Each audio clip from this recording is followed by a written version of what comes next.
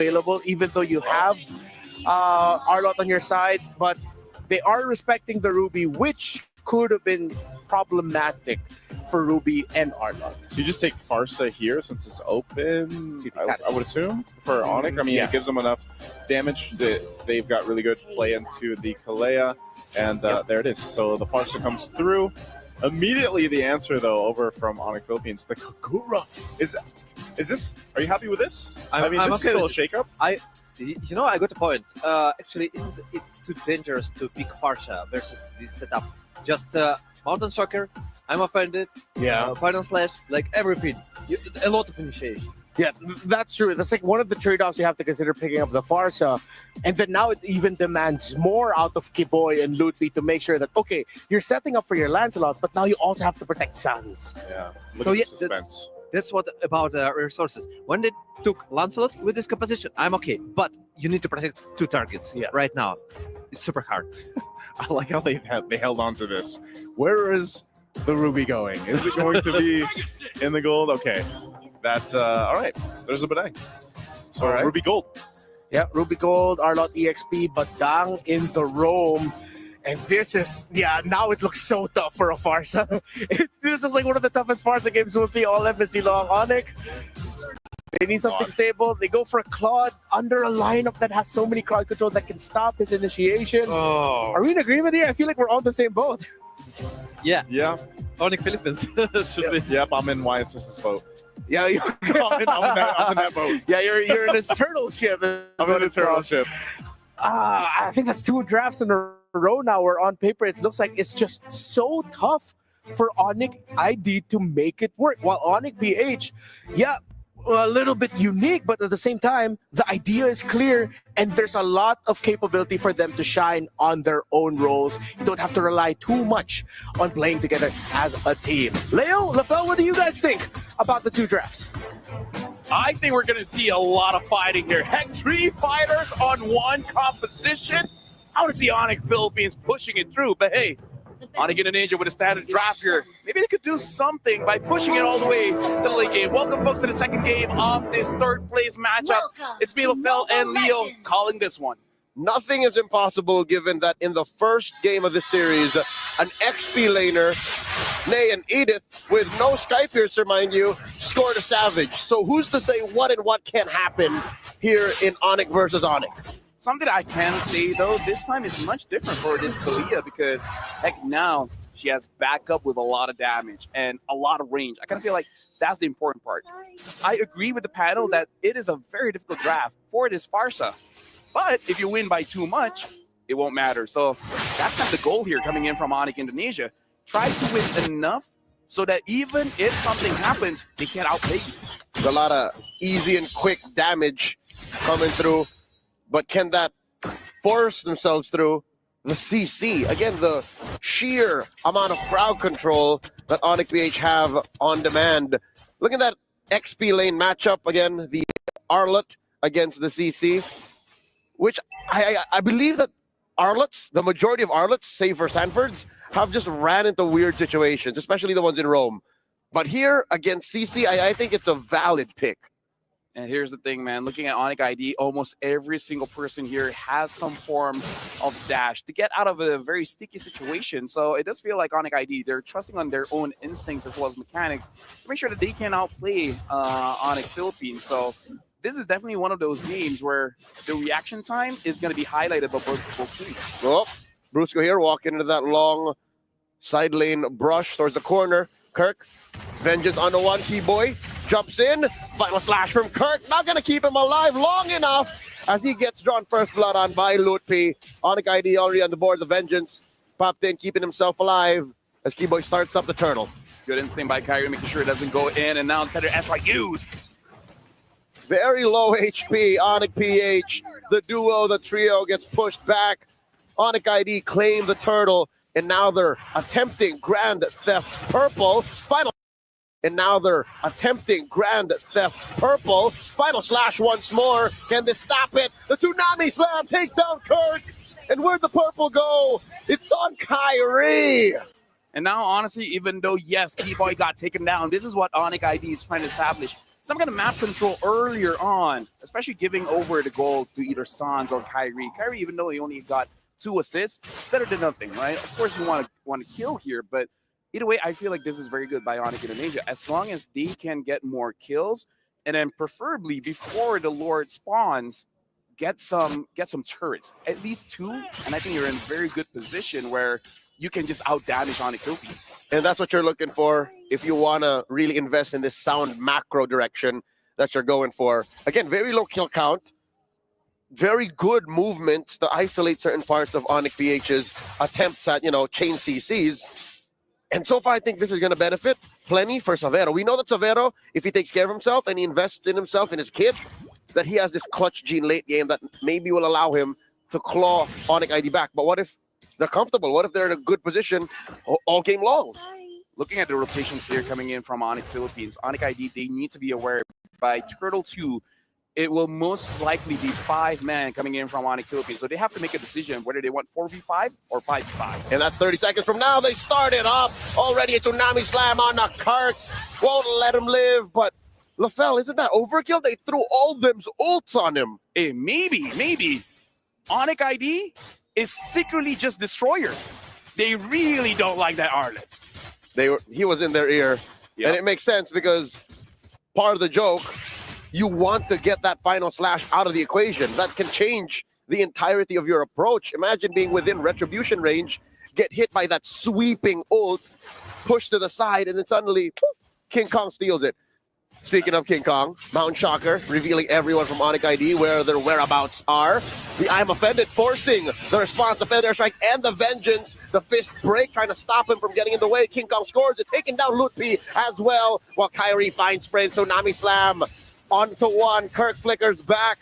The break once more, trying to stop the forward momentum of Onyx ID will result in a 2-for-1 trade. Make that a 3 because Onyx PH got the turtle. Right now, I feel we can finally hear some noise coming in from Kyrie fans because how long have they waited for him to use this kind of pick, using the Lancelot, dashing in and out, getting all those kills, and now he's looking amazing. Too long, LaFell, too long. He is so comfortable.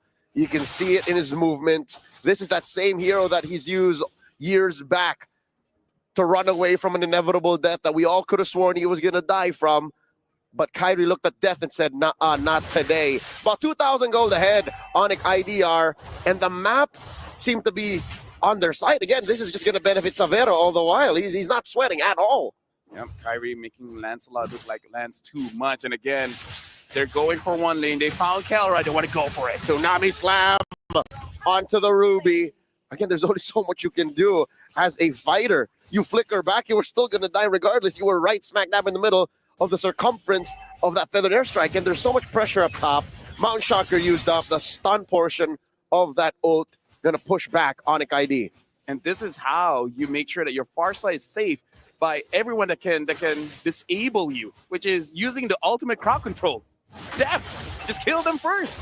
So this is a good initiation coming in from Onyx ID, and so far Kirk not having a good time going up against Lutpi, and Kyrie's here looks like he's not going to go for any kind of engage. Probably saving all those skills for this turtle. Sadly, the one way that the Arlot could have been good into the CC is if you're away from the lane, if you're fighting somewhere else, if you're using your kit in a different way. A Tsunami Slam, serving it up, putting it at the tip of the feathered airstrike. Sans wailing away, hits him with 2 salvos, but Kelra survives with a flicker, but he's out of the conversation for this turtle take. Yeah, but again, no Tsunami Slam coming in from Keyboy, so they got to make sure whoever engages next is going to be good. Fist break and a crack on the Lutpi, forcing the Vengeance, putting 4 members down of Onyx PH very low, and 3 bite the dust. Savero gets a double. Onyx ID are running through the super family. I got to say, man, Farsa and Kali are best friends because they make the impossible possible. Have 5 counters on your side. I don't care. This Kalia is going to give so much kill or opportunity for the Farsa to actually be doing much. Right now, we're looking into the replay here where Lutpi was the one that got engaged, but that Vengeance made it so that not only did he survive, but actually got a lot of reflect damage onto Onyx Philippines. And this iteration of Lancelot deals so much damage so that kind of outplay is possible. Back to real life here. Sans just pulled the feathered airstrike to try and help Savero clear this wave and possibly take down this turret a notch or two. And I just noticed something. Lafel, this humble skin on Savero's Claude, its blazing duet is deceptively subtle. Yeah. It has a very low visual identity. You barely know that it's going on up until you see your life just at half. Yeah, but speaking of which, looks like another engage going in, but looks like Keyboy caught no one. Oh, an engage! Here comes Brusco punching his way through his problems, through Onyx BH's problems, and now Kurt, right in the middle, smack dab of 4 members of Onyx ID gets punished. Mount Shocker plus a stun, not going to stop Lutpi's forward momentum, popping that vengeance, keeping Onyx ID's momentum up. Onyx BH has a tough time asking Onyx ID to slow down, to stop moving. They have a lot of crowd control, but again, all of it is being avoided by Onyx Indonesia because we're seeing them moving in and out of the team fight quite freely. And I would say this is more on Onyx ID having that instinct of dodging all those kills, where we see Kyrie just stopping in his own tracks, anticipating some kind of engage either coming in from Kurt or Brusco. Yep, fundamentally speaking, Onyx ID have all of the initiation. Onyx ID have all the ways to start fights. Onyx PH, what they're really good at is anticipating and reacting. I'm offended, check. Fist crack, fist break, check. Mountain shocker, check. Final slash, check. So that alone is what describes this dichotomy between the Onyx ID and Onyx PH lineups. One is waiting, the other just saying, let's keep going, let's keep on, let's fight, let's fight, let's fight. Lord here, down to a third, a fifth, an eighth, a 10th, and it's over. A clean take for the Sky Kings. Looks like a better engage coming in. Tsunami Slam onto Kirk. It looks like Kirk is going to get taken down. And now Brusco tries to make a play. It looks like Savera is still able to escape. Some friends trying to get a kill onto him. But double kill for Keyboy. And now Lupi all alone in the front, trying to make some more plays. Kelra tries to get away. A good, I'm offended. Pulling in Lupi, but it still survives. So far, so good, so great for Onyx ID. Taking 2 kills, suffering none.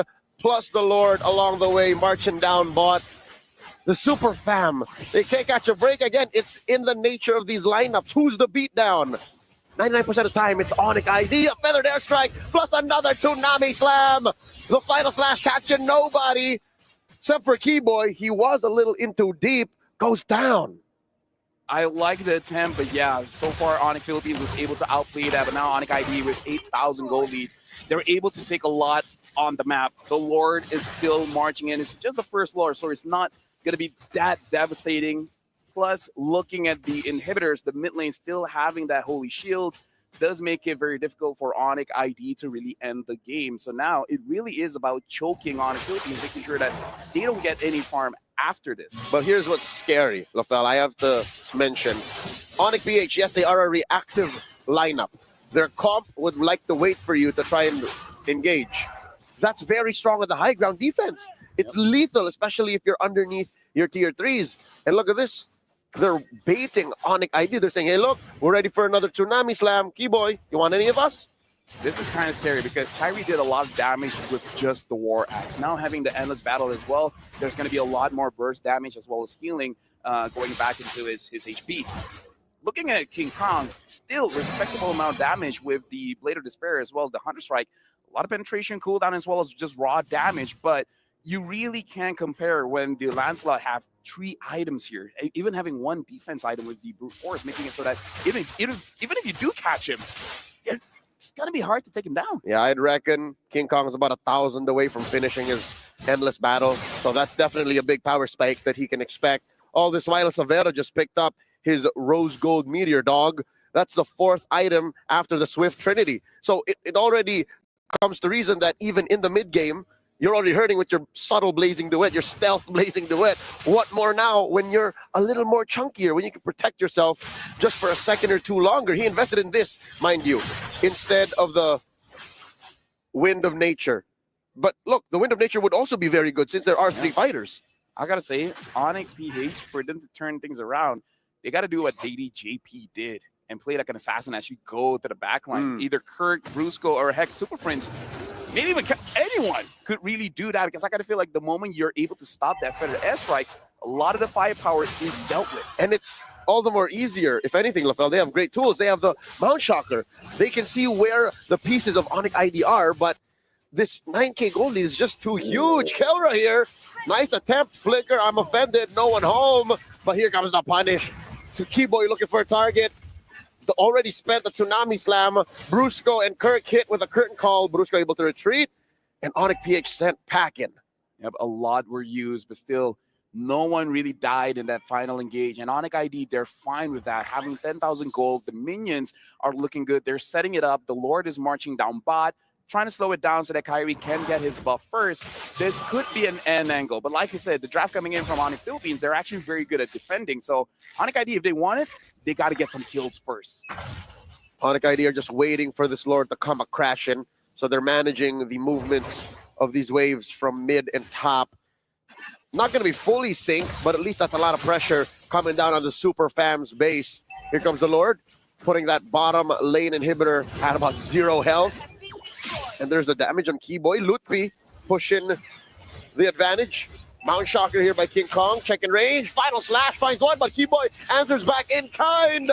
Kurt very well. Kurt goes down. Sans gets the kill. And that's already one member of the Super Fam taken out of the equation. Super Blitz very low as well. Kyrie takes him. And now here comes Savero holding on to the Blaze Duet. Does not use it just yet. Oh, wow, the discipline on this young man. You know what? I'm surprised Sans hasn't gone back yet. He's like, I'm barely having any HP, but you know what? I can take some minions still. Looks like on ID, they don't want to stop. They want to make sure that they get this mid inhibitor. And now the minion waves, there's only 2. Will this be enough? They also want the finish. Feather Strike coming in, plus a Tsunami Slam. Oh, the I'm offended. Not enough to save him. Didn't even get to pull it out. Here comes the Blazing Duet. King Kong gonna fall. And just Kirk left to defend. Can he do it? Vengeance plus a final slash plus another Vengeance. And now it's over. Onyx ID take us to deadlock 1-1. It took a while, but finally, this is the Onyx Indonesia we've been waiting for. A lot of burst damage, a lot of engages, a lot of team fighting. This is something that we wanted to see. And speaking of something that we want to see, I'm pretty sure Destroyer didn't like what he saw on that Arlet. So far securing, only Sanford. I can almost hear Destroyer saying, I told you so. He might even see that after this. But again, to be fair, that Arlet was ganked mercilessly. Like it almost felt like Destroyer was there. The coach was like, I don't care if you lose, just make sure this Arlet goes 0-10. Luckily, it worked out. Again, all of this pressure on Onyx PH and that half of the map was enough to stop him from doing anything at all. And with this action-packed match, I'm pretty sure the panelists have a lot to say. So we're going to be throwing over to you guys, where right now Onyx ID has equalized. I told you so. There you have it. There you have it. Validated in his opinions about the Arlot. Kirk struggled here, but yeah, we said Onyx PH had the easier lineup to pull off theoretically, but what happened? We did until we forgot about Arlot, man. The state of Arlot right now is not very good, unless the one caveat there, Sanford, like we've seen so far. But yeah, there's something about it. And talk about a contrast from game 1 to game 2 for Kurt specifically. Really difficult here, and I think Onyx Indonesia just really played into the part. Like every single time that we want to find someone to go ahead and Tsunami Slam, Kirk's the easiest. He usually puts himself in position to do that anyway, because he's trying to get a final slash off. So they just really punished hard and didn't give any opportunity really for anything to happen off of that. They just played, Onyx Indonesia, played for the first target, and they were focusing like, okay, we see Arlot, let's go Arlot. And the biggest problem for the Kirk, again, it's Arlot, definitely, and he got no escape. If you engage, one-way ticket. That's all. That's the problem. It's not about the Kirk playing bad. It's about Arlot all the time. Yeah, it's and not even just Kirk, but also I think it was just, it was nice to see the Kagura, man, but that also just didn't work. Like it didn't do too much. Once that yin yang overturn is done, then if you're comparing that to the damage or the value that even a Farsa brings, like it's not comparable at all. Yeah, just the combo of those two alone. As we mentioned, it was the Tsunami Slam, Feathered Airstrike. Whoever is the first target that you see, that's it. Pretty much GG for Onyx PH in terms of the fights, because once they lose one frontliner, it's so tough to sustain a fight when you have your Arlot gone, when you're going up against what Onyx ID brought to the table. So is it really just the story of Arlot Story of math. Start with math. 5 Okay. more than 4. Well, yeah, because like with one guy always constantly just getting picked off, then yeah, you're gonna have a man disadvantage. And if you're not getting the items and the flow of the game that you want on the side of Onyx PH, yeah, Onyx ID can run away with it. What we thought was gonna have a hard time, the Lancelot of Kyrie, we did not see that at all. He had a perfect game. Again, it was enabled because of the way the composition worked, the way the lineup worked. It was all good for them, and you also sprinkle in the fact that when you're that far behind, even in one of the lanes, like it's so difficult, especially when you're the guy who's like supposed to set things up. Like that's initially what Arlot's picked up to do, and if you don't get that opportunity to do that, like you're an automatic dead hero. You know, like that's just the case of it. Like we saw from the KDA, he was just trying to force things up. But so this gives room for Kyrie to just flow through the game, and that's probably the best position to be in when you're playing these assassin junglers like the Lancelot. And you know, one more thing. When you play with so much AoE composition, you're straightforward. Yeah. You got one plan, and the opponents totally understand it. When you got the setup, when you can like take one person, okay, just remove it, and we got an advantage. And the problem when you got this AoE composition, the second problem, it's not only that your opponent understands what you're gonna do. If you lose one person, so your comp, like, it doesn't work anymore. Yeah, it just gets busted. It's like what we were posing earlier about there's a chance that the lineup of Onyx PH can shine individually outside of team play. It's if, funnily enough, they're complete as a team. If the 5 members are there, then you have an increased chance of, okay, you can get the Ruby doing its own thing, the Arlot doing its own thing, but you lose one of that element. Now you're forced to play together as 4 against a lineup that just bursted 5, and the Claude wasn't even there yet. Yeah, you needed way too much time, and you could see. I mean, even given the loss here, both teams still really in high spirits, even pointing at each other, laughing at each other, and smiling. So, you know, I know when we got into this match, it was like, well, we hope to see some entertainment, some great picks come out. Well, I think so far for 2 games, we have seen that. Some might Savage, other years. Yeah, you know, we saw the second Savage now of MSC. So I think that's the thing. But that's the main point is even for these fun drafts, even for these fun picks, if you lose like one of the main components to make it work, and this has been the case throughout MSC, then you're going to lose those team fights, you know, every single time. Yeah, and I think we're also seeing now as to why Claude has been popping more off now, especially here in this knockout stages, because now that becomes your X factor, where in, let's say, 4v5, you've already, or let's say in a theoretical 5v5, you've used majority of your abilities, but then the Claude hasn't used his Blazing Duet yet. And even without the Blazing Duet, we know how good Claude is. He's just great with a sustained basic attack. That now we're seeing, okay, now you really have to consider Claude and how we set up for the Claude success. So that might be one of the next heroes now we'll see getting contested by Claude? the Claude, yeah. I hope so, especially with Leo on the desk, man. I mean, I know sometimes it's a LaFell with the sound effects, but yeah, I need those sound effects to keep coming through. Also, there is one more thing that Claude gives you. Additional monkey, additional player. Yeah. That's a great point. Yeah, you have your 6 You man actually play Dexter. 6 versus 5. Okay, so now that's one of our themes we're looking out for here. Simple math. Wait, so technically in that case, in Destroyer math, Yeah. when they lost the Arlot, it's still a 5v5, right? Wait, Why? No, that wait. It'd be What was the Claude? 6v4. It'd be 6v4. Never mind. You You're see, out. Destroyer math. outsmarted. I like that. Okay, so They just outsmart the opponent with the monkey. so in Destroyer math, does the umbrella of the Kagura count as a player? No. No. But Dexter does. Yes. Okay, so simple Destroyer math here for Onyx came through with a 6th man Dexter in the hands of Savero, the gold lane of Onyx ID. And yeah, it's good to see that Onyx, despite the shattering loss in game number 1, it's like they stuck back to a basic idea of pick off one, let's go after that. And then maybe moving forward, that's what we'll see from Onyx ID. That maybe less on the fannies, less, yes, you can still get high mechanic heroes for Kyrie, but just get that raw damage that you know Indonesian teams are like known for dishing out. Yeah, they like that very specific play style, and Honestly, we've seen pretty much all the teams kind of adapt to that so far with our current meta. I don't know. Would you guys say that our meta because we always talk about this when it comes to internationals and even in our own respective regions, do you think it's actually established now, or is it like, is that meta, can we say, which is so odd because on the last day, are we saying that it's established? No, I think it's still shifting. Yeah.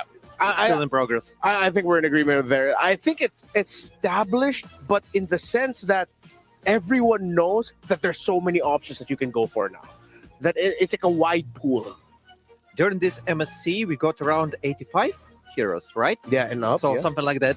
And we're still in progress of searching. And the pro players totally understand. I even pretty sure that the coaches are still sitting and calculating, like, what should I do? This here. What's better? Like 1 + 1 is 2, 2 + 2 + 2 is 4, etc. Dexter. So all the math. Destroyer math. Destroyer math. Yeah, happening here. All right. Here's a little bit more math for y'all out there.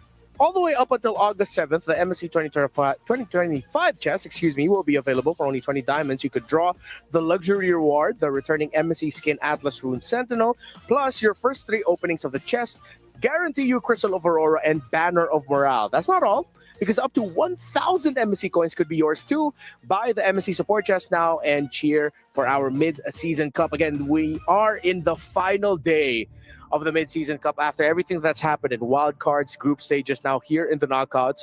It's 1-for-1 in the battle for third. And with all of the crazy picks we suggested, all right, I think we have to find some stability. Stability in the EXP lane. Mm-hmm. Maybe R-Lot might not be the best route to go for. Or if you're considering going the R-Lot, maybe a little bit later. You don't? For you, it's straight up just no more R-Lot. No more R-Lot. Not in this series, please, guys. Well, I was gonna say we might see him later for the grand final match. Wait. Okay. Chill out a bit on the R. Just reminding the time. Yes, we can. Okay, first pick for Onyx PH, I think. The YSS first pick was great, and then I think a little bit down the line they just sort of lost it. I wouldn't mind if they go for YSS here, and then we can get just readjusted picks for Onyx PH. The last time we saw Onyx versus Onyx PH in a Moonton tournament was actually in the M3 World Championship group stage, where Sans played as the jungler and won 1-0. So that was during the time where the M3 group stages. Wait, no, that was a best of 2, right? Because you could go 1-1 if I remember. Was it a best of 2? Or maybe at that point you could it's just 1. Yeah. There's been a lot of MLBB since M3. So gosh, I was gonna say M3. That's been a while. I remember specifically watching M3 in just at home. Like I was just like, I wasn't even casting it. I was just watching it. No, wait, weren't you? You were already casting. Was I? Yeah. No, okay, wait. You just weren't floating out, and then we had the Filipino broadcast. No, that was after my first season. Yeah. Oh yeah, it was after your first season. So I still felt like yeah. All right. Okay. So as expected, Onyx Philippines will still go to the Yusen route, but you just have to readjust. Maybe a bit more stable picks in the EXP lane, and maybe not too crazy a pick in the mid lane. Like something a little bit more simple than the Kagura. Do they maybe take the Farsa? Like, that might be able to work really well with the YSS pick. You can see the Gatakacha over here. What do they? I think that they could potentially think about and adjust the draft about mid. If you already mentioned, actually, Renmar, you mentioned today that if is going back and they got nearly equal range. I mean, if you speak about the Farsa and if. Yeah, could also be one of the options, and I think that's why Onyx rushed the Gatakacha and even the Lancelot. It's like they're already telling Onyx PH, we know your best options are either like Farsa, Eve, heroes like that. That will make it difficult for you to play those artillery mages. Yeah, if they still want to pick up the Farsa, that's fine. I think Eve is very situational in a lot of cases though too, but the fact that you already have this YSS up, the Selena is gone, so they'll go with another pick that has found a interesting place in the current meta. Like Jushin still works, but there are obviously teams that utilize it better now that you have a Phoveus too that can be that front line. I feel like usually that's the case anyway, unless you have a really hard start to the game. But Phoveus naturally is going to be tanky enough, but then you get the Lapu Lapu on the other side from Monica Indonesia. And it's signature pick for Kirk, actually. If you speak about Phoveus, he really likes it. He performs well. Oh, we saw. Oh, but it's gonna be an Onyx ID. So it's gonna be in the hands of Lutpi. Kirk will get the Phoveus, which struggled last night. But let's see how well it will fare this time around. Good thing that they banned the CC though. Yeah. I think that's what they were already seeing. So both teams are in agreement. Now Onyx PH knows that Onyx will shine really well with artillery mages. I think it's going to be up to them if they're going to ban either the Kadita or the Farsa. That will most likely end up in the hands of Sans. I think maybe just take out the Farsa here for the last ban. I think maybe since we saw them ban out the Kadita before, there it is. Yeah. So they ban that out. Maybe just better to go ahead and handle the Kadita if they decide to go ahead and draft it for Onyx Indonesia. And then over on the other side, you see that Baksha was taken out. So interesting because, the YSS being over there. What could they pick up for a roam then for Onyx Philippines here? I think we should predict something for the Onyx Indonesia because right now they are on the first iteration and actually I don't expect Kadita. I'll explain why. In the previous draft it was okay because of the Kalea, so you got the composition, but here catch only with Gatot, that's all. So and here Kimi. Another hero that you're not a big fan of here, Destroyer. It's okay. I'm not a big fan, but it depends. It depends on the trio. Trio with Lancelot and Gatot. You got good push potential for the mid lane. You can rotate fast, no problems here, but you need time.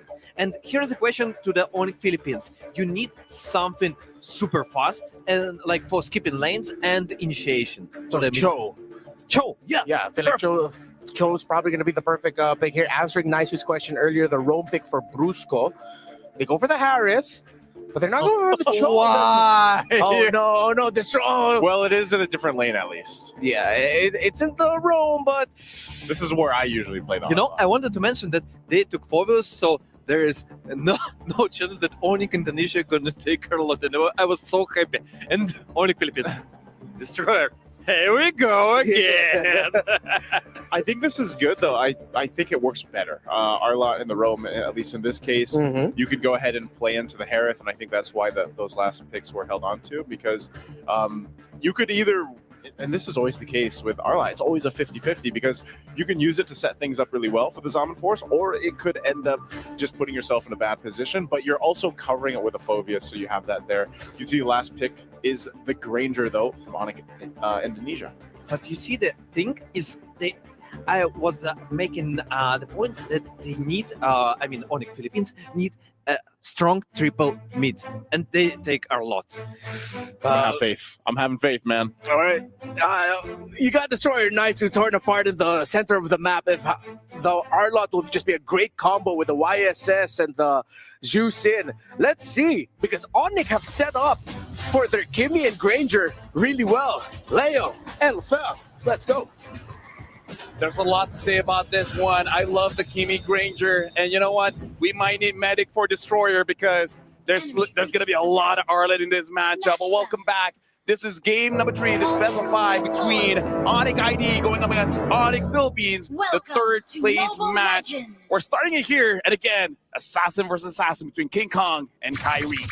You know what, LaFell, I'm worried about our friend from the ECA because he's this close to getting an aneurysm, but I think that is from a lack of faith. He's molding. He's molding, but I see what Onyx PH are getting to here. This is Brusco now. Did you see how Brusco played on the Badang game number 1? Look at this. He's very low. Could have taken down Keyboy. He's down to 5th of his health. Super Prince threatening the kill on the Sans. The choke on the Keyboy. King Kong coming in with an early rotation too. Might even score the Little Wanderer. That's a technical knockout on Brusco, but hey, that's the cost of getting aggressive early on. And right now, Keyboy already using to revitalize, make sure that San stays in lane. But now, looks like King Kong goes in. Whoop! Flicker's already spent with a choke slam, taking down the Gila one. I gotta say, these mid laners are playing like EXP laners, trying to trade as much as they can. And so far, Onyx Philippines is on top. King Kong very patient to stay in the mid lane to make sure a gank actually happens. So here's a quick look at the emblems, trying to understand where these teams are coming from, how they built their heroes. How often does this happen?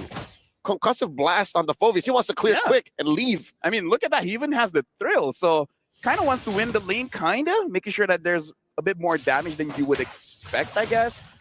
Yeah, looking at how the map is looking like, even with Onyx Philippines winning that mid lane, so far it doesn't translate to much, which is good for Onyx Indonesia, because at this point I kind of feel like, if possible, they do want to play for that turtle. The difference is, this time without the Kalia, the setup isn't going to be as easy, comparing the Kalia as well to Gakacha. Yep, there's more steps for Onyx ID to find success. Now Onyx PH first to the scene, looking for that choke on the Keyboy. Kirk putting him up. The bravest fighter set in already. Lutpi ready to go. Throwing hands, or should I say great swords into the back line. King Kong looking for that traceless, and the successful retribution coming in from the Sigma jungler. Onyx PH pushing the advantage. Look at this, they're crossing the threshold. Crimson Beacon finds Sans, finds another. Keyboy forces a revitalize, but it's not going to be enough. The Onyx PH squad are way too deep to find nothing. They take down Keyboy. This is the consequences of dying early as a mid laner. You don't get that level 4 on time. And that caused them to lose. But hey, Lutpi trying to get something back, getting a kill. And it looks like he's able to escape, no problem. They did not expect a rogue Lapu-Lapu to be waiting for them in the bush. And it's Kirk who gets the worst of it. Bottom lane, we haven't really talked about this much. Again, you give Kelra and Savero space. You don't know what you're cooking with. Kyrie going for that small camp attempt, and now they're crossing over. Oh no, Super Prince is a little too deep. He doesn't have a flicker. Almost bumps into the wall. Gets away with it though. No one's watching. Yep. Overall, a lot of attempts coming in from both teams, but nothing super successful just yet. So definitely got to look at those timers on those flickers, especially, which also, in my opinion, Kirk kind of used the flicker very early in the previous turtle fight, but again, not punished, so overall still looking pretty good. Savero having that Hunter Strike, it does mean, oh, hold on, final flash. And it starts. The Mountain Shocker's thrown out. Oh, but Brusco misplaced himself. Used the flicker, but no one caught with the final slash. They put him where they wanted to be. Onyx ID are at least cutting it close, 2-2. But we can definitely see Onyx PH, the idea is really trying to shut down Sans as much as they can. Because how many times have they ganked mid at this point? It looks personal. Yep, this is the same situation that they found themselves in game 1. Again, we're not used to Sans being forced to play reactively, to be on the back foot. And this seems to be the play for the Super Fam. Now Savero put down a half health. This is where the turtle is going to be spawning. So this is hitting 2 birds with 1 stone, pressuring the gold lane and starting up early. Keyboy, the middle of 3 here. Red Revitalize already used. Brusco down to 5th of his health. And the Mount Shocker. Keyboy doesn't want to catch the tail end of that stun. In comes Lutpi. Uses his ult. Finds Brusco into the back line there. And he is still alive. Spellbound going to keep him up. Keyboy. Defensive AOG. Kelra unable to stop Kyrie from scoring the second turtle. Keyboy might go down here. The captain of the Sky Kings fall. A bit messy coming in from both teams, but again, we see the idea coming in from Onyx Indonesia. It doesn't matter who, as long as it's Arlet, we got to take him down. And I got to say, Leo, the fact that Sans has been targeted so much, I blame Savero. He's so ungankable that you just got to go mid. Going to the EXP is going to be difficult going up against this Lapu-Lapu. So, Savero's so good that Sans has to take the hit for it. I agree with you, because the only reason why King Kong and Kelra tried in the bottom lane because it was free. They already have the turtle there anyways, but regardless, they would not waste time to try and take down the Savero. So this is the best Onyx PH can do, is to just check what's going on with Savero, lest they will still continue to try pressure Sans. Sans jumping up, forcing a flicker from Super Prince. Now the response, do they know this is 4? Yes, they do know it's 4, and it's still worth it. Keyboy, revitalized already. Final slash hits 2, displacing Sans, but Keyboy might bite it here. Looking for the damage. AOG between these 3 from Onyx PH. There's really nothing going on.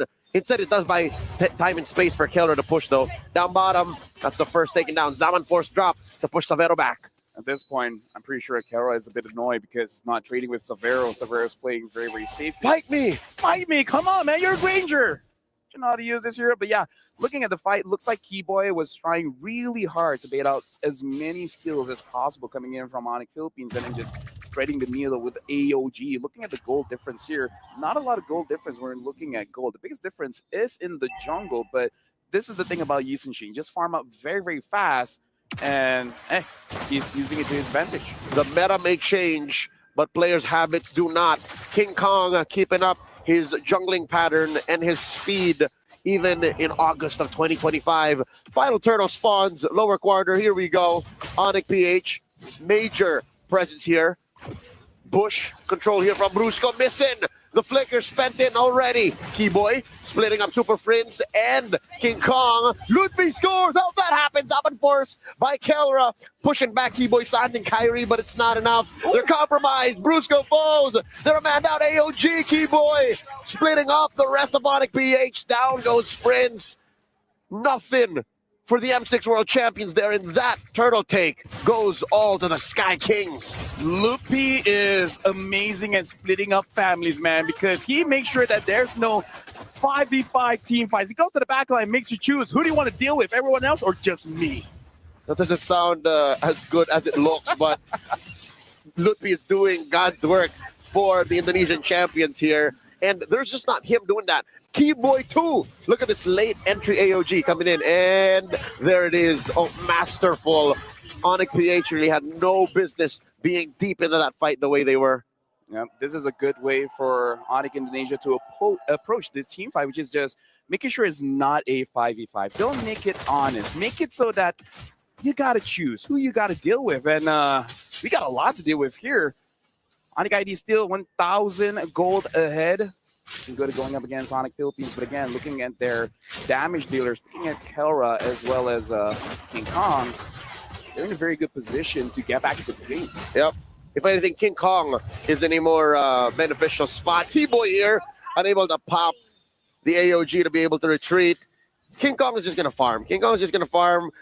The fact that Severo denied a lot of fights from Kelra, maybe that's what made the 500 gold difference, but the Super Fam ain't sweating it. The Super Fam ain't sweating it. Onyx ID are looking for their wins, licking their wounds. They've lost 1,000 gold lead. I don't know where to find it next, because to be able to split up a family, right, as you so eloquently put it, Yes. the family has to be together. But look at this now. Onyx PH are actually across the map. They're spread out. Yeah, and the fact that King Kong, I feel like Keyboy really hold on. Looks like Kirk got caught. And Kirk is gonna go down here. Savero gets the kill. Zaman Force fed in by Kelra, dash it through, and Suns gets bitten down. Perfect chrono vision. Now Keyboy left to the dogs here, and by the dogs I mean the Filipino porcupines. 2 for 1 the trade. Onyx PH come out on top. Amazing Mount Shocker coming in from King Kong, stunning 2. And I was about to say, I kind of feel like Onyx ID, they're miscalculating the amount of damage that Yi Sun-shin could do, because the last time they saw him, it was just a Hunter Strike. But now he has a BOD as well. Look into the mid lane here. Look at how Yi Sun-shin, King Kong enters the fight. Flicker used and then getting to both sides, as well as Savero got caught. Purify a little bit too late. I can't blame them. Who would have saw that coming? Also, immaculate positioning on Kelra. He was fighting between a bush, a wall, and the other half of the map that belonged to Onyx ID, and he made it work. Great positioning. That's what scored the Free Lord for Onyx PH. And now the map will work itself up to become in blue. Super Friends pushing back all 5 members of Onyx ID. Now it's their turn to pull an Indonesian Ube. Yeah, but right now, Onyx ID, they have a good way to clear the Lord. Mount Shocker used. They're ready for a position. Oh, the crit miss! Amazing placement. They cordoned off all of Onyx ID behind that tier 2 up top. Super Fritz Crimson, Beacon and Flicker deep into Onyx ID's base. Worth it. All is worth it. 3 for 1 plus this charge on the inhibitor. Onyx PH, a blitzkrieg up top. I gotta say, I didn't see that one coming, because I thought the Dark Wave missed with the Flicker, but they made it work, and now the inhibitor up top is destroyed. Looks like the second tier turret down bottom is gonna follow suit. And if it doesn't get any worse, Kelra here now having that holy crystal. It's gonna be a lot of damage that Onyx ID has to chunk through, and now Onyx ID, they don't even have a good way to actually initiate a fight. It's so different between Agato Kacha as well as Kalia. Kalia, you almost don't have to think about it. Just press your ult, whoever's there, you just go with it. There's a lot of foresight involved if you're playing the Gatot one of the main differences is at least there's a defensive aspect of Gatot. Not so much for Kalia. Looking at the items right now, you know that a Harith is ahead when it doesn't build the book. Kelra went straight for the Holy Crystal, went straight for the Scythe, went straight for the Feather. And Harith mains, be happy. Like, Kelra is making your hero once more worth it, because there was a time in the past month when Harith was totally useless. With that said, we gotta look. No real gold difference between the gold laners. Only about, like, what, 100, 200. So Zavero is still farming out very, very well. And a reverse situation between King Kong as well as Kyrie, because now Kyrie is the one with 2 items and King Kong is the one with 3. And the thing about a Yi Sun-Shin is that you skill very, very well. So yeah, definitely a much different position now. Onyx PH against Onyx ID. They really got to respect King Kong here because Yi Sun-Shin is deceptively strong. Yep. Very high macro utility. Very good damage burst if you have good positioning. Picks up the Malefic gun, rather roar here. Able to shred right through even Lutpi or Keyboy. I also like how Zavero now has the Sea Halberd. So he can even pierce through Kelra's shields, even Super Fences, because those are what makes the difference between a fight that ends well for Onyx ID or a fight that just ends, period. I gotta tell you, Leo, if I'm Onyx ID, this is so difficult because at this point I don't know who to target because everyone's so slippery. Kelra slippery, Super Prince slippery, King Kong slippery. It's not that you don't want to catch. The question is how. Oh, fight breaks out. Forcing Super Prince to go defensively. King Kong gets shut down by Kyrie. That's a lot of damage spread out through the Super Fam, and they split him up again. That seems to be the key here. Kelra dancing to the Diamond Force. Oh, does not stand long enough. Kyrie gets a triple. Brusco and Kirk, the only ones left. Onyx PH have gotten denied their front line. Once again, the banana split works out for Onyx ID as they claim a Lord. I was wondering who are they gonna target. They were decisive. Go for King Kong first, followed by Super Prince, and then when Kelra's all alone, you deal with him then. Split up the team fight and being decisive. Gotta give a big heads up to Lupi. He went for the first engage and it worked out well. He's so good at splitting up the Super family. That's how you deal with family. You split them up. But now, yeah, looking back at this replay, it almost looks like they're doing a magic trick. Like, hey, everyone, look at Lupi. Yep. And then all of a sudden, everyone else goes straight for King Kong. That's clever. One might also look at it this way. Don't pay attention to Brusco or Kirk. That's what Onyx PH wants you to do. And they said, just ignore those two. They're way too chunky. It's useless for us to try. Go for Prince, Kelra, and King Kong. Down goes the Monster Mage again. He is slain. So is Brusco. The Zaman Force left there. Kelra didn't even get to use it. The Lord for Onyx ID still standing as it crashes through mid. Yeah, Super. Holy, Kelra gets taken down. Dwayne! By Kyrie, double kill. And now they want to go through Kirk. Looks like he's going to get taken down by Zavero. And Onyx ID match point against Onyx Philippines. It's as if the lightning engage by Onyx up top was fast and swift. Onyx ID one-upped them in mid all the way. The Super Fam were just gathering their breath. They were still recovering from that split. And then suddenly the end.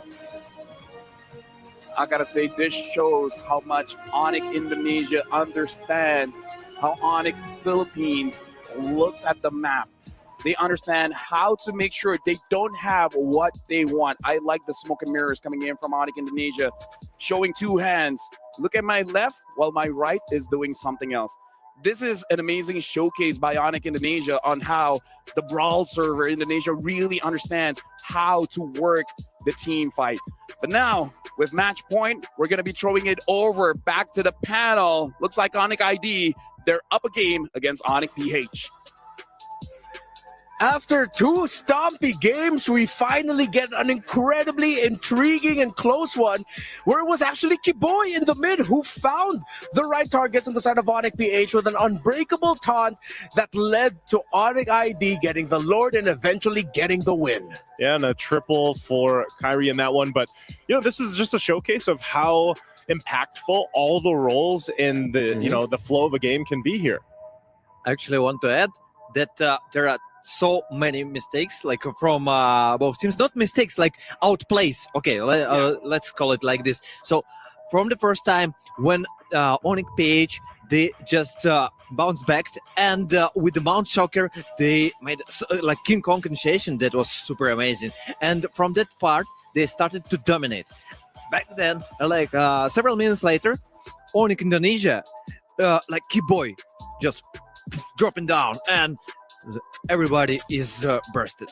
Yeah, it's really good to see that we got to see, yes, with two explosive teams like this, the risk of mistakes can be high, but the return on investment with outplays, with great performances, is even more magnified. And I like how we got to see a back and forth of that.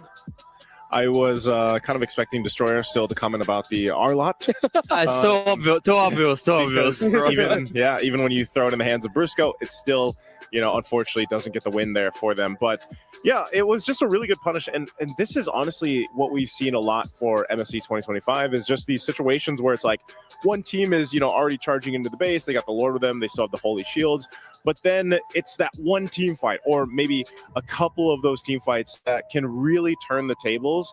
And then before you know it, the game is over. You know what I mean? So it's like, it was one of those cases here too, where both teams had their own, power spike and everything else working for them. It should have been this case or that case. But again, one major play in the mid lane changed the course of that.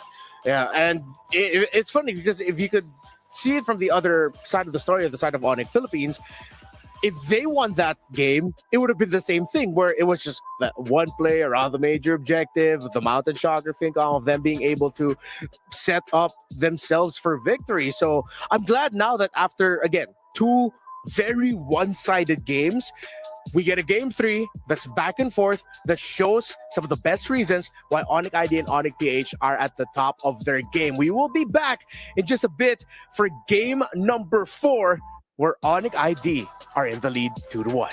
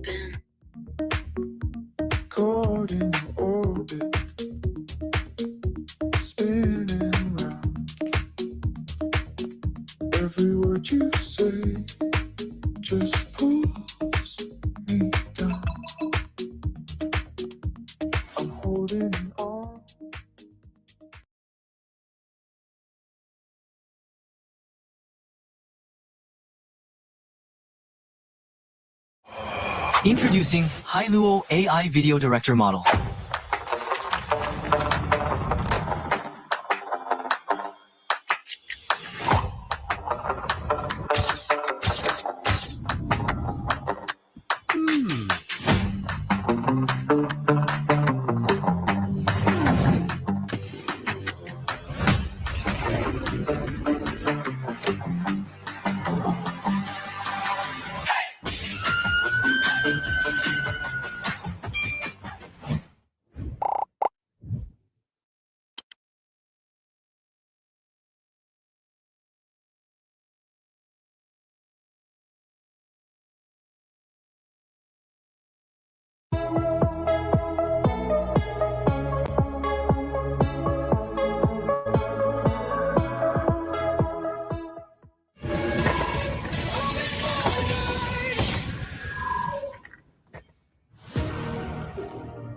2-1 in favor of Onyx Indonesia, the champions of Indonesia, while Onyx Philippines, the reigning world champions of our esport, but second place in MPL Philippines in the tournament leading up to MSC. Now it's up to them to figure out how they're gonna crack the code that Onyx ID have found. First step, maybe, just maybe, take the Lancelot away from Kyrie. I agree with that. I'm going to say take the Lancelot, don't pick up the Arlot, and give yourself I agree with it. nice bursty mage. I think will set them up to get to a game 5. Also, I would prefer to see from them the most stable roamers. I mean, Yes. like you make a bet on the OE composition, but I don't like it. Mhm. Make it more clear for you. Just catch your opponents. Like Onyx Indonesia showed us. Go Kale, go Cho, make it real. Okay, even one person, you remove it from the fight and Destroyer Map starts here. Exactly. Destroyer man. You take one out, you're up one. That means the chances of you winning the fight are really good. By the way, shout out to all our re-streamers across the world. Now being led by Setya Wanade. Peak viewers peaked at 217,000 plus and more, with almost 2 million hours watched on his stream. Those have Zaycast Gaming, Scholar, and R7 Tatsumaki on the board. So a lot of Indonesian names that I'm very familiar with. So congratulations to all our re-streamers and shout out to everyone like spreading the good word. That is MSC here at the Esports World Cup. You see Coach Yeb and Coach Why Not actually just like, yeah, I wonder what they're talking about. I really wish we could. The players are laughing too. So, Yeah. So it's a fun conversation between the two head coaches, I guess. But going back to the draft, I really like the main points that we focused on. For Destroyer, it was a stable roam pick. For Naisu, yes, take out the Lancelot, get burst. Was there other condition with yourself? And don't get the Arlot. Yeah. So I think across the board, those are the main. That's where we can anchor the drafts into, like those main ideas. Maybe for Kiboy and Sans, the main trade now will be heroes like the Cho, Kalea, the pick-off heroes that we know them to be really good at. Maybe at this point too, they were the coaches were like, "Come on, give me blue, give me red side." Yeah. Stop laughing. Is this is the fourth game in a row now? Onyx Philippines on the blue, Yes. right? So I said you from the beginning. Just rewind the time and remember that. yep. So I don't know, man. I guess based off the first pick that we're eventually going to see from Onyx Philippines will tell us if they change it or not. Because even then, like YSS still being open, it's like, do they still opt for that? Do they still go utility, or do they just potentially put an assassin in the hands of King Kong? Yeah, 'cause I feel like for 2 games now, Onyx ID has gladly told Onyx PH, get the YSS. It's fine for us. So maybe that's something that Onyx PH will think about. That okay, if they're so okay with us getting Yisan Shin, what then do we go to? Do we go back to the Baksha in the jungle, or maybe even as a potential flex pick, first pick? I liked your suggestion about ban Lancelot, but they ban Gatotkacha. So, a question mark. Yeah. If they want priority for themselves, Lancelot, or they still go the same, Yushin Shin. Yeah, I think that's now the choice of Onyx to decide that. It's them banning out Gacha. It's Onyx PH telling Onyx ID, your choice. Either you're going to give us the YSS again, or you're going to give us the Lancelot. With the CC taken out, now Onyx PH has the choice. You see, Coach Yep is making a face like, I see what you're trying to do. So you know what? I'll take away a really good CC option that could have been a first pick for Onyx PH. Yeah. So this leaves a whole lot. Basically, what we're saying here is a whole lot is left open for really good priority because, and this is a big one for Onyx Philippines. You'll see it. They're still going to go for the YSS. And a part of it, again, from last game is it's the YSS. He still is a valuable hero pick, and that's why we see teams pick it up early on. But complementing it is the other thing, you know, being able to complement it. And that could have also just been the fact why they went with those first 3 bans. It plays well into the game plan that Onyx Philippines probably wants to take. So now for Onyx Indonesia, it's wide open as well. They could take the Phoveus if they want to. They take the Lancelot, which is expected. It's been open for Kyrie now, and he hasn't had any problems with it. So, and then on top of that, that is the Baksha, though. Wow. we already know the jungler and the roamer, so no flex picks. Okay, potentially Baxia can go explain, but Yeah. most likely no. Yeah, it's very rare Yeah. now. It's still I know even as far as up until like getting like in group stages, it was still an option of the EXP lane during scrims. But yeah, usually it is in the roam jungle.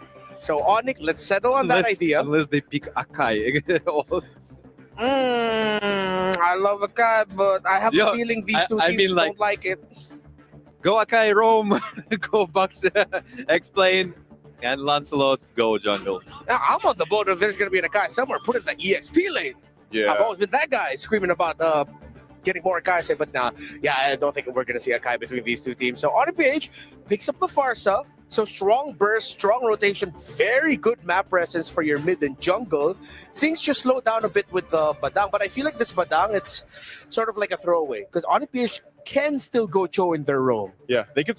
So like they're both kind of playing around the fact that they could flex if they wanted to, but the Badang is the most likely flex possibility here. But it also, Badang so far has just been so good at disrupting a lot of rhythm and flow from a lot of teams, and that's why it's picked up. But you can see this early on too.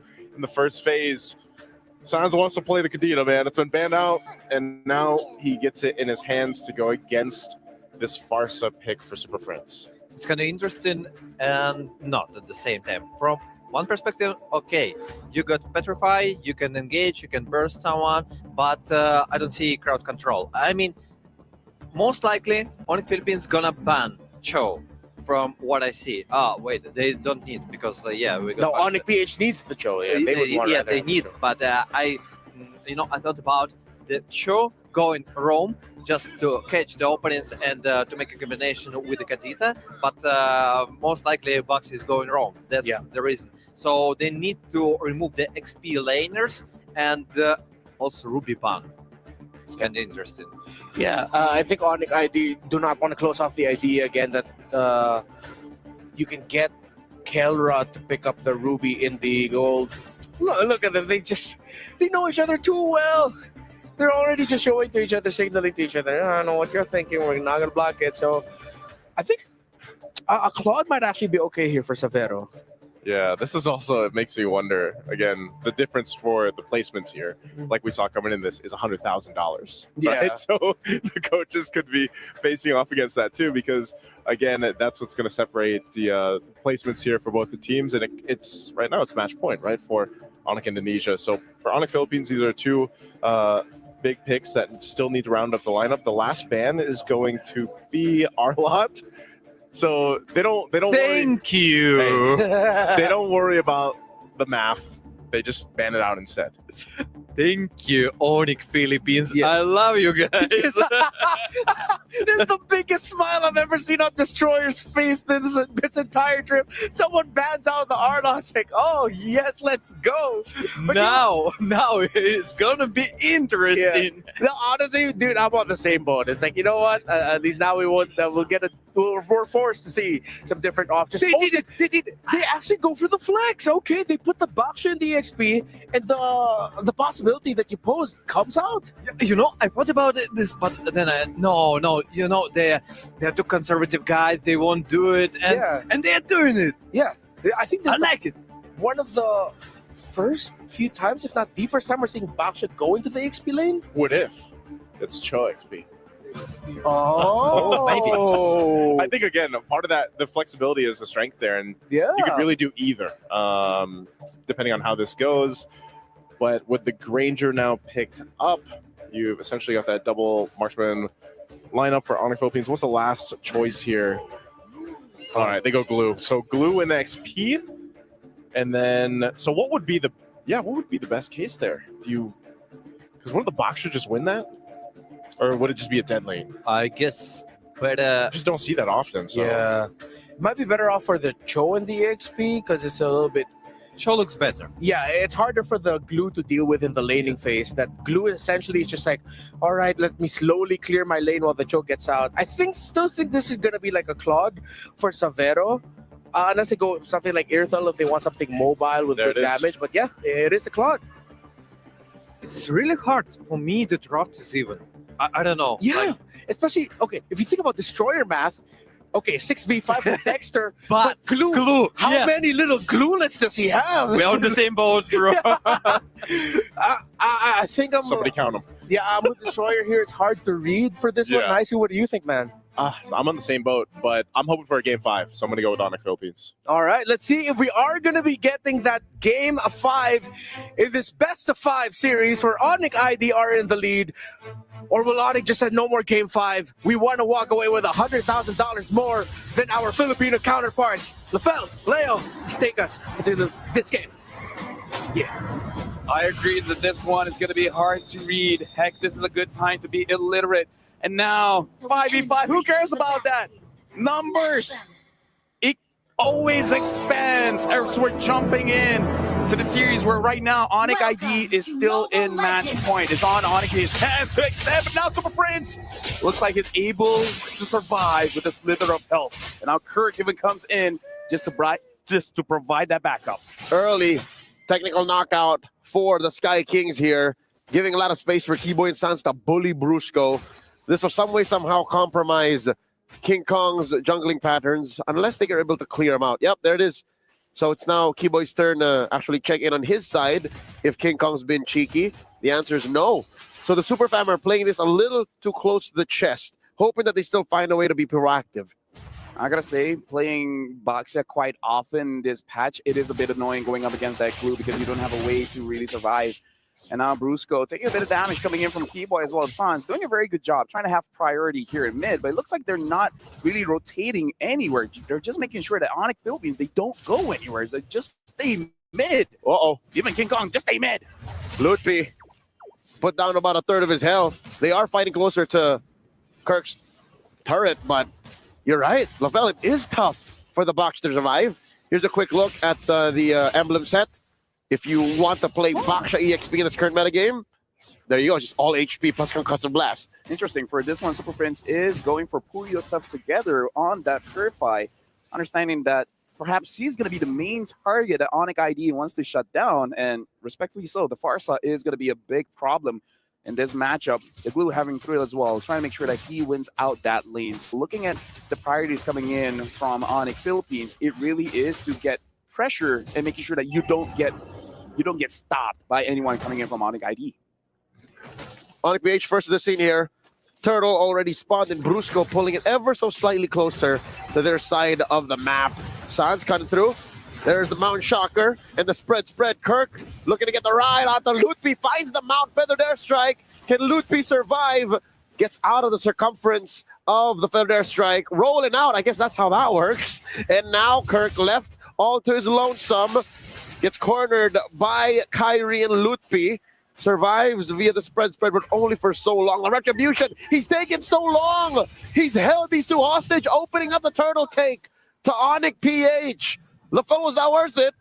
I don't think so, man, because that took forever and a half to take down one Kirk and to give over the turtle to Onyx Philippines, because we got to think about the win condition, and that's getting King Kong online as fast as possible. And in a way, they allowed that to happen. And all the more it opened up the rest of the map for Onyx PH, because already you saw post-turtle take, Prince and Keller were able to rotate up already. So yeah, all the more, this is so worth it for the Super Fam. Onyx ID, they have to bounce back. They have to get their priorities straight, lest we go to Game 5. Yep, that's something to keep in mind for Kirk. Make sure you manage your longs very well, because once the Lancelot has the War Axe, he's going to have an easy time to get maximum stacks on that War Axe. So maximum damage with the penetrations. He just has to be careful not to hurt his own team with those longs. For those of you all wondering, longs are the triple OG name for Glue's Gluelings. If you know, you know. Kelra here gets visited by Keyboy. So this laning against Savero is going pretty well. Again, he's up by about half an XP bar. That is a byproduct of that early rotation post-turtle take. Mid lane, though, this story, the fact that Superfish hasn't died 4 minutes in and only popped his Purify once, that means it's going relatively good for the Super Fam. Yep. I like that Savero has a good answer where people ask, how do you fight with Kelra? And he just says, You don't. Just let him do what he wants, and I'll do whatever I want. Yep. 10 minutes, then we'll brawl it out. We see who's better. And now King Kong having that 100 strike will have quite a lot of damage coming for this turtle fight. And this turtle is spawning in about 3 seconds, just in time for Savera to have cleared the majority of that wave. And the not fighting Kelra MO is fitting this Claude's farming pattern, because you just got to leave the lane, double lane, and then Bob's your uncle. So far, this looks like a complicated dance. Second turtle up for grabs. Kirk setting up the front line for Onyx PH. There's the Mount Shocker. Kirk already taking too much. The fifth Kraken break by Brusco, setting up a turtle take. Down goes one. Lutpi bites it. Train for Kirk. Down goes Sans as well. And now it's Keyboy's turn. Double kill for the gold standard. Onyx PH walking away with everything they want. It's so good and so bad to see a Badang perform this way, because this is the thing about Badang. It's not about being tanky. It's not about canceling out those CCs. It's just about being annoying as heck, making it so that you disrupt your opponents. Whatever plan you had, scrap it. Scrap it all, because I'm going to make sure you don't get to execute any of them. It was just about a year ago when Badang started to rear his handsome face in this current metagame and in the higher echelons of MLBB esports. And now he's a legit mainstay. Again, the fact that you can be on the losing end of a fight and a game and still find a way to clap back via a hero engage, that's doubled down by the fact that when you're ahead, you're so ahead. Brusco, despite just having 2 assists, have helped score everything for Onyx PH, has set up this 2K gold lead that makes us all the more closer to a game 5. How's that for a battle for how's that for a quote-unquote just scrim between friendly teams? Great trade, top and bottom. Hey, answering the question, who's the better Onyx, man? That in itself. Because even during the draft, you can see how excited the coaches are to draft against each other because they know each other so well. And I'll look at Onyx ID. They're going for more farm on Kyrie, making sure that he has the damage first. He has the War Axe. Maybe they want a little bit more. Savero taking a lot of damage coming in from Super Prince, and Super Prince wants to chase after that, but Sans and Lupi make sure that Savero gets out alive. This whole don't fight Kelra can only go so far, because if you run away from that lane, you go to mid, Super Prince is there. You leave mid, you don't want to go that direction. You have Brusco and King Kong chasing you. So the map is shrinking for Onyx ID. There's only so many places you can go that the Super Fam can't get you. King Kong here gets hit by these kicks from Keyboy. Mount Shocker to confirm the positioning of all of Onyx ID. This wall set up behind a wall, forcing Lutfi to go ahead and use the Puissance. Not going to be enough. Serving up a kill to Kelra. A stack on a Sky Piercer. Make that 2. Keyboy falls as well. Feather strike by Super Prince, forcing a rough waves from Sans. The Gila can't survive this one. All this while, Cheeky Kyrie going for the purple while King Kong takes the turtle. Yep, and now, honestly, Kelra is starting to become a problem here. 4-0-0. About time where he's going to be able to one-shot people. Now, even with the Malefic Roar, doesn't matter if you're building all those armors, going to get shredded down. Lupi is already not having a good time going up against this glue. Now he's going to have a worse time going up against this Granger. Who knew violence could hurt this much? And so far, violence is the answer. Onyx PH throwing damage on everything that Onyx ID throw their way. Half health on Sans and Lutpi. Just through pokes, LaFell, just through pokes. One of the biggest problem right now is that Keyboy does not have an opportunity to get a kick onto anyone. The fact that Super Friends having that pull yourself together with 3 assists makes it so that timing is going to be so difficult for Onyx ID to the point where even if you extend this game, oh look, going for an attempt and it looks like he's failed. Oh, the fist break. Didn't even get clicked yet. That was just a crack right there. So imagine how unfortunate it would have been for Kibo just get picked off for free. Kirk looking for a mount. Not going to happen. Onyx ID dispersing. They're doing everything they can in their power to protect mid lane tier 1. Yeah, and Onyx Philippines is also making sure that they don't overhype themselves. They don't overheat. They make sure that they don't overextend because they understand that in terms of firepower, they already have a lot of it. They don't have to force things out.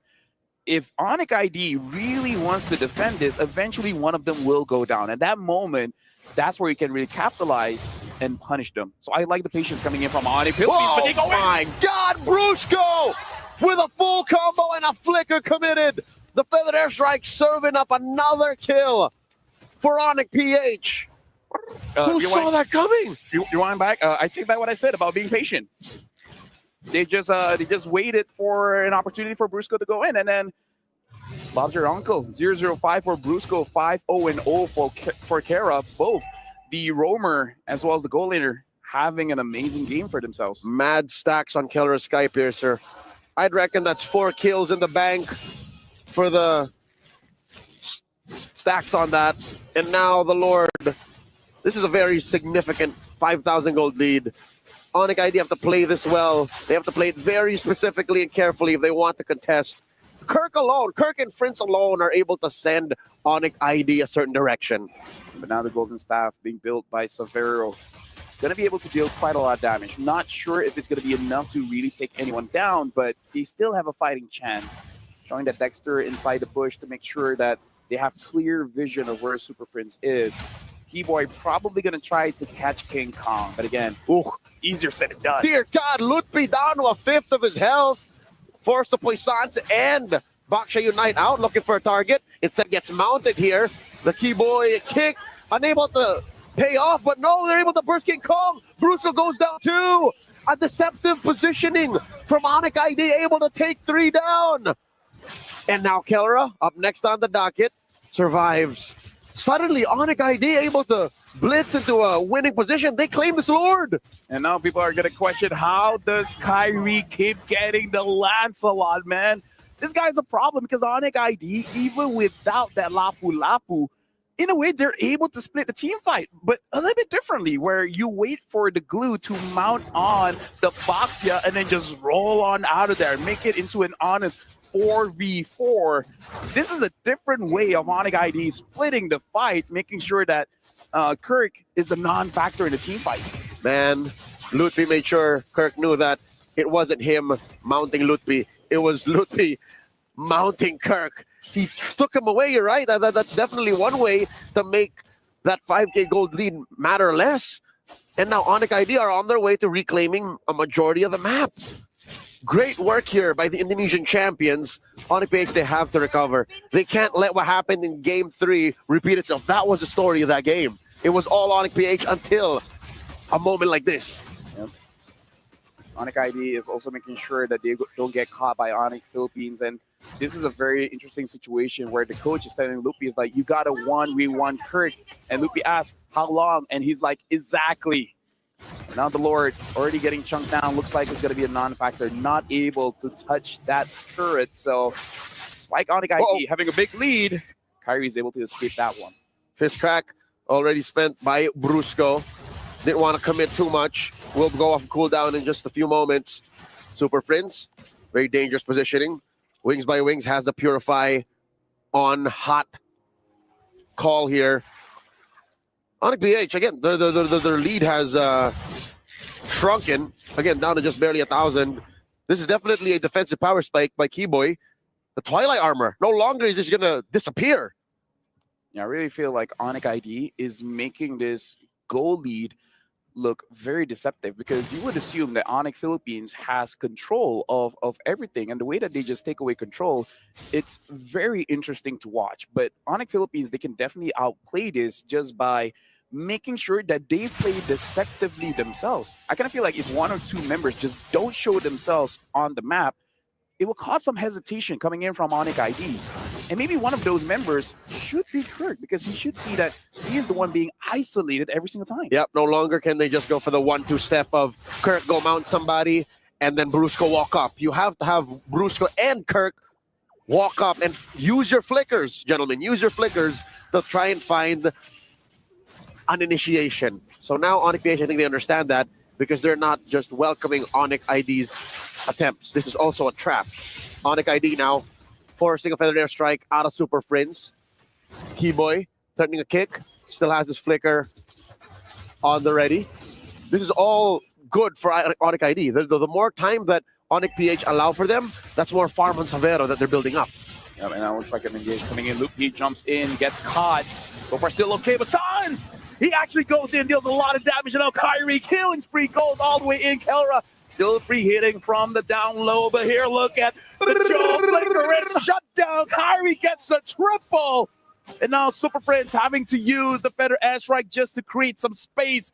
But look at Keyboy. Keyboy's winning in. Super Friends, does he know? Does he know? And it looks like he knows now. Savera goes in, wings by wings, out of there. Not a problem. He had his Purify. A moment of hesitation. A slight episode of confusion for Onyx PH. That is what led to the triple for the Sky Kings. A trade for Lutfi, all the more worth it. Again, if this repeats itself, they ended up with a different approach in the equation, but ended up on the same result. Onyx ID have now gotten the lead to their side, 1,500 plus a Lord.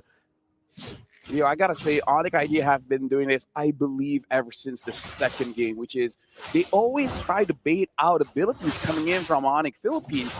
Onyx ID is very good at feinting here, making it so that they're in position to do damage, forcing a reaction coming in from Onyx Philippines, and it'd be like, nope, just kidding. We're getting out of here. Nothing left. You sure you're good? Now it's our time to shine. Now a very, very obvious weakness in Onyx PH's game plan, especially when they're on the back foot.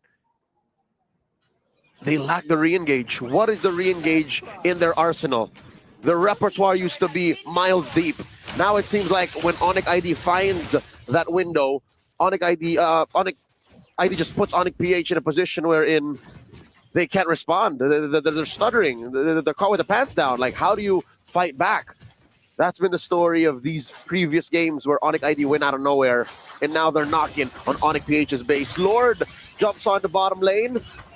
Mountain Shocker already used. Onyx PH definitely on the back foot, losing that bottom lane inhibitor. Yeah, and now we're looking at Onyx Philippines. Again, having a bit of a difficult time here to really protect their base, despite having that Farsa. Honestly, Onyx ID keeps forcing it out. We even saw Sans like freely using the rough waves just to get out of a bad situation after he got what he wanted. Here comes Onyx ID, that is, feinting another engagement, forcing a feathered airstrike and a defensive maneuver from Onyx PH. Although it could have gotten so much worse, Onyx ID, they know that they have to play for this next Lord a minute out. Yep. Despite Onyx ID basically having access to the base of Onyx Philippines, Kelra and Super Friends are still top 2 in the damage charts here. So in terms of damage, in terms of fighting back, they can definitely do it. And I believe that Onyx ID, they have to use the Lord, because getting inside the base with this kind of draft against the Granger, against the Yi Shin, against the Farsa, not a lot of fates will really work, because at this point they have more firepower in form of turrets. So Onyx ID, they're in a situation where they want to force a fight, but honestly they can't. And if they do, it might be a big throw. The clock is ticking.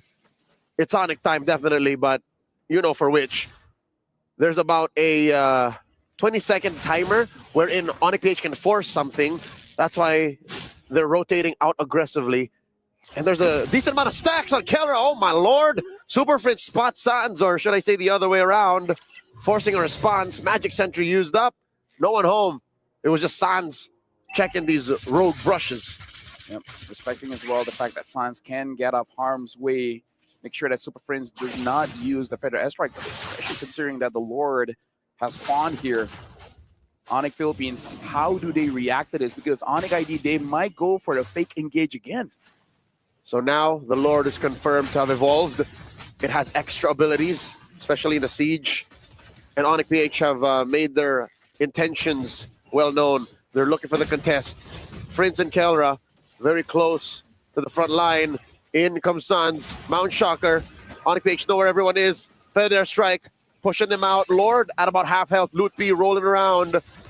What's the plan here for Onyx ID? Yeah, and now with a lot of skills being used by Onyx Philippines, Onyx ID is taking control. It looks like Sans goes in with the Petrify.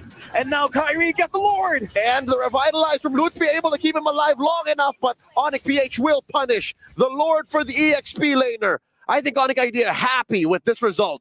At this point, it really is about who has the better trade, and considering the base situation of Onyx Philippines, like you said, Onyx ID, they're very happy. And again, Onyx ID are in the minds of Onyx Philippines, understanding how they think, understanding how they react.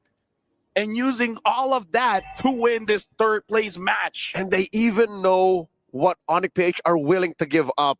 And that's what allows Onyx ID to get these beneficial trades. They've been trading up. The Sky Kings have been trading up, ladies and gentlemen. They got a calculator right underneath that desk saying, all right, this is what they did. All right, we'll get away with it. Loot P for the Lord. Let's do it. And they're still holding them by the neck. 3K gold lead. The map is red. This might be the endgame siege. Second engage coming in from Keyboy. Stopped by Kirk. No with Dragon just yet. The Lord is inside the base of Onyx Philippines for now. Looks like Onyx ID. They're spread out the map. Flicker goes in, finds one. Feathered airstrike plus the fist crack. And now another might fall. Popping Keyboy's immortality. Able to fling around, and Kelra gets him max range. Super Prince looking for stragglers. 2 for free.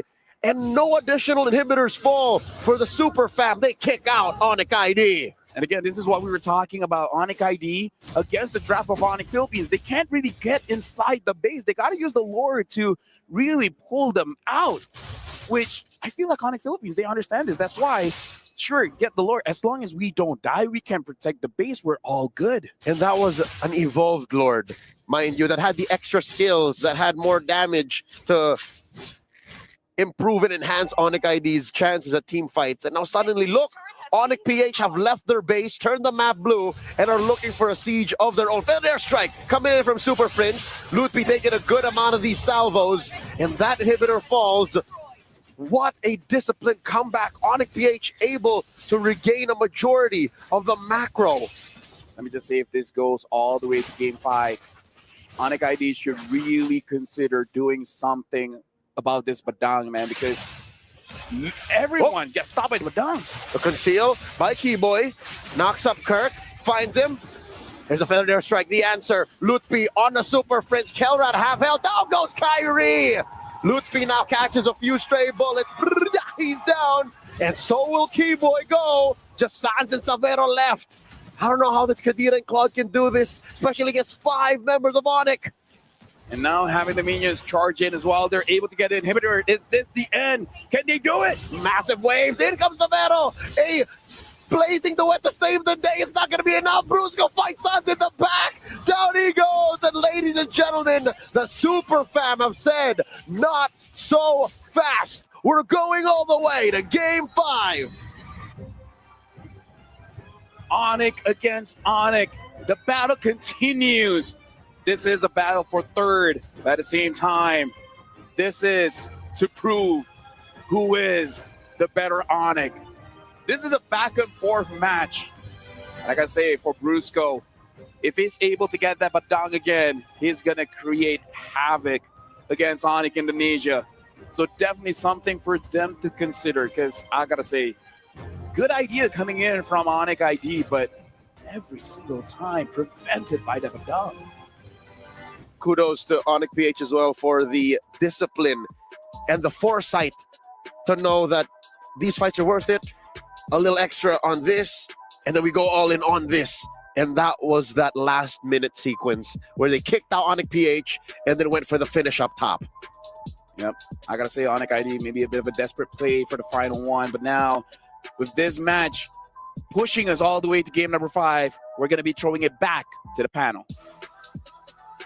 Just when you thought you knew how this story would end, Onyx PH pulls it right back, and we're down to just one best of one in what started as Onyx PH taking this very first salvo in the series. Onyx ID going to match point. Just like the previous game, this game came off one sudden turnaround. It was that one sudden turnaround here in the base, right as I mentioned it. There it is, Brusco with a great flicker set up there to stop even Sans from, maybe petrifying someone, getting the rough waves off. Could have been very different, because that was the start to bringing it back in their favor. And this is the trend. This is the case of a lot of our games here for MSC. From the beginning, Onyx PH actually were leading. Then the comeback from Onyx Indonesia. Then again, turnaround, and Onyx Philippines win. I'm just shocked. That was super impressive. I really like that game. Yeah, it's the similar story for the previous 2 games now, and it's just fun to see. It's always great to see those back and forth. Oh, that team's going to win. Suddenly a turnaround out of nowhere, and this ended up becoming 21 minutes long. we've had a couple games now to reach, this point and even further, but I guess that's always the case. I know we were talking about this back even in the group stage where it's like, some of these objectives that you see be the focus, sometimes it's not always about that. It's fighting for those objectives that usually turn the tables, but then the base defenses, man, there's just something about these lineups. And maybe that's something we can talk about later on too, about the meta shifting like we mentioned, or is it established now? It's a lot of these lineups that allow you to also turn things around when it's a base defense, because, whether that's 5,000 gold, 10,000 gold, I think is some of the biggest ones we've seen so far. Actually, you marked a good point about the base defense, because also Leo and Rafael mentioned it, and it was impossible for Onyx Indonesia to reach out the main goal, the main building, and they just couldn't enter the enemy base. Yeah. That's the problem. Yeah, it's like every time they wanted to end and enter the base, it was so risky for them to. Whereas Onyx PH had a glue and a badang to hold down the front line so that the Farsa and the Granger can just damage from afar. And as we can see, take it out from the base and put it into the rest of the map. The lineup of Onyx sometimes can be too hard for the lineup of Onyx PH to handle, because you have so many formation breakers that take away the front-to-back team fighting that Onyx PH wants. But you put that in the bases, whether it's in defense or even offense, it's too tough to deal with the lineup of Onyx PH. Yeah, and a lot of those lineups that we see that do have trouble, finishing a game, that's why, you need certain things to happen. And for them, it was, to get a kickoff, to maybe utilize the Cho, because then it's even to the sense, it's like, a Baksha you're going to see coming, right? He's just shield unitied up, and he's going to jump over the wall most likely. So then it shifts over to a very specific scenario to turn that into an actual siege that can end the game, where in comparison, you have so many options to go ahead and defend it, clear the waves, hold the waves if you have to with the front line that we saw from Onyx Philippines. I like our conversation because we don't know what we're going to expect for further. It's no idea. For me, this series looks like hi bro, delivery department, I want a hamburger and one comeback. Onyx Philippines, what do you want? One comeback, please. Either or, right? I think at this point, either Onyx Philippines or Indonesia, because now throughout the series we've seen that a couple times in a couple different games. Yeah, I don't know if my heart can handle another comeback-centric fight for game number 5. But let's see, maybe we might just actually get that here. I also feel like at some point, maybe Onyx Philippines, or maybe even as the draft ended, Coach Hayes probably reminded the players, guys, our lineup is good at defending from the base. It's even better that they were actually able to take the lead in the early to mid. Because if this was Onyx Indonesia taking the lead early, snowballing, it might have been actually tough for Onyx PH to pull it off. So kudos to, in the previous series, Onyx Indonesia sticking to their win condition. In the previous game. In this game, Onyx PH sticking to their win condition. And despite it being a battle for third, we're seeing it, just how important this battle is for them. Yeah, again, the difference in terms of prize money for them, but also like you can see it from the shots here. I love the shots that we get of the players, because we talked about going into this matchup anyway that some of the pressure, some of the weight was off of their shoulders, because it is this third place match. And even when they're having those close-up shots, you see them having fun, smiling, prepping up. And then essentially it has now come down to that best of one that we mentioned earlier. It comes down to one game for basically $100,000. Several days, and nearly all the time we see full series. You know, it means something. It's I think it's one of the best World Series. I mean, for the semifinals, for the third place, and I hope for the grand finals. Yeah, I think you could definitely say this is one of the best, if not the best, MSC we've had in terms of match quality, match length. The hero pool, everything. It's like all of the previous years of tournaments we've had have just collided into what we have now. This is the best for me. Hands down. I would say, like, even as a viewer before, like this MSC in general has just been like all the boxes have been ticked. A healthy meta, you don't see the same exact. Well, you see some of the heroes that still pop up, but you see a lot of variations in the draft. You see a lot of. I think we are up to like 90. I want to say like 90 unique heroes or something. I know before it was like 85, 87. We've seen a couple more pop up now. Turnarounds, much more fighting centric games as well, but also still games that we've seen be low kill games for a while, and then they're just focusing on the first 3 turtles of the game. So it's like you have a lot of shades of all the previews we've had in the past. I really like this MSC. Yeah. From my heart, from the bottom of my heart, I'm really enjoying all the atmosphere that's happening here in the venue, and special thanks to our viewers, guys. You are super amazing. Just because of you, also you create this atmosphere in chat. I understand that not everyone can appear here in Riyadh, but still, even if you're watching online, you create this atmosphere, and thanks to you. Yeah, and in just a few moments, we are gonna be seeing the final game between 2 brothers at this point. You know, I don't have any siblings, but if I did, I would do everything I can in my power to prove to them why I'm the superior child. Even if you were the younger one. Yeah, right? even if I'm the younger one, even if I have older siblings, and I feel like that's the energy that this series brings to the table now. Like, again, we've discussed, like, it's no longer about org pride, country pride. It's about their each individual pride to be able to stand up at the end of the game, look at across the stage and just go, I'm better than you. And I feel like these last 2 games were just like the evidence of that. Yeah. Hey, man, if they do end up going to Japan, you know, if they do get that opportunity, they can go ahead and say that to each other. Whoever ends up winning this towards the end of it. You know, from my perspective, they already proved that they are the best. I mean, they went to top 4. I mean, it's 2-2. Yeah. And the last game, no matter who's gonna win, it's anyway. For me personally, they showed us really good performance. If you want to see some really good stuff in game, check out Dino Planet. It's our all-star event. Roar. We got dinosaurs. Put up the Roar song in your main menu. So good. It's the best song we have right now in game. We swear, we promise you that. It's only available until August 5th, the event, excuse me. And don't forget to do all the mini games involved and to unlock the free skin, Popple and Koopa, Proto Hunter, plus that really cute Jawhead skin.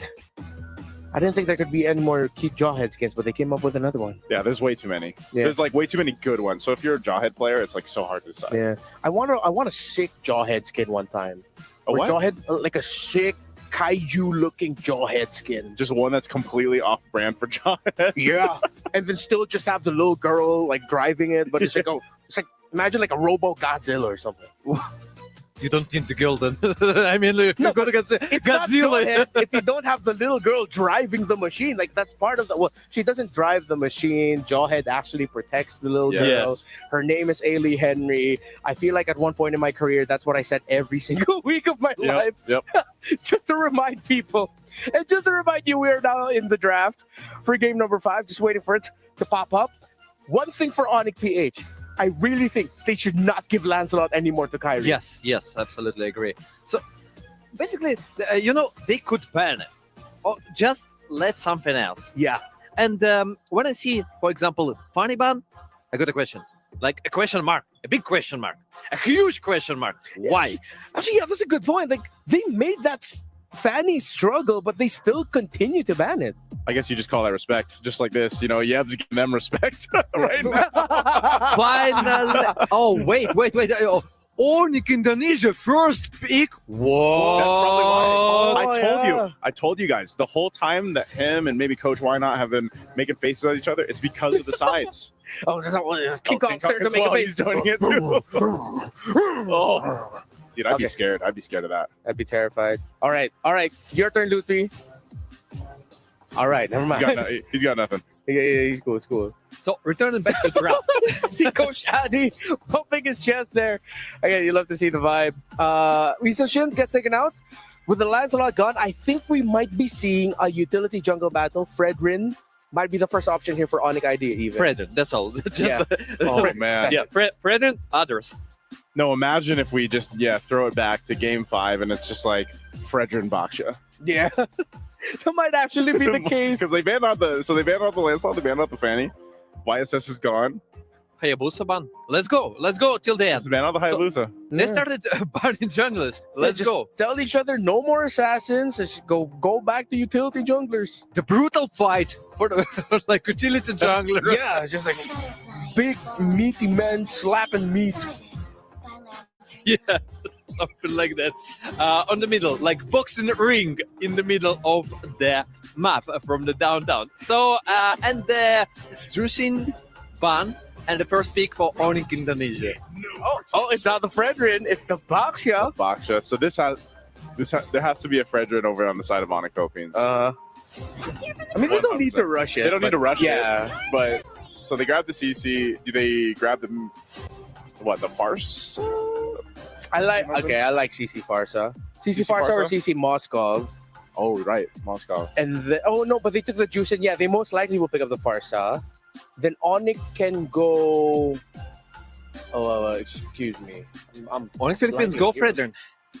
Onyx Philippines, yeah. They'll probably pick Fredrin as like their third pick. Yeah.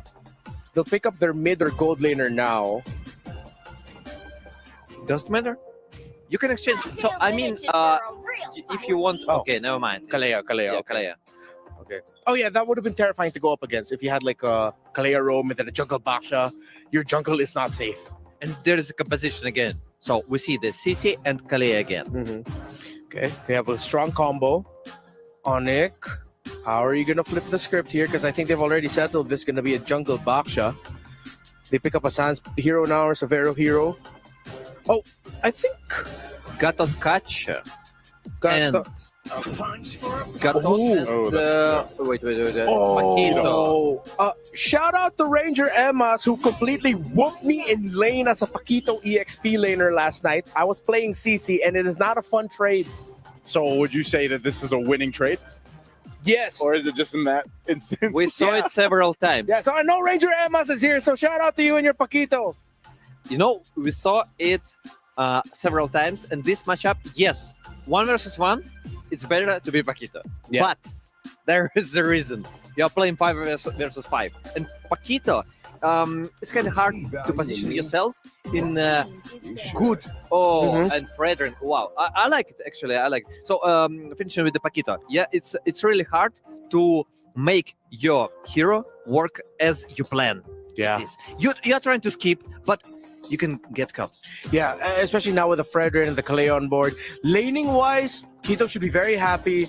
Yeah. Bigger team fight wise, that's when Lutpi really needs to find his timing. That's exactly what I was going to say. Like the window for Lutpi is paramount on the Paquito, but I guess that's just in general is what we usually see from Paquitos. And you know, the XP lane is going to be played a little bit differently where he's going to be looking for those targets from Onyx Philippines, especially depending on what the gold lane options are going to be. We're going to see if Onyx Indonesia continues to narrow some of those choices down. You can see that Kimmy's taken out. So, I don't know. The Harith being up, I guess you ban them, just ban the Moscow, at least one of these bans? Or? Yeah. I think Onyx would want to actually consider banning out both. Ban out the Moskov, ban out. I'm thinking Claude. There's the no, they go for the Granger. Because Onyx might have enough room in their lineup to go for Faramis, so they can go fast, try to end this quickly. But then you need to take out a lot of the AoE. Do you think that you need to ban Claude? I mean, the composition again, to catch one person, Onyx Philippines, from the right side. Yeah. Moscow sounds more reasonable, and also I would think about, okay, never mind. They just ban Matilda, and there's decision. Yeah. All right. So for people wondering why the Matilda was banned here, Onyx Philippines is one of the teams who actually have a pocket Matilda mid laner option for them for Super Friends, which is why Onyx Indonesia decided to ban the Matilda out. Because I'm pretty sure there are people were wondering, like, wait, there's already a Kaleo, we know the Rogue, we know the EXP, but that's the main reason. Kiko still making faces while Coach Why Not is facilitating the draft. Oh, this is also a pocket pick. Oh, this is so bad for the Harith and the Paquito, though. Like, even more so now, you were mentioning the Paquito will have a hard time with the Lohi around. Lutpi, his timing needs to be perfect every single team fight. I feel like at the same time, though, like, if Prince isn't careful here, he could get bursted down really quickly. So that might be the job. It might be like this game of who gets better positioning, who gets that window, and it could be Lutpi to go for that. But yes, you're right. He has to be very careful. So how do you help that? You bring in a Farsa. You can fight around the Feathered Airstrike now. That's also a threat in itself. And then lastly, they're going to go for, what do they put in the Rome? I think it's an Angela. Overloaded. Angela Baksha combo. Yes, but your early game struggles a lot.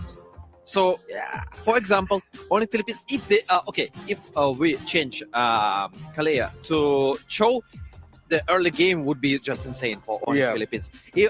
But even without the Cho, it's still their triple is much better than Onyx Indonesia. Oh man, I think Onyx PH will still end up with a Claude for Kellera most likely. Moskov is an option, of course. Yeah, there we go. It is the Moskov that gets locked in, and Key Boy on an Angela.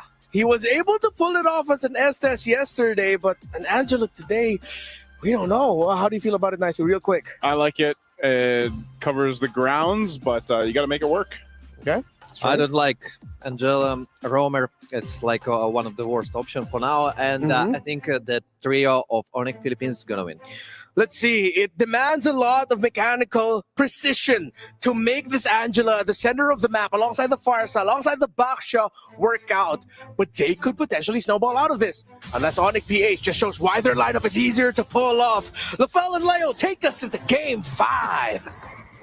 Thank you very much, gentlemen. Welcome to the final game in this Onyx versus Onyx series. Still LaFell as well as Leo calling the final game to see who is the better Onyx. Is it the one from Indonesia or Philippines? What a way to wet the senses to prep for our grand finals. Then to get two of the best teams in all of MLBB esports right now to put on a clinic of what is possible in the current metagame to take us all the way. We've seen Assassin versus Assassin throughout his best of 5, and now they're ending up with the utility junglers, the Fredrin as well as the Boxia. So prepare for a macro-heavy game here, especially Super Prince getting that Luffy again. But Sans and Keyboy having a very good first mid. I don't know how this will turn out. Not to mention the resistance of the Moskov in the hands of Kellera. So there's so many ways that Onyx PH can get to Onyx ID, but it's not like Onyx ID are throwing blanks. You know what I mean? They have the Angela.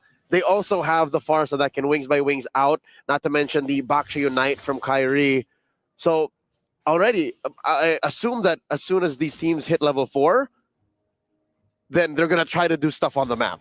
I got to say, for Onyx ID, they have a second winning condition, which is waiting for that Flash of the Oasis. And I'll be going up against Kirk. Looks like both are really heavily trading against each other. So now we're seeing the roamers coming down to rotate. They're taking quite a lot of damage, but should be fine here. Yep. These early engagements from these bruisers in the EXP lane demand attention and additional effort from the other parts of the map. And again, how does this happen, LaFell, that for the first 5 minutes, first 10 minutes of every single game in this best of 5, the gold laners get a gold lane experience? That just seems to be an Onyx versus Onyx standard. At this point, it's a gentleman's agreement. It's like, can we all agree that only four of us are going to play for the first 5-10 minutes, and then afterwards, if they feel like it, hey, they can join in. Speaking of, right now the Turtle has pawn on the Philippines. Looks like they're in control. Brusco overshooting quite a bit, forcing a flicker now from Super Prince as Ludwig gets to the back line. Kyrie secures the first Turtle. Brusco goes down, gets punished for his odd positioning. Now the Heart Guard, Lutpi, he's in. That's 4 members of Onyx ID pushing forth into Onyx PH's jungle. Can King Kong clutch this? Doesn't have a retribution. Kyrie rolling up. The SOD by Kellera. Won't be pressing the button. They let off. Too much pressure. Too much of a risk if things go sideways. If Onyx gets it. And that's a steal! Grand Theft Purple in the worst possible way. Sans! Gila Sans gets it! The moment you think it's safe, it's really not. Now Kirk having to use the Vengeance, trying to get out of this predicament. Looks like he's able to get out of it. Onyx ID, they basically won everything in the first 3 minutes. Brusco, quick slam here. The flicker, the tsunami slam. Not enough damage from Prince just yet. Keyboy survives. Kyrie helps with a puissance. It's all going Onyx ID's way. Yep, even Severo getting that gold crab, earning just a little bit more for himself. Now that Severo has level 4, might be a little bit more aggressive going up against this Moskov. Now looks like the Louis. All right, here comes the diversion as well. The rest of Onyx PH come through. Lutfi gets taken down. That's the first on the board for the Super Fam.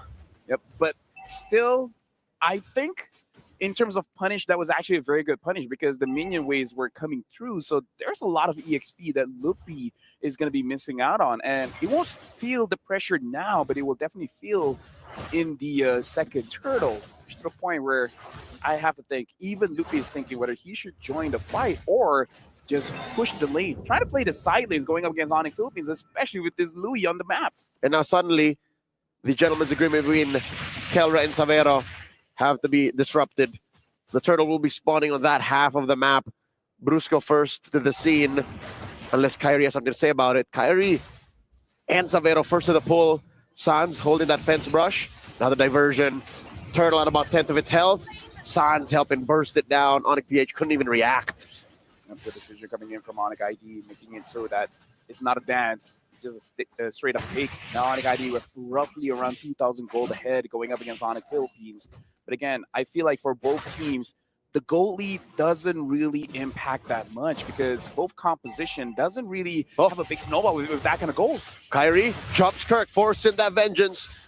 In the protection of tier 2, Kirk will survive. Kelra throwing out that SOD in case his XP laner needs a little bit of help. Onyx ID, huge rotation. Not leading to much. I mean, they chunked a bit of that energy shield down bottom, but that's a good save for Onyx PH.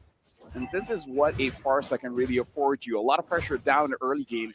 And Alcara getting that turret. So honestly, a very good trade coming in for both teams. The goalie doesn't really change much. And now the diversion just to give more farm over to Kelra. At this point, they were just hyper-farming Kelra, making it so that he gets all the minions. That's right. Double laning on a Moskov with very low effort with the help of the diversion. Kyrie and Savero holding this brush. I think Kelra's aware. Yeah, but at this point, Keyboy having the Flash of the Oasis, that's a big power spike for the entire team of Onyx Indonesia because it makes it so that the next turtle, if they choose to go for a fight, they're at a very big advantage because at this point, I feel like Onyx Philippines, they don't really have any anti-heal. Yep, not a single turtle yet going over to Onyx PH. They're doing their darndest to protect this tier 1 up top, but Onyx ID will go ahead and shrink the real estate Onyx PH is allowed to play in. They've taken this XP lane fight to the mid lane because, again, this is a lot of pressure coming from Onyx. They're now building up to a 3K gold lead up to this last turtle. The saving grace here is both Kirk as well as Kara is having a relatively good time, still able to farm up.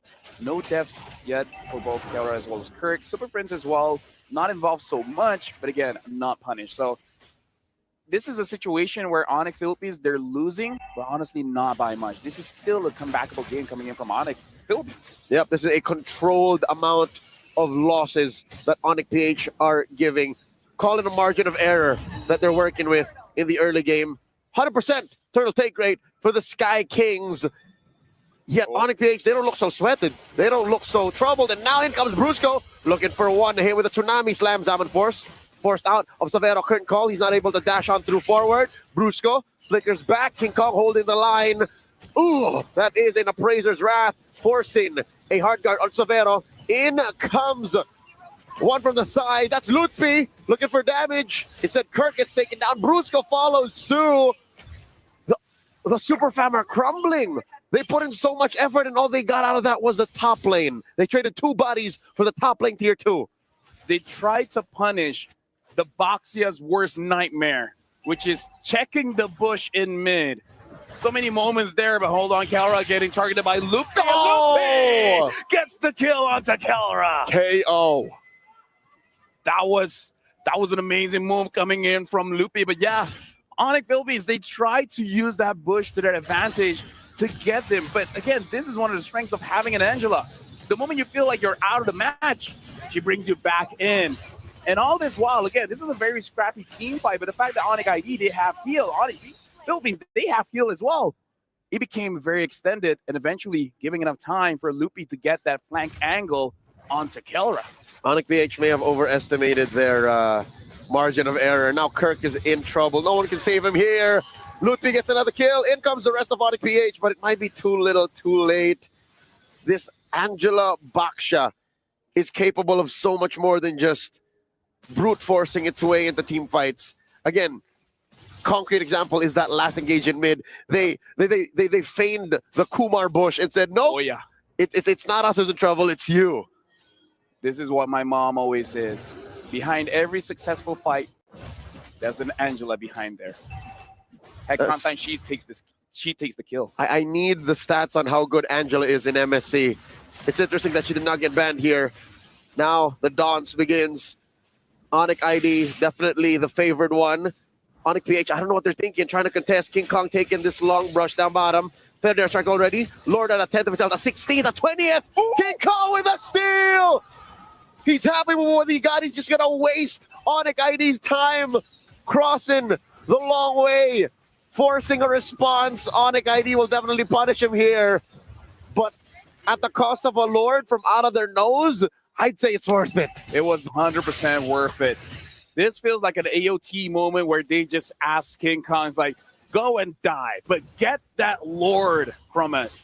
A bit of a mistake coming in from Kyrie, using the retribution a little bit too early. You saw that slither of health linger there for a very long time, allowing King Kong to get that. But hey, those are the kind of mistakes that differentiates 100,000 US dollars. If I'm not mistaken, Kyrie just used, King Kong just used the first skill, didn't even retribution. No. He was waiting for the threshold and instead made that nanosecond call to go, I will not retribution, I will just use my first skill. And he got away with it.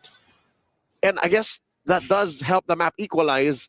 It did enhance this initial wave that was coming out from Onyx. So yeah, this allows for the Super Fam to be a little more proactive.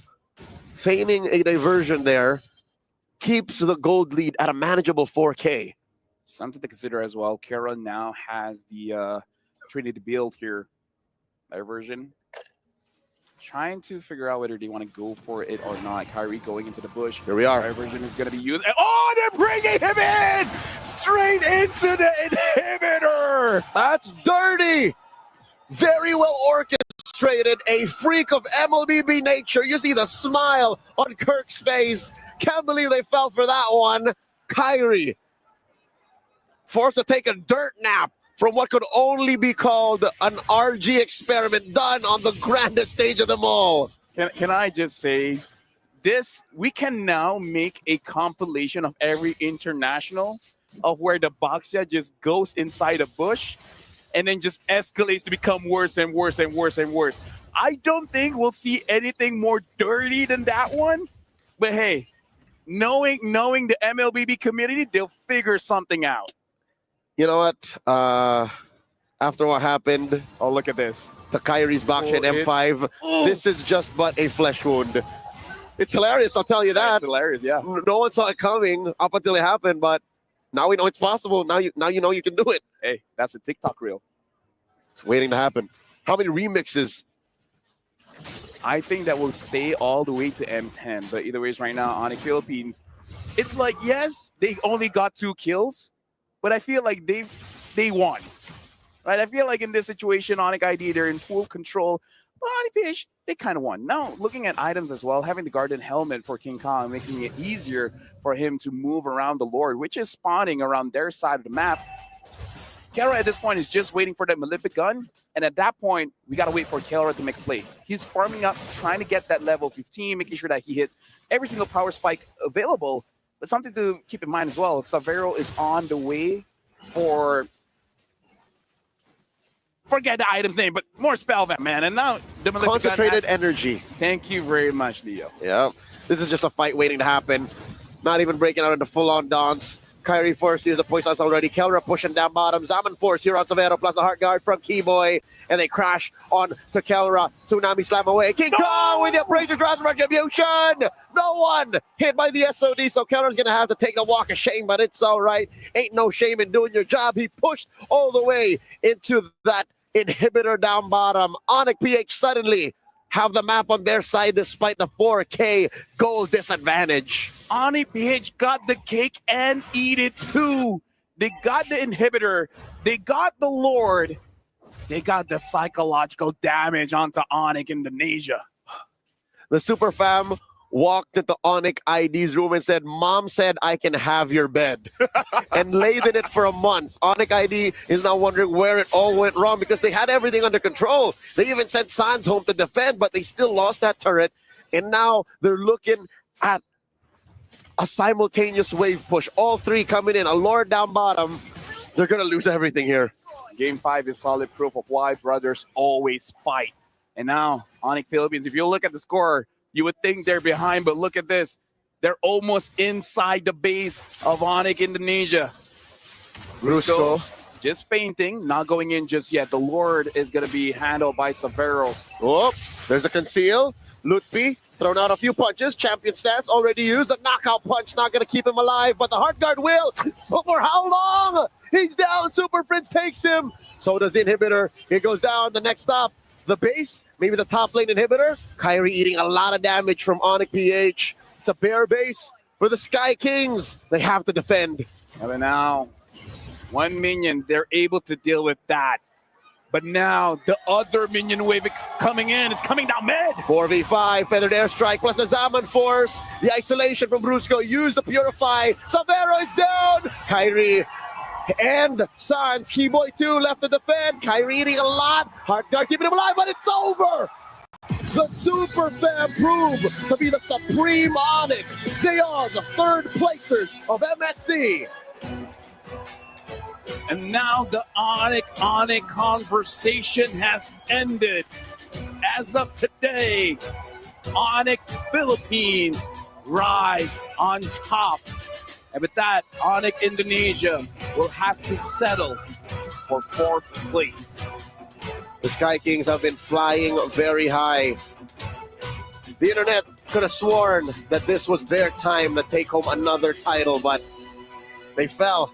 And they're facing their brothers. They fell again. Being in each other's heads, we saw Onyx Philippines being at a disadvantage, but that one cheesy play got back that momentum. And I have to go back to what Carl TZ said. For you to be the best, you have to have fun with what you're doing. And I kind of feel like that play gave them that fun for them to find a way to come back. And it's 2 versus 1 stone. LaFell Onyx PH found a way to have fun and show us something we've never seen with a hero like this, a combo like this. Plus, possibly, I don't know if you'll agree with me, they got into Onyx ID's heads. Oh, dude, I agree. It got into my head. Now, I don't want to be using Boxia, man. That's a lot. And the fact that King Kong, one of the kings of the jungle, getting the crucial picks on that Lord. By the way, if this is not a part of Kadia top play of the day, I don't know what's going on. There's gotta be. I don't care how good the grand final is, that has to be there. This deserves to be one of the top plays. Kadia, take notes. I would argue maybe even the top play. You know what? Forget about Savages, man. That was all 5 of Onyx PH. This was premeditated. This is how you show you play together as a team, and you just make it personal on that one guy. And now we are ready here. Congratulations to Onyx Philippines. And now we're throwing it over to the stage where we're going to be having an interview with King Kong. Yes, indeed, gentlemen. King Kong joins us. Our 3rd place here at Onyx Philippines. First of all, King Kong, can we get a flex? Come on.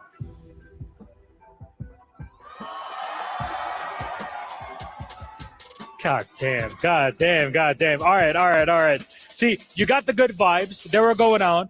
Kelra immediately slid onto the stage to really celebrate. Did you take that positive energy into the 3rd place game with you? Coach Wynat told us that no matter what, we will just enjoy the game, and even though it's battle for 3rd, we should still do our best. No, there's a very good way to see it. So that's a healthy mentality going into it, doing your best. We got to a game 5. That's fun. However, both Onyx, Philippines and Indonesia, you guys boot camped together for a couple weeks in Indonesia. What was that experience like? Did it build any sort of friendly ties between you? How was the practice like? First of all, of course, it built friendship for Philippines and Indo. I think we had a better practice because we could talk to the Indo players personally.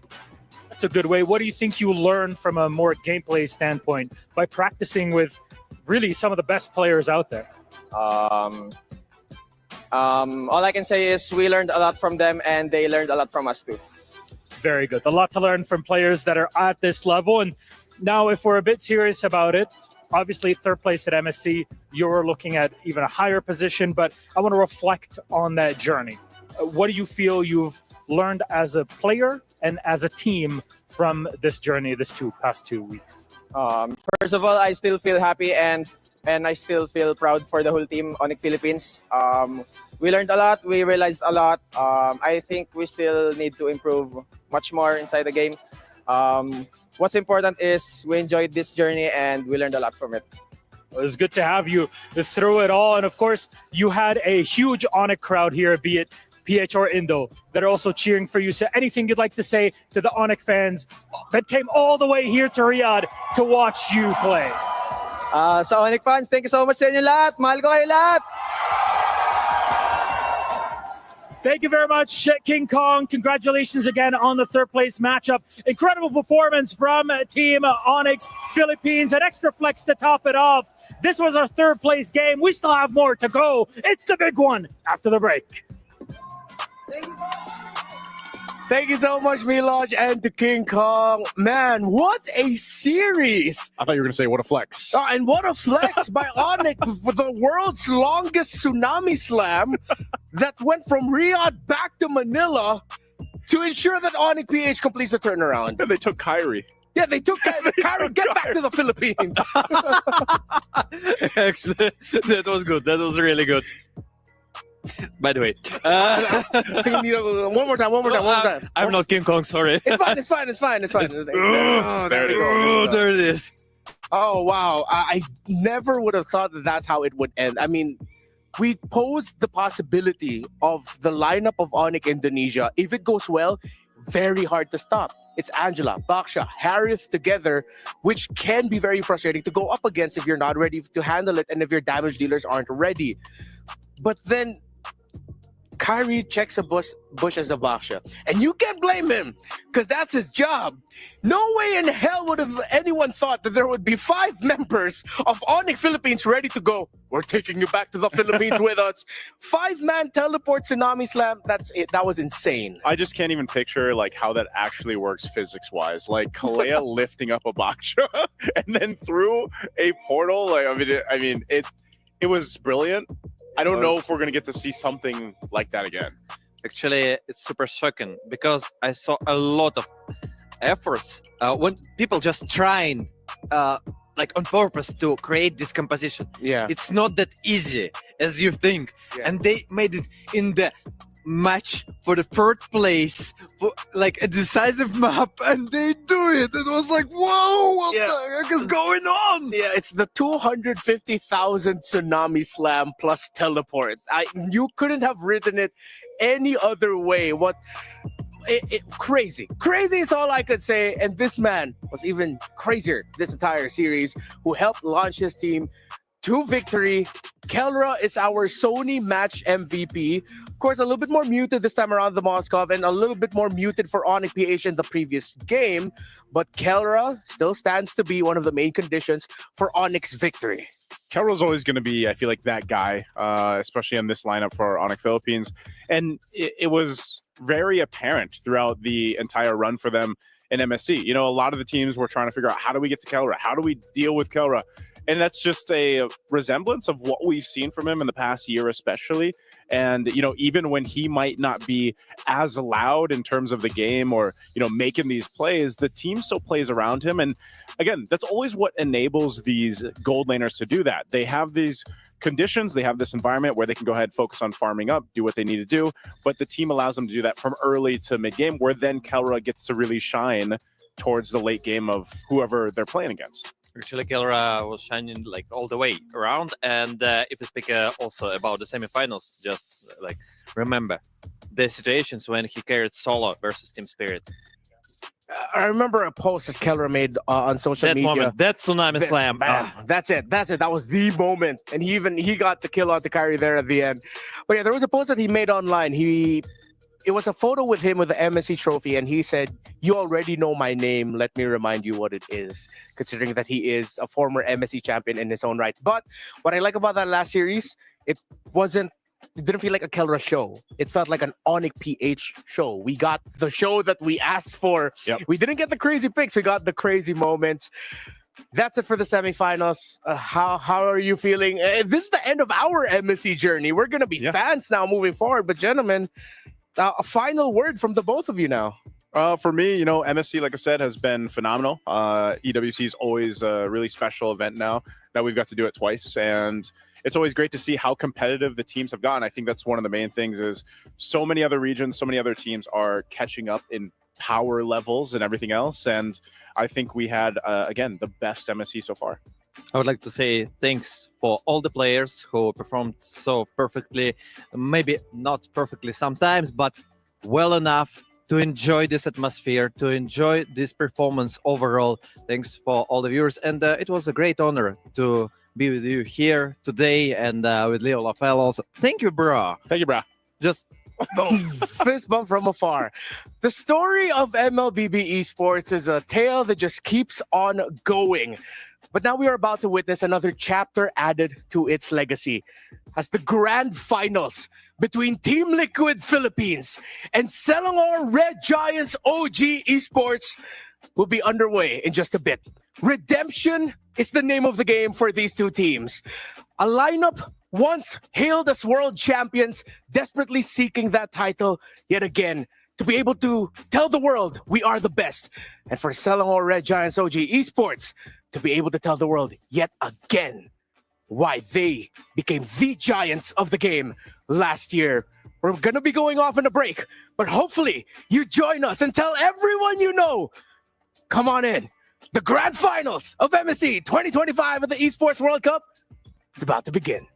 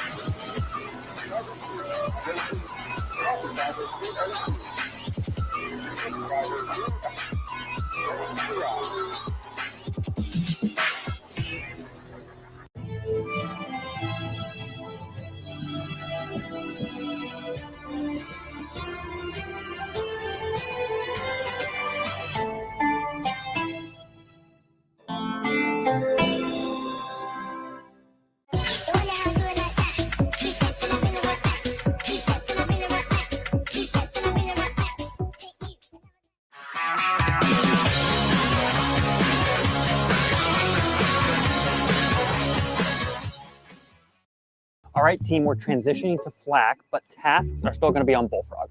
Did nobody see my poppycock post? There was no clappy claps on it. Make sure you track your time on Fireplace. Then ping me on SmackDog. Guys, we don't need any of those anymore. We have ClickUp. Where do we chat? ClickUp. What about managing projects? ClickUp. Docs. Also ClickUp. AI. It's all ClickUp. Yeah, but how do we get Adam's dog to stop peeing in the office? Not really sure about that one, but for everything else, we have ClickUp.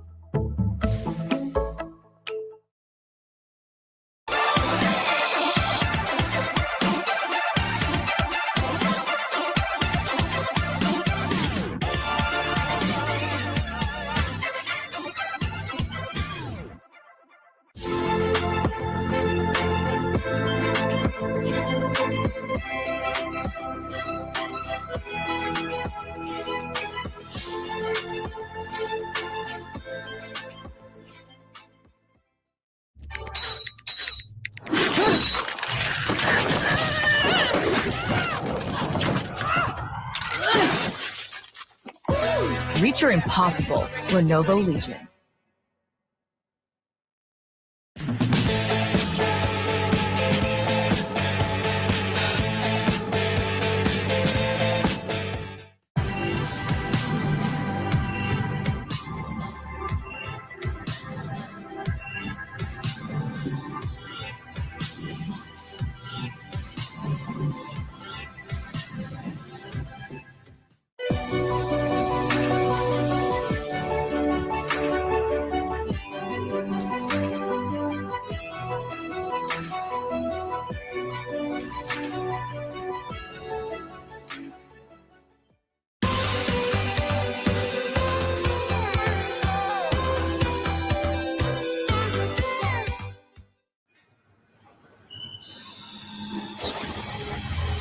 Welcome aboard Metro Zero.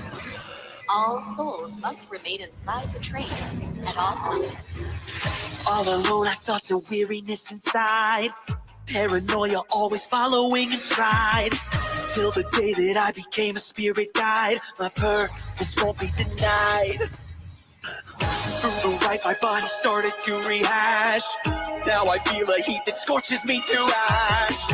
All this pressure and the energy combined, I'm bound beneath the weight of the divine.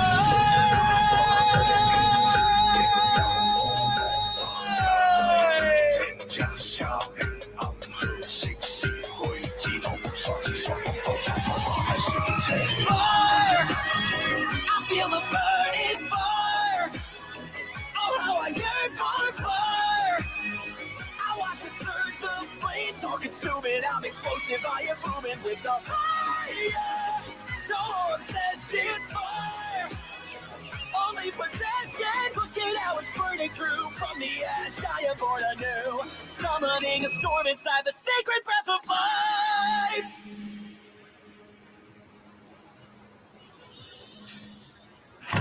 Next stop, Evergarden Station. Madness grows and I feel no remorse. Half machine and unstoppable force. Only in the searing pain am I alive. My power in overdrive.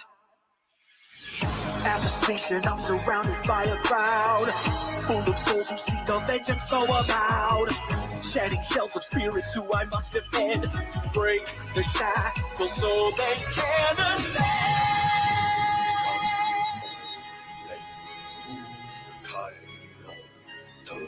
这车啊，都这车苦，小这车我，怎样路正这车起劲，六条道都通自己在个不必太无天空路回来，大黄不求把人的人也想保证啊，得个一条正好心正意思我心脏的我被我放假起来，已经变成乜嘅人我最快，嫁出来来就是交代我意。Na na na na fire. I feel the burning fire. Oh, how I yearn for fire. I watch it surge, the flames all consuming. I'm explosive, I am booming with the fire. No more obsession, fire. Only possession. Look at how it's burning through. From the ash, I am born anew.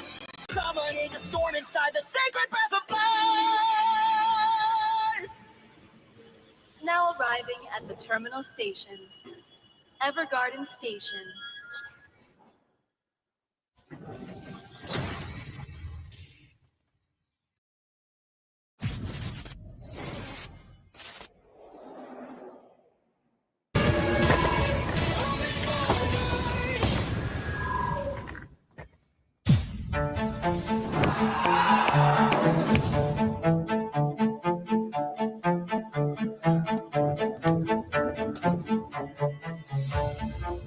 Papasa naman. Oh, panalo na to. Panalo na. Umawak ka pa sa akin. Nag-magsisisihin na. Umawak ka pa yan. Okay, let's go, let's go, let's go.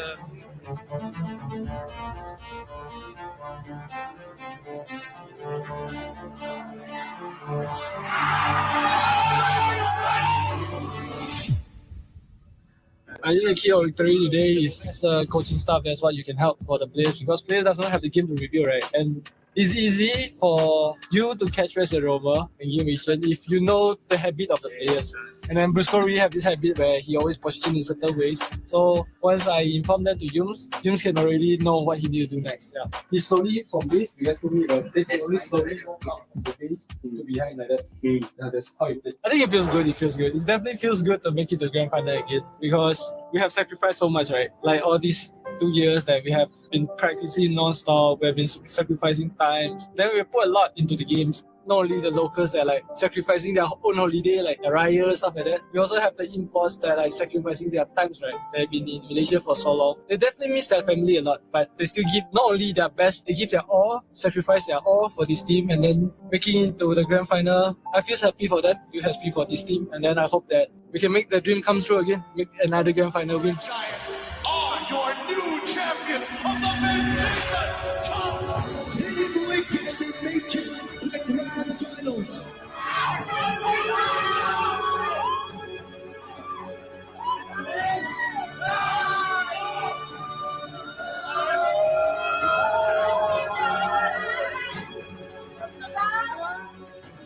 sobrang saya ko na na-crush namin yung key ng Onyx ID kasi nung MSC 2023 talagang nahirapan nila kami ng sobra and sobrang sarap sa feeling na makabawi sa kanila. Oh, Boss Chris! Hey, Boss Chris! Hi, Boss Chris! No more curse! No more curse! Thank you, Boss Chris! Okay. Coach Arcadia, I remember you left us after losing season 9, but I still love you. Let's fight tomorrow.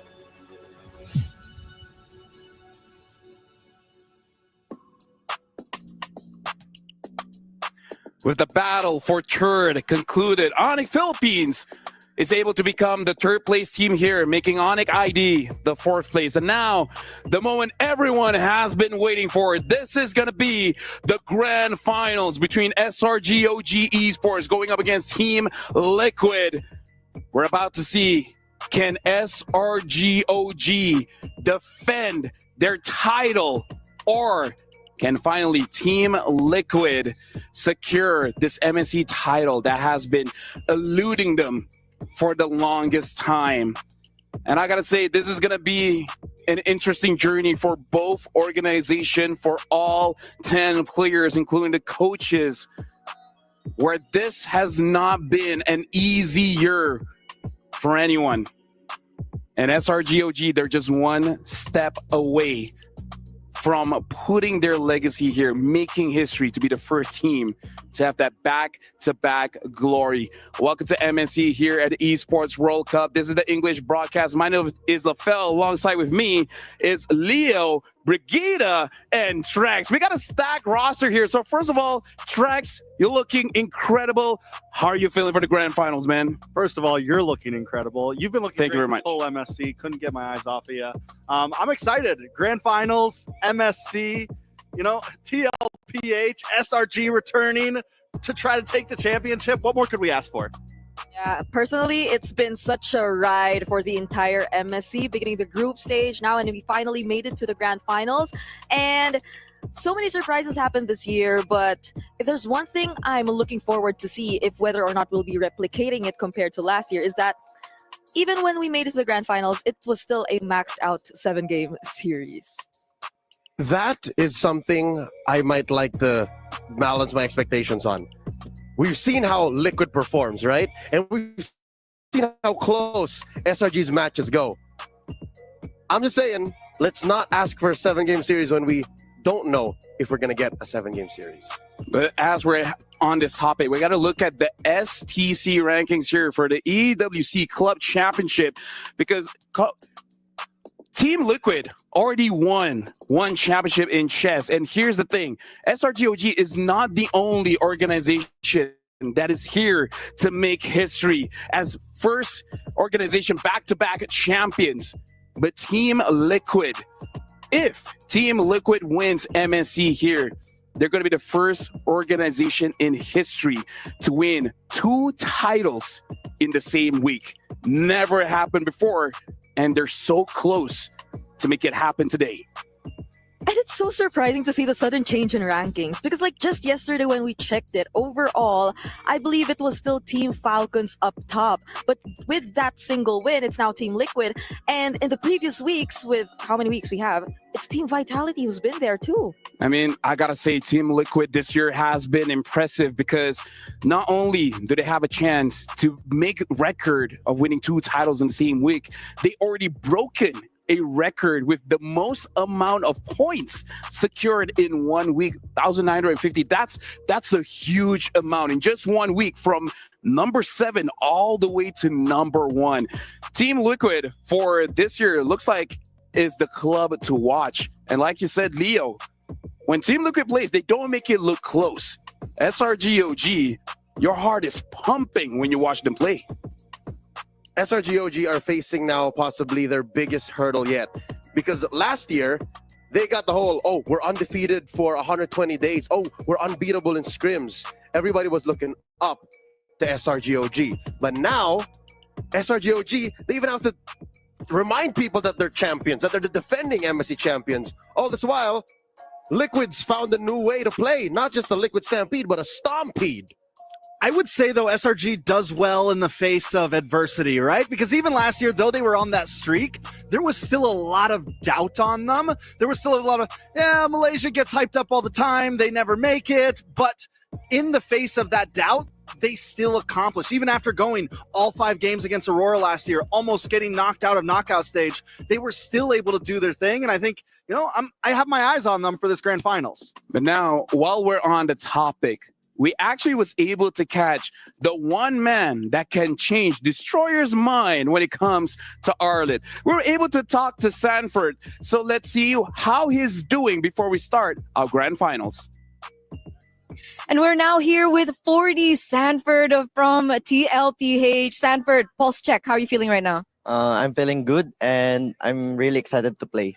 Really excited to play. This is the grand finals. You are one step closer to putting your key into the totem. How is everyone doing right now? Are they also as confident as you? Yeah, they can't even sleep yesterday because they're really excited to play now. And yeah, that's it. We just Okay. play. So they couldn't sleep last night. Okay. It was really hard to sleep last night because they were all really excited coming into this match. Now, for you personally, Sanford, this is yet another MSC, an opportunity to get that trophy because so far it has eluded you. MSC 2023, you weren't able to take it. MSC 2024, you were also unable to take it. What is different this time around for you? Well, for me personally, I already broke the curse, so I'm really happy to break that. And also, we just want to enjoy the series. No Wait, pressure. What curse? What curse? The semifinals curse. We always, because this is my 3rd time that being in the semifinals. Oh, yesterday being the semifinals. So yeah, we already broke the curse. Yeah. Okay, the semifinals curse. If you could lift that trophy today, what would that victory mean to you? Well, it would mean a lot since this is the only international title that we don't have, like 5 of us. So we really wanted to get this win for also like putting GOAT name in Carl Dizzy's name. Gold into Carl Tizzy's name. It's going to be gold in your name as well, Sanford. I hope so, yeah. Okay, so Arcadia wants to find revenge against SRG. What do you think is the key takeaway that you guys have over SRG today? Well, I think it's all about the draft, and also like I also need to win my matchup against Cram because in this kind of meta, XP lane matchup is the really important one. Okay, speaking of Cram in the EXP lane, you're going head to head. People are calling you the Apex Predator, and it's not for zero reason. People are thinking that you are the #1 EXP laner right now. So, what message do you have over Cram, and do you also agree that you're better in the EXP lane than Cram? Well, let's see later, but I don't wanna hit things up. So yeah, may the best team wins and good luck. Have fun. All right, good luck for the grand finals, 40. We're throwing it back to the studio. Thank you very much, Eterna, as well as Sanford. And now, after that interview, this is the MSC 2025 final boss. Because all throughout their journey here, they only lost 2 games, no series drop, and both only to Onyx Indonesia. Now, I gotta ask you, Brigitte, now that they have broken the curse, they got all the way to the grand finals. From your perspective, how does they mentally, how do they feel going to these grand finals? I think even Carl already mentioned it previously in one of the interviews he had that they feel absolutely no pressure at all heading into the grand finals. And I feel like a huge part of that is the way that, especially in this year's MSC, I feel like they don't consider anyone to be particularly their quote-unquote rivals, because in the previous times that they again failed, especially in the semifinals last year, it was up against their rivals in the entire Titans of MLBB. So now that they've gotten the pressure out of their way and that they've been performing phenomenally in the previous games that they've played so far, although you could say they played the least games, or one of the teams who played the least games here in MSC, they just seem to be so much confident prior to this grand final. Isn't that the way to take down the Giants? Strip away the fact that they're defending champions, strip away the fact that they've owned MPL MY for the better part of the past year and a half, and look at them as just, well, it's hard. Again, they have names, they have faces, they have stories, they're very talented, but what Liquid is doing is saying, you know what, you're just standing in the way of our MSC title, but also your SRGOG. Yeah, now we're looking at Cram, Sky, Stormy, Yums, and Innocent. I want to talk about my boy Stormy, but since Sanford did say the EXP matchup is so important, I gotta ask you, Trex, looking at Cram's performance, do you feel like he has a chance going up against Sanford, where again he makes the Arla look so good? Normally, I would say no one has a chance against 40 the Kid, but Cram, watching him play the CC the other day, watching the way he's able to move with his team, I think Cram is definitely going to be able to match up against Sanford in that lane, and Cram could definitely be a problem. You know what I'm afraid of? Cram's Ruby. I'm pretty sure Coach RC and Coach Tic Tac have taken notes saying, that one right there, that might be a no-no. Cram's Ruby, one out of the numerous XP laners he's already played. He's even brought out the Dairoth and the likes of that. So I think in terms of flexibility, it's definitely a given that Cram would also be definitely be able to deliver. And that's something we would probably expect from Team Liquid, because Sanford, he does have a lot of heroes to his name, but so far he's played 5. Yep. Sanford, Carl TZ, Sanji, JP, as well as Oheb. These are the players representing Team Liquid. I want to talk about the opposite lane here. Oheb, so far in this MSC, I would say he's been playing an amazing game with many different heroes. Trex, Oheb looks very unstoppable, but going up against Innocent, that's going to be a very tough matchup for both. What's interesting about this matchup is both are aggressive gold laners. They're willing to get in the middle of the fights. They're willing to use those flicker forwards instead of flicker backwards. And it's going to be interesting, not as much in the laning phase, but I think in terms of the big 5v5s on how they react against each other. Yeah, these are two clutch gold laners. Like, their playstyle is very clutch. They're very last minute, and they literally do those singular plays which change the entire flow of the team fight and the game. So I think that's what we're gonna expect between the cold-blooded Filipino sniper and the half-man, half-beast. Yeah, and honestly, while we're talking about this, we actually were able to talk to the half-man, half-beast, Innocent. So again, Innocent, are you ready for this grand finals? We are now backstage catching up with the half-man, half-beast, Innocent. Innocent, welcome. Pulse check, confidence check. How are you feeling right now? Good. Feeling good. What about confidence level? Just normal. Just normal? Not nervous, not confident too, just normal? Just at the middle. Just in the middle. Okay, you guys ate together today? Yes. Breakfast and lunch. Okay, so it's a good thing. They had breakfast and they also had lunch together. Now, a very similar story once again from last year. A lot of people were doubting SRG, and now you're finally here in the grand finals. What does this mean for you personally? It can really boost our confidence because last year we didn't face any PH teams, right? That's why other fans in PH are, they're always talking about like, you guys are just lucky because there's no PH team in your bracket. So right now we already proved them wrong, and we're happy about that. Amazing stuff. I mean, technically that's true, right? You've beaten Onyx PH before, which you've never been able to do before. And now you're one step closer to taking down TLPH. How does this make you feel? I think this is the more into like fun match for us because we're friends with TLPH. That's why it's more into chill side than just competitive. Okay. I mean, Cypher says something very similar as well. Very competitive, but it's also very chill because you guys are friends.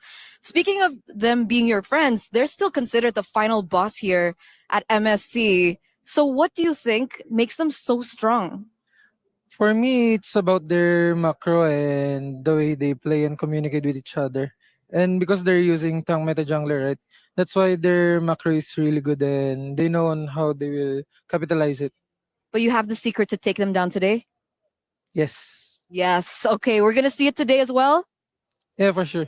Yes, for sure. I'm pretty sure Arcady also has something in mind here because he also shared that he has a little bit of a revenge story up against TLPH. Is this something that you share as well, personally? Oh, because we lost against them at Snapdragon. Yeah. That's why. For me, yeah, same with them. Okay, so also a revenge story here. But in the lane, in the grand finals, in your matchup, you are going head-to-head against Oheb. Are you nervous about that matchup? Are you confident against that matchup? For me, it's normal because if you want to win the championship, you need to fight like the strongest one, right? So there's no choice. Just enjoy the game and give your best. I love this mentality coming from SRG as well as the LPH. Message for OHEB in the lane. Good luck and have fun. Good luck and have fun. All right, once again, thank you. Good luck, and we're going to throw it over back to the studio. If you want to become champion, you have to go up against the best. Now, panel, I know we always hear good luck, have fun, but I kind of feel like after Carl TZ felt disrespected by Kyrie, I feel like no one really dares to say much. Now, we already had 5 games in our third place match. So while we still have time, I just want to get a base idea coming in from you guys. Like, what do you guys think is going to happen in this best of 7 series? How many games? Who's going to win? The floor is yours. What do you guys think? You asked for quite a bit. I thought we were just going to keep it brief. Okay, I think we're going to see at most 5 games. At most. Wow, okay. And I think I can only speak for the team I've been watching for years now, Liquid Philippines. I think they're going to go for a plan A and B type of situation where they know a plan of attack and then they'll only revert to B if that doesn't work, and they'll go from there. Okay. I did bring up the entire idea about 7 games, but personally, I do feel also that we could just go 6. So I'd be 4-2 in favor of Team Liquid Philippines too. I mean, I'm a Liquid girly, so yeah. That's Liquid girly? It's a thing. It's a thing, yeah, sure. Move like water. Okay, go ahead. I'm a Liquid boy. I think you just go with boy, but you know, it is what it is. So yeah. 7 games. 1 game, 2 games, 2 games. Oh wow, that's specific. What am I at? Is this Trex math? 1 game, 2 games, 2 games, 1 game. Somebody's gonna win the final game. Not gonna lie, you lost me there. It's But gonna hey, be epic. I'm guessing 7 games. I think everyone's counting down SRG, and I do think they can take TLPH to the limit. I mean, like for me, I gotta trust my boys, you know, Slango Red Giants, OG Esport. Win or lose, I'm very proud that they made it all the way here. And honestly, when we're talking about how many games this really goes, I really feel like we gotta look at both styles because they play roughly the same way, which is basically guns blazing at the first 10 seconds of the game, which is very different that we saw Team Liquid going up against Sonic ID. So are you expecting a very fast series? Like it could go 7, but every game might be fast. Only if it was liquid-sided. Only if we're going to see a stampede or stompede, because if there is something I can say about SRGOG is when it comes down to the late game, they're second to none. If this goes past the 19-minute mark, 20-minute mark, we've seen that yesterday, Liquid is capable of overheating, and that's one of their main weaknesses. So if some way, somehow, SRGOG can put us into that kind of atmosphere wherein it's always down the wire, maybe that's how they get those 2, 3, maybe even go all the way against Liquid. And that's been a problem for Team Liquid even for the past season. Like, teams have been observing that there are times wherein they tend to struggle when it comes to closing out the game, and that would be so frustrating for them if they're not able to manage that up against a team like SRGOG. I don't know. I think it's hard to predict exactly, length, everything like that. I think SRG does have the ability to go to the distance. I think TLPH has some control factors, but right now in the current meta, we've seen teams get hyper aggressive, win in 10, 11 minutes. We've seen both of these teams go the distance against their opponents. I'm hoping we get some long games. I'm hoping we get some fast games. I think it's going to be a great grand finals either way. Well, thank you very much, gentlemen. And Liquid Girly, shout out to all of them. Looks like this is a very Liquid favorite panel. But now, this is something that everyone has been waiting for. The start of MSC here at the Esports World Cup. We have our grand finalists. And now between both teams, $500,000 is going to be the difference between champion and runner-up. It's time to make history for both teams, Team Liquid as well as SRGOG. We'll see which one will make it. It's time to encounter the unknown.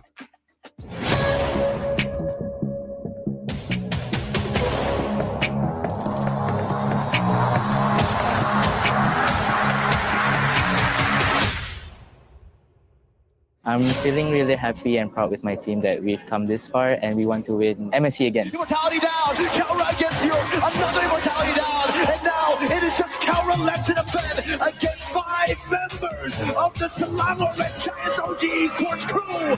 Count over the flicker forward, Innocent dodging away. Not just me, but all of us are like feeling out of this world because finally we have broken the semifinals curse and we just want to play again and again. Victory for Sakirao! The Lord is still on the base. They've defended again. Oh! Not able to end. Sajid, one more hit. Go back again. I'm feeling really confident because we won against Onyx Philippines. With immortality down, you get a reaction from Stormy. Innocent gets a double, and you'll find another. That's a triple for Innocent. Make it a maniac. Here, Onyx Philippines down. SRGOG is the defending champion, so it would be like easy game. So we need to do our study and preparation well. We're really looking forward, and I hope they have a good match. Onyx are on their last legs. The curtain call comes in. Sachi gets the triple. Team Liquid shatter the dreams of Onyx IT. We're ready to face them in the grand final. To SRGOG, my message is, since you guys have won, please give it to us, and may the best team wins.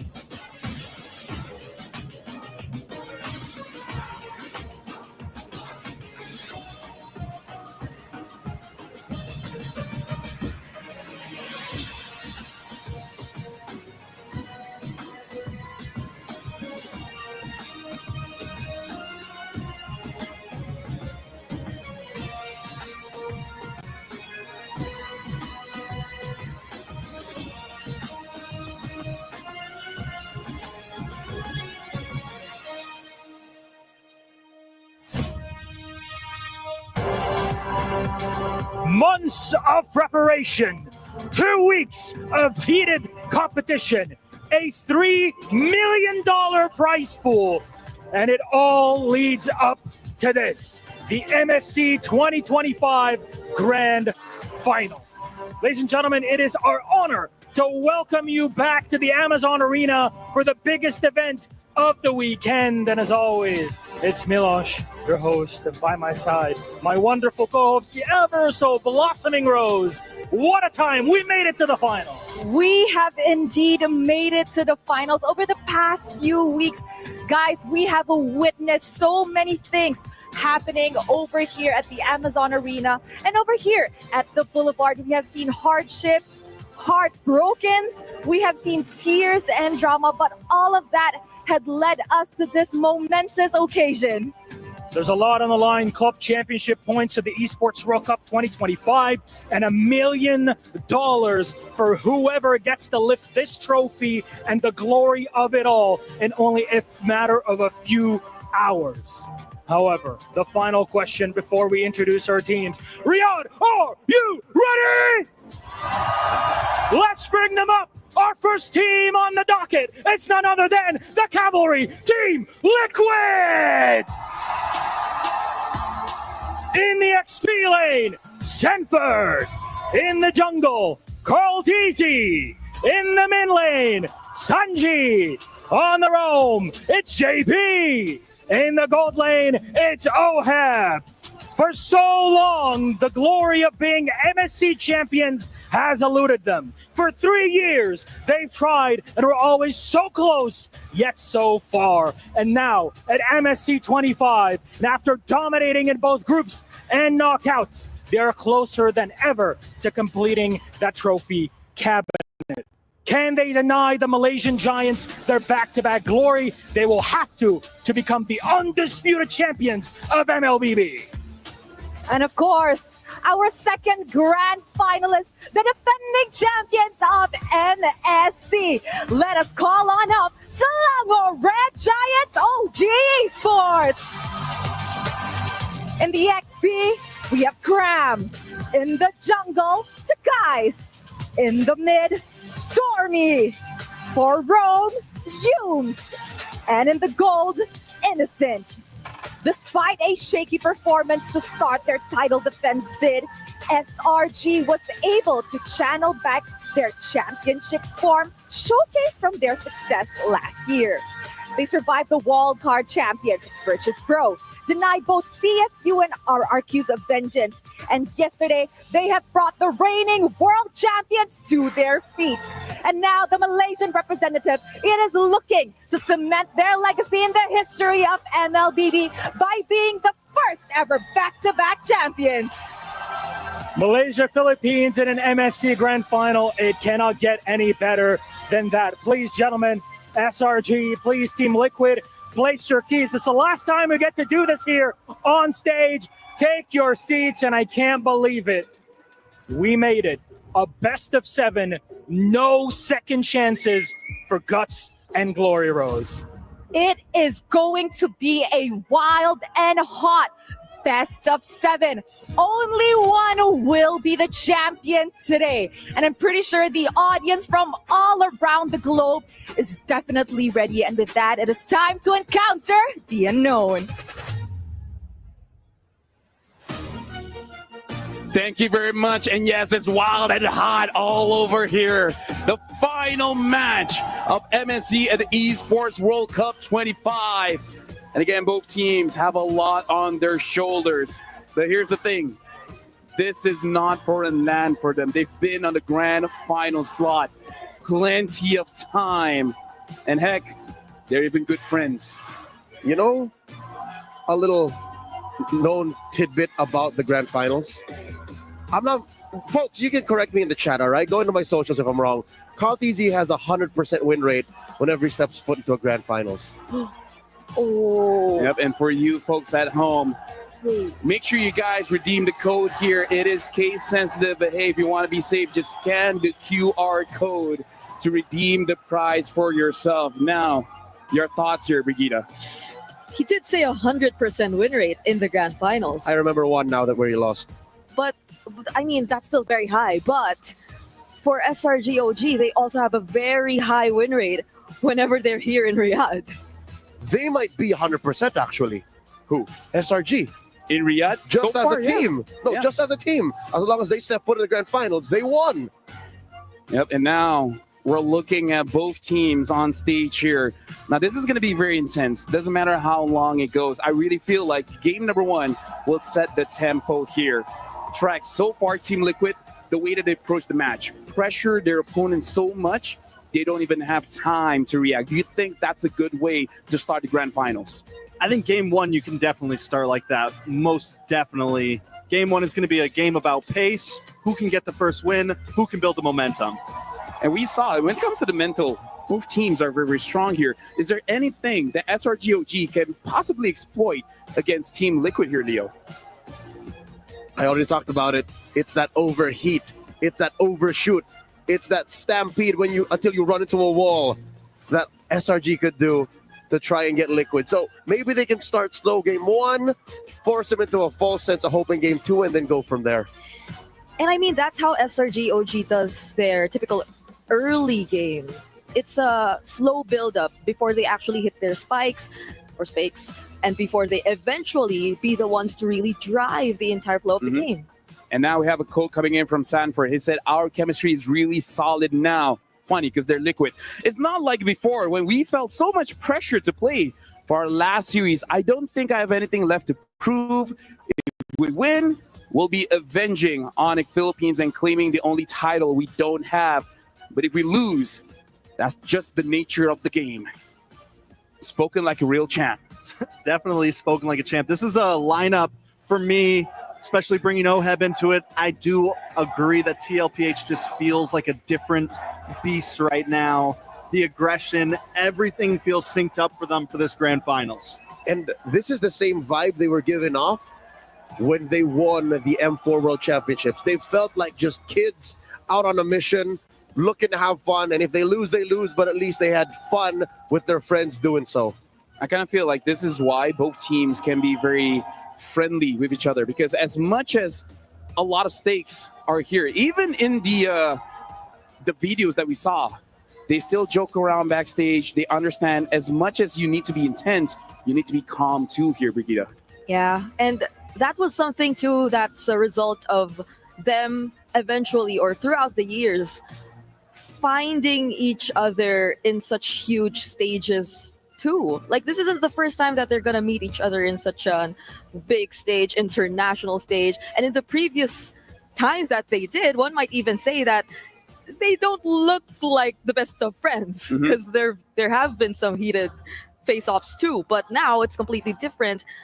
For sure, they have such a great idea as to how the other plays, especially in this meta. And now we're jumping straight into draft here. SRG OG, their first pick. Team Liquid is on the second pick, instantly batting out that Arlet. And Team Liquid batting out that 1-1. If we know Team Liquid, they won't change their ban that much. Again, this is the plan A. If that's not working, plan B type of approach I think the Cavalry will take. How does SRG OG approach this? Looking at the setup, LaFell, something tells me a story you shared with me yesterday is happening here. SRG OG may have won the flip and have chosen to go blue, and this spells quite the good ramp up into the series for the defending champions. Everyone has their own superstitions, and SRG OG really likes first pick blue side here. So now, Brigitte, looking at the bands here, Arlet as well as Lancelot band. Does this look like just going for those comforts of Team Liquid? Yeah, it does seem like it. This is an Arlet that's been spammed by Sanford yesterday, and everybody just kept saying, why does he make it look so easy to pull off the Arlet whenever he gets his hands on it? And more than this, I feel like this will open up so much of the options that we haven't been seeing as much, especially in the mid lane, because in the previous matches there has been a huge emphasis and focus on the mid lane heroes in terms of the bans. I do really want to point out this Granger blue side ban. Interesting, It is, right? And it's a great swing back because red side has been very common to pick up things like the Kalea Granger, Phobius Granger, something Granger. My only worry for this is Innocent. Two of his major picks have been Moskov, Granger. And if the Moskov gets snatched up on that first snapback from red side, he starts to, it could be the hurt on themselves. But again, I'm wondering how big brain is this? They do take the CC, which overall has been a highlight pick for Cram. Yep, and now we're jumping straight into the draft here. CC pick immediately answered by the Jushin as well as the Fredrin. How do you feel about this, Leo? I feel great, given that TLPH are going down a very familiar route. And they're ready to face off against the CC. They know how dangerous this weapon is in the EXP lane, so they stick to what they know. Zushin, Fredrin, now SRG pick up the Farsa, a lethal weapon in the hands of Stormy, and they get a Nakai. Oh, this is how they answered yesterday's Fredrin 2, a Nakai in the hands of Sekais. Let's talk about how fast the drafts is going, but we got to mention Yuns has played a total of 37 unique heroes, the most among all players in MSC history, again, in history. But yeah, Brigitte, looking at the 3 picks coming in for both teams, this is very fast. They've figured out this draft since yesterday. CC, Akai, Farsa going up against Jushin, Fredrin, and Lapu Lapu. Yep. I feel like a lot of, or especially after what happened yesterday, teams have put a bit more respect on the Akai. And we've seen how capable it is of going head or toe-to-toe against the Fredrin, especially in objectives. And even despite the early CC pickup, which could already be a massive threat to TLPH, I also like how they decided to respond with the Lapu Lapu, because this is one of the best picks you could go up against the CC with in terms of damage.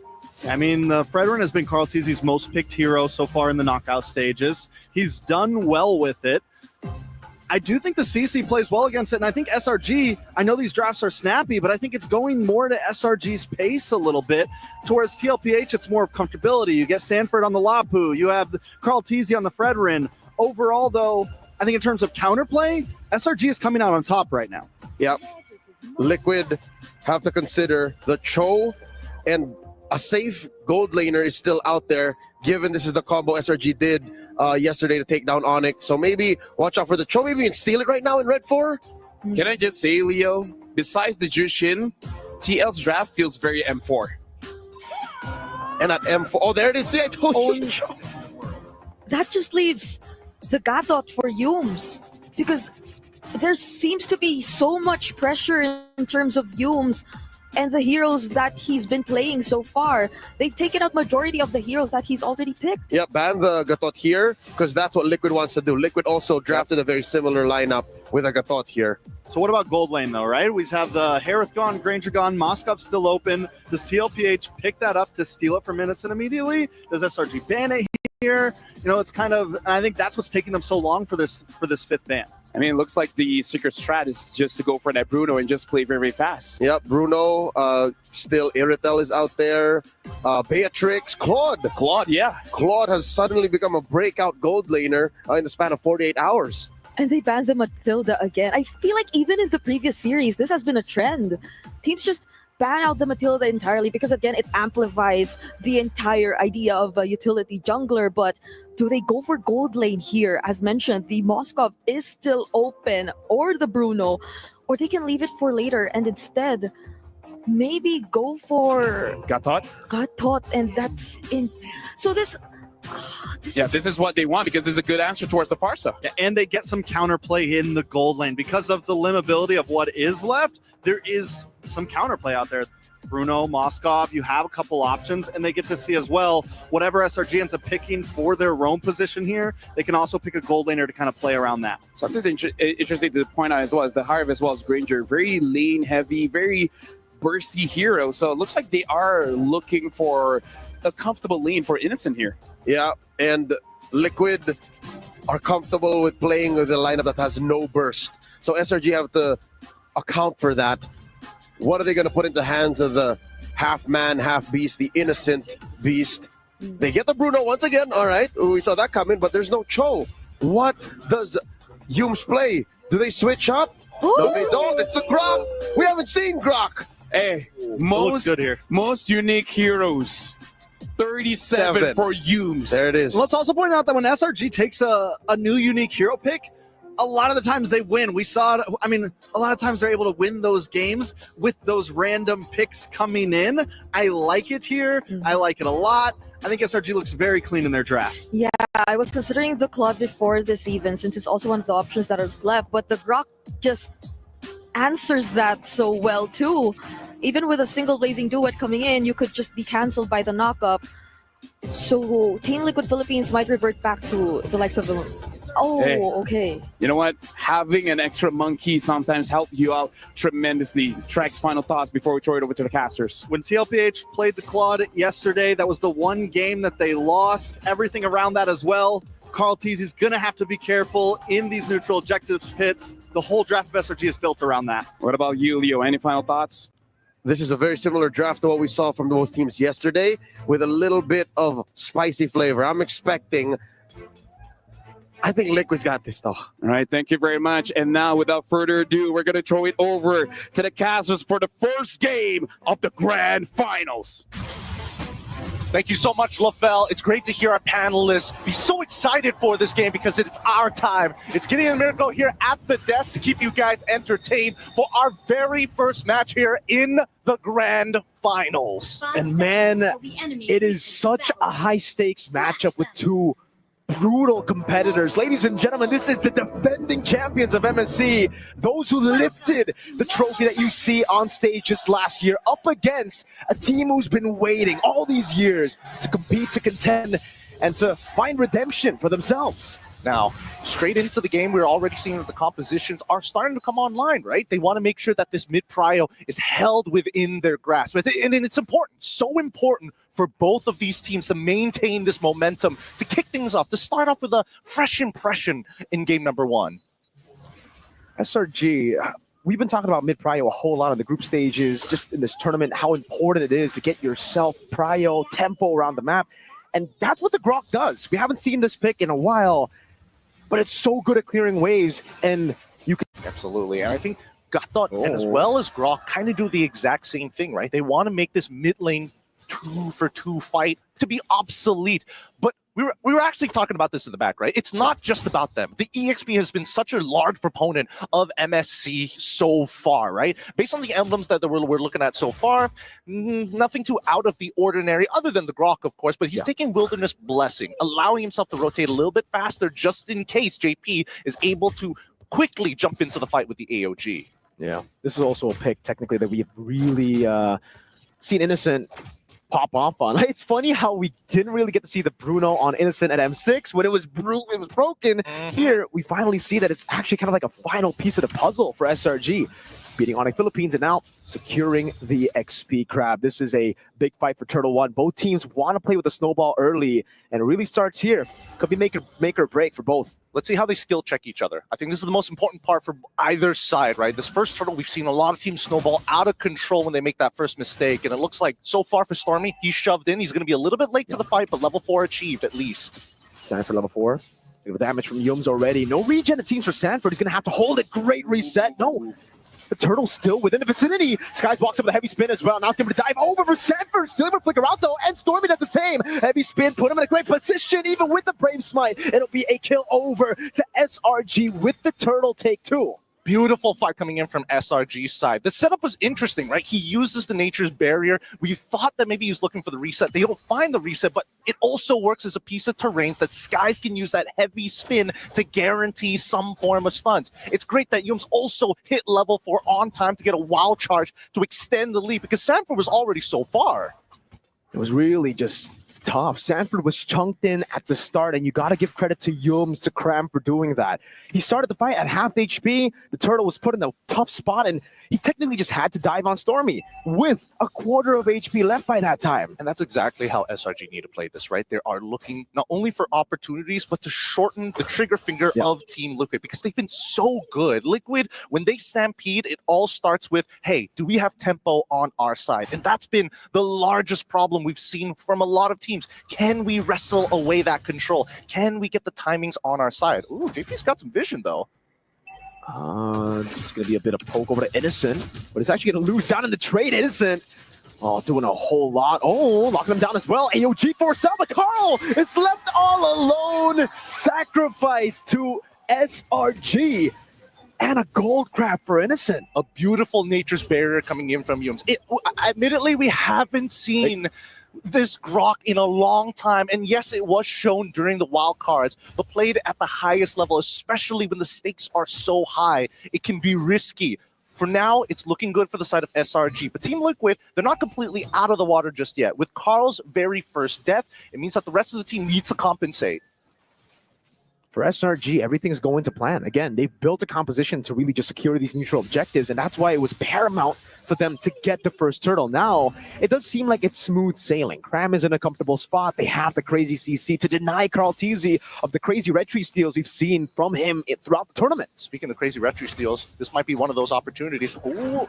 Oh man, wild charge and the heavy spin coming down as well, but the curtain call locks him down, and the back line's gonna be Sanford looking to play, but Stormy is able to fly away. Carl locked in, has the AOG to help him out, and he does actually get away with OHEP dealing damage, gets one. Innocent still free, hitting in the back now as that's the Lantern Flare, bringing him back, but Sanji's left all alone, and Innocent claims the double. Oh my goodness, what a close fight. And it's not over yet. Sanford's in trouble. Innocent's got him under the turret.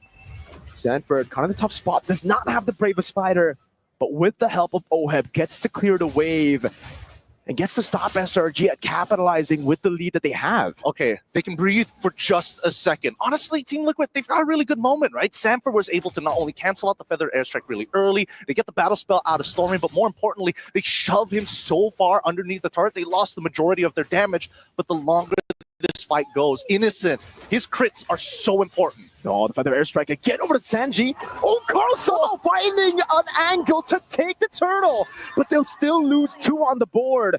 So it ends up still being worth it. Yes, Team Liquid don't lose as much as you would expect, But SRG are capitalizing on this man advantage too, going straight for the tier 1 in the mid lane, and there is nothing Sanji can do. And that's an instant response from the side of SRG. Despite Carl TZ's first death, he has evened out the score. Oh, please, do not die here. Oh, Innocent cutting him off as well, but he does take a few turret shots. No BMI, that's going to be the Purify to get him a bit more movement speed. Innocent with a solo kill up top against the Filipino sniper. That's a solo bolo there, and now dropping the ult to make sure that JP gets chunked out to half. Let's pull up the item list real quick here. I'm curious to see where is Innocent alongside his build. No, he goes straight away for the Haskell. He knows that he wants to be part of this fight. That's when he's got the gun in hand. Dude, when SRG are behind, people are still saying, yo, Innocent, man, Innocent. So when they're ahead like this, half the lead for SRG, 2,700, half of that is on Innocent. The man you really want to have gold at any time. And the fact that Team Liquid, with this composition, technically don't really have an answer against them makes it all the more scary. Feathered airstrike already dropped down. Sanford getting the sun, but Cram is still very healthy. Has the vengeance too. Is able to flicker out towards the heavy spin, but will be pinned down in the end. And Skies gets yet another kill to put SRG 8-1. But what's Liquid's response here? They see everything that has happened on that bottom side. They saw the initial engagement. They know they don't have that heavy spin, so they push out that mid side. They're trying to get OHEB as quickly as possible to get into that Trinity as Carl TZ protects the structure down bottom. Now T1 mid is open, which is allowing SRG to have some very convenient rotations on their side. It doesn't mean that Team Liquid is completely out, because look at the lead. Despite everything that has happened, 8-1, only a 2.5 to 2.4k lead, which is not much. Nope, which is weird. With 8 kills and those crits landing. All right, now we feel that lead. It's Cram in the bottom lane, brought back again. It should be a kill over. With a vengeance, not much you can do, but just take damage. So it's a good start to the turtle fight for Team Liquid here. For the airstrike, though, might be a trade. Sanford able to dodge away. What? Flicker from Stormy to try to go for the chase, and now that's big info. Sky's walking up again. Carl TZ looking for an angle as Sanji jumps in deep. Heavy spin coming down as Sanford walks up, but it's still going to be Skies who wins it out. Innocent with the dive in the back. Sanford walking in, and Skies is able to peel. Innocent still free hitting. Carl TZ finding the taunt now. Can he get the damage down? For the hell of the blazing duet, he can. A massive shutdown with the appraiser's wrap. OHEB still taken out by Stormy. Skies is right there. The GOAT fighting against 3. Skies walks away, dodges away from a possible stun. No! Carl, he wanted to fight all the way to the end. He did, but he couldn't get a trade. Okay, a moment to breathe. Sakai's utilizing the Akai very, very well. That passive shield is saving his life. Let's look at the replay one more time, because off of this, we noticed immediately. Stormy, no flicker, no feathered airstrike. This was such a winning scenario for the side of Team Liquid. And as they continue to press their advantage, it's just target prioritization from SRG, despite all of the chaos. Can you see JP get chunked down first and then turning their attention to OHEB? Did you see Innocent in that fight, dude? He was chain CC'd. You saw Sanji straight up go for the Crimson Beacon, lifted him up. It was a combo with JP. But the flicker came in first up top. Live cam view. OHEB ganked. Everything used, even the vengeance. Everything except the heavy spin and the worldie. But that's a whole lot. It is a whole lot. The tempo is affected as Sakai makes another play. That's the heavy spin. The AOG to cut him off there to try to stop Carl TZ from getting picked off. Good taunt to get the reset on the second skill, dashing back to safety. And SRG 14-3. They're looking very healthy coming into Lord timers. And now without the heavy spin, as well as the wild charge, they don't have much of a setup. Unless Team Liquid make a significant mistake, they would rather stay healthy, stay alive, to try and buy time for OHEB to get to the point where he can actually fight. And that's when he has that Trinity build, right? The big issue that he's facing right now is that every single time he walks up, there's a problem of, am I going to get hit by the heavy spin? Oh, wait. No, man, well, look at the peel. There, JP with the conceal finds it. OHEB gets the blazing duet take. Now Carl TZ brought back all the way. Curtain call by Cram to take the GOAT down. JP, they know he has no AOG. He's going to have to go with Unbreakable. AOG came back right in time. Baits out the flicker as well. Yum's caught on the bad spot. He's going to Purify out of the wild charges. Cram goes over the chase, but now Sanford walks over the Ravens fighter. He's looking for the sun. Will be able to find it, but it's going to be the power from Yums with the CC immunity as the Lantern Flare comes in again for Sanji, and they peel back. Look at these low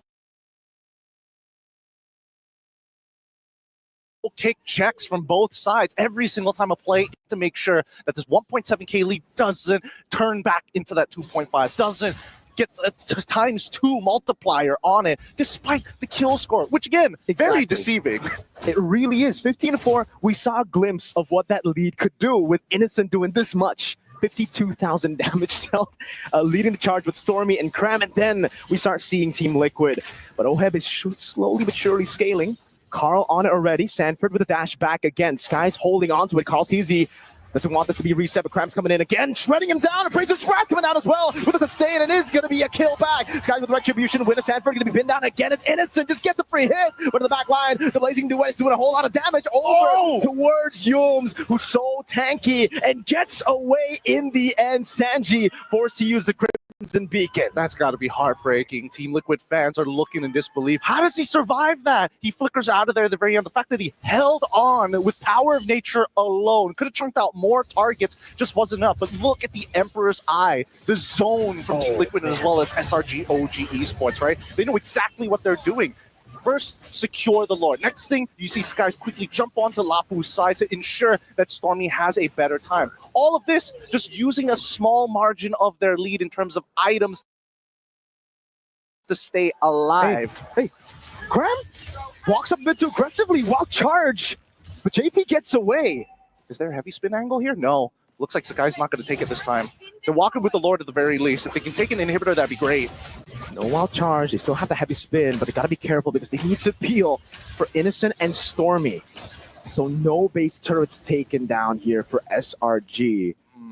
And I think it's a smart move. They lost Cram. There's no reason for them to push in forward. They still have a 4,000 gold lead. Yes, there's that risk of Oheb scaling up to becoming a monster, but it could be even worse if you just dove in there to give shutdown. So yeah, gold lead's still roughly the same between the gold laners. It's a 1,000 diff for Mr. Innocent.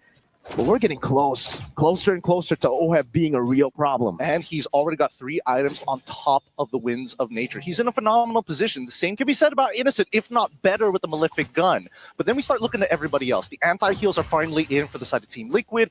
We got 2 Dom Isis that they can work with. Jushin also with the Sky Piercer, but Stormy going for the full damage build. Genius want into Glowing Wand, which is why they've been so decisive in these fights. So no stacks on the Sky Piercer yet for Sanji, yeah?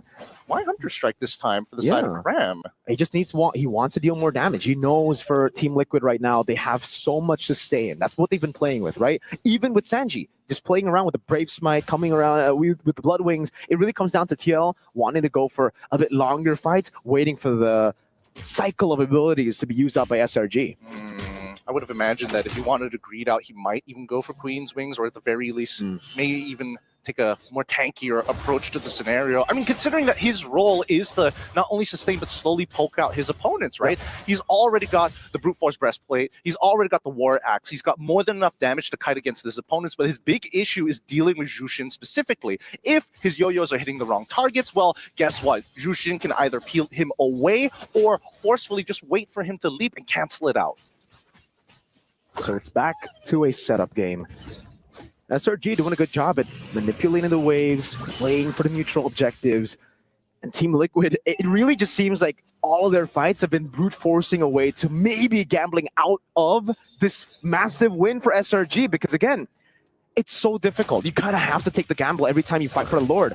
There's no way you get a proper 50-50. It's an Akai and a Grok to stop you from retreating. Yeah, I mean, Carl TZ, despite everything, is still maintaining level 15 to level 15, right? It's a 50-50 retry battle, more in favor to SRG.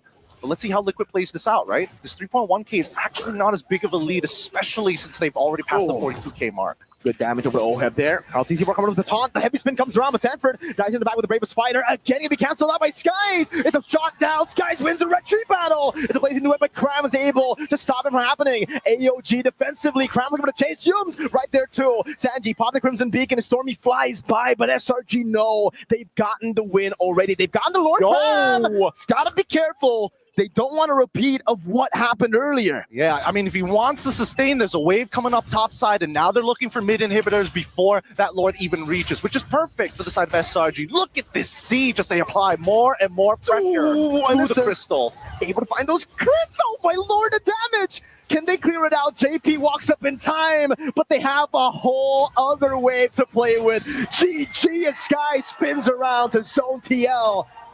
SRG get game one. What a fast game one as well. This is one of those moments where you're like, okay, what happened to us? And Team Liquid understood that they went straight for the joints. They broke their formations, and therefore these neutral setups were a lot harder to pull off. Something to think about. Blue side has been doing very, very well. I'm expecting a switch. I'm expecting some very specific bans.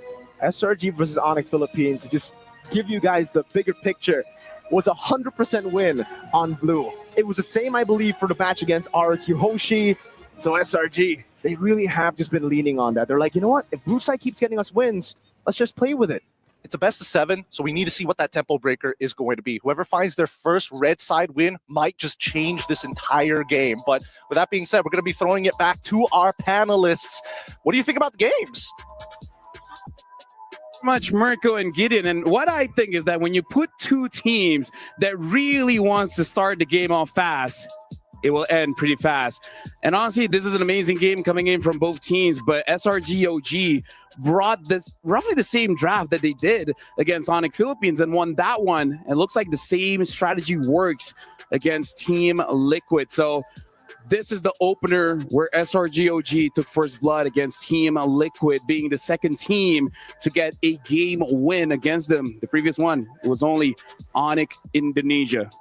So now, looking in this situation, I believe a lot of people are surprised. A lot of people are flabbergasted, trying to understand what really happened for this one. So I feel very honored for the grand finals. We're going to have a little bit of help here because welcome back to the English broadcast. You guys are watching the English panel. And alongside with us will be Kid Bomba, all the way from Team Spirit to help us break down that match. So first thing I got to ask, CC first pick. Why is that so damn strong now? I don't know. I've had like a lot of success with CC myself in scrims, and it's a super strong hero. In my opinion, it doesn't have any losing lanes. And as soon as you get the War X, if you play against a tank jungle and you have a tank jungler in your team, you're like one of the strongest heroes on side lane as well. So it's very, very hard for you to compete against the CC. Yeah, because honestly, like the start of this month, everyone keeps questioning why you want to first pick the CC. Are you trolling? There's so many other great picks, but as we saw for the past few days here in the knockout stage, it has been absolutely amazing. Yeah, and even way back in MWI, if you guys would recall, this entire CC first pick trend started happening. I believe it was even Gaming Gladiators started at the time, but even me, I was a bit shocked to see that, oh, so this is the case now. It's a CC first pick. And it didn't happen immediately here in MSC.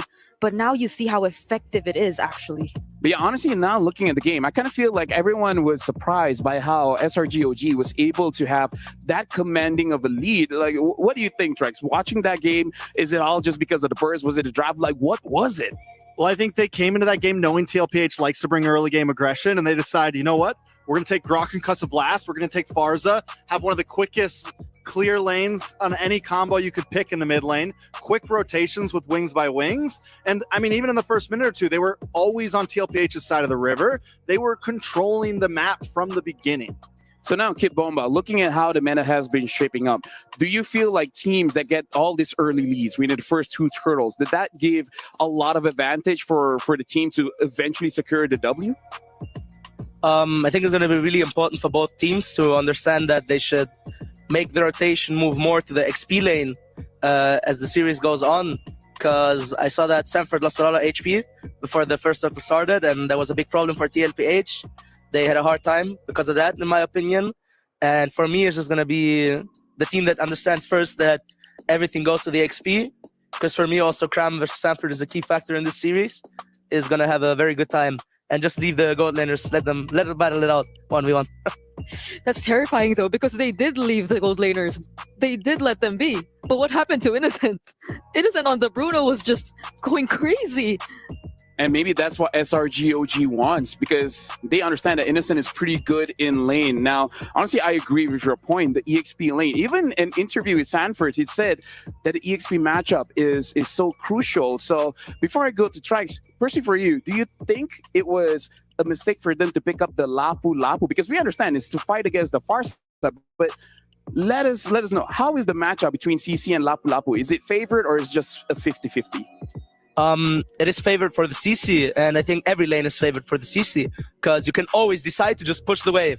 you don't have to fight. You can always just push the wave, and the enemy XP can only look at you. He cannot do anything versus you. Because if he comes close, you hit him with your first skill, it's super hard. So it's always favored for the CC. And that's why it's such a strong hero. And specifically the Lapu can win if he gets to level 4. But that's exactly why they have to make the rotation to the XP. I think it's a really solid point. I think overall the CC is the power pick of EXP lane right now. And I think just in terms of total draft for TLPH, it was a lot of comfort. Sanford on Lapu, Carl Teasy on the Fred Rin, just around the map.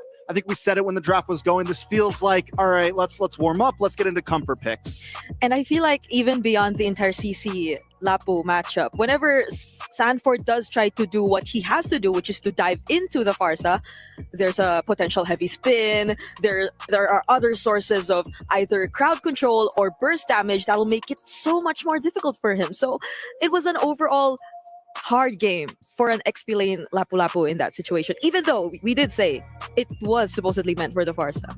Yeah, honestly, a lot of disruption. So now, Kid Bomba, looking at the first game of that match, what do you think that TLPH really needs to adjust to equalize against SRGOG? I think on first pick, they should really try to play with all the bans. Maybe give away the 1-1, try to do something with that, try to counter pick it, and just try to play around with that, because as we just saw, the CC is really hard to counter if they don't get the correct XP laner. At this point, is it like bannable, or is there a way for you to play around that? In my opinion, the way to play around it is to force the enemy to pick something different first. And then you take it, you know? So open something juicy up, like, I don't know, Put the bait out. Lancelot, Yeah, you bait them, right? Something like that, yeah. Fair enough. And we've seen a lot of teams take that strategy overall.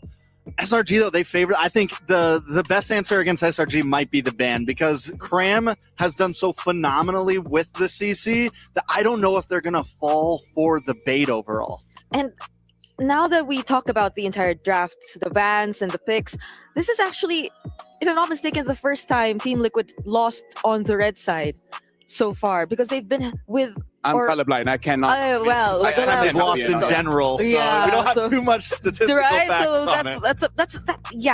That's aside the fact, but it just goes to show that Team Liquid are supposedly very comfortable with the red side, or the right side for the but SRG have found a way around it. So that's another thing. It seems like they're definitely well prepared heading into this matchup. Because honestly, like, if we're talking about leaving the CC open for, say, either SRGOG or Team Liquid to possibly not pick it up, then that becomes the question.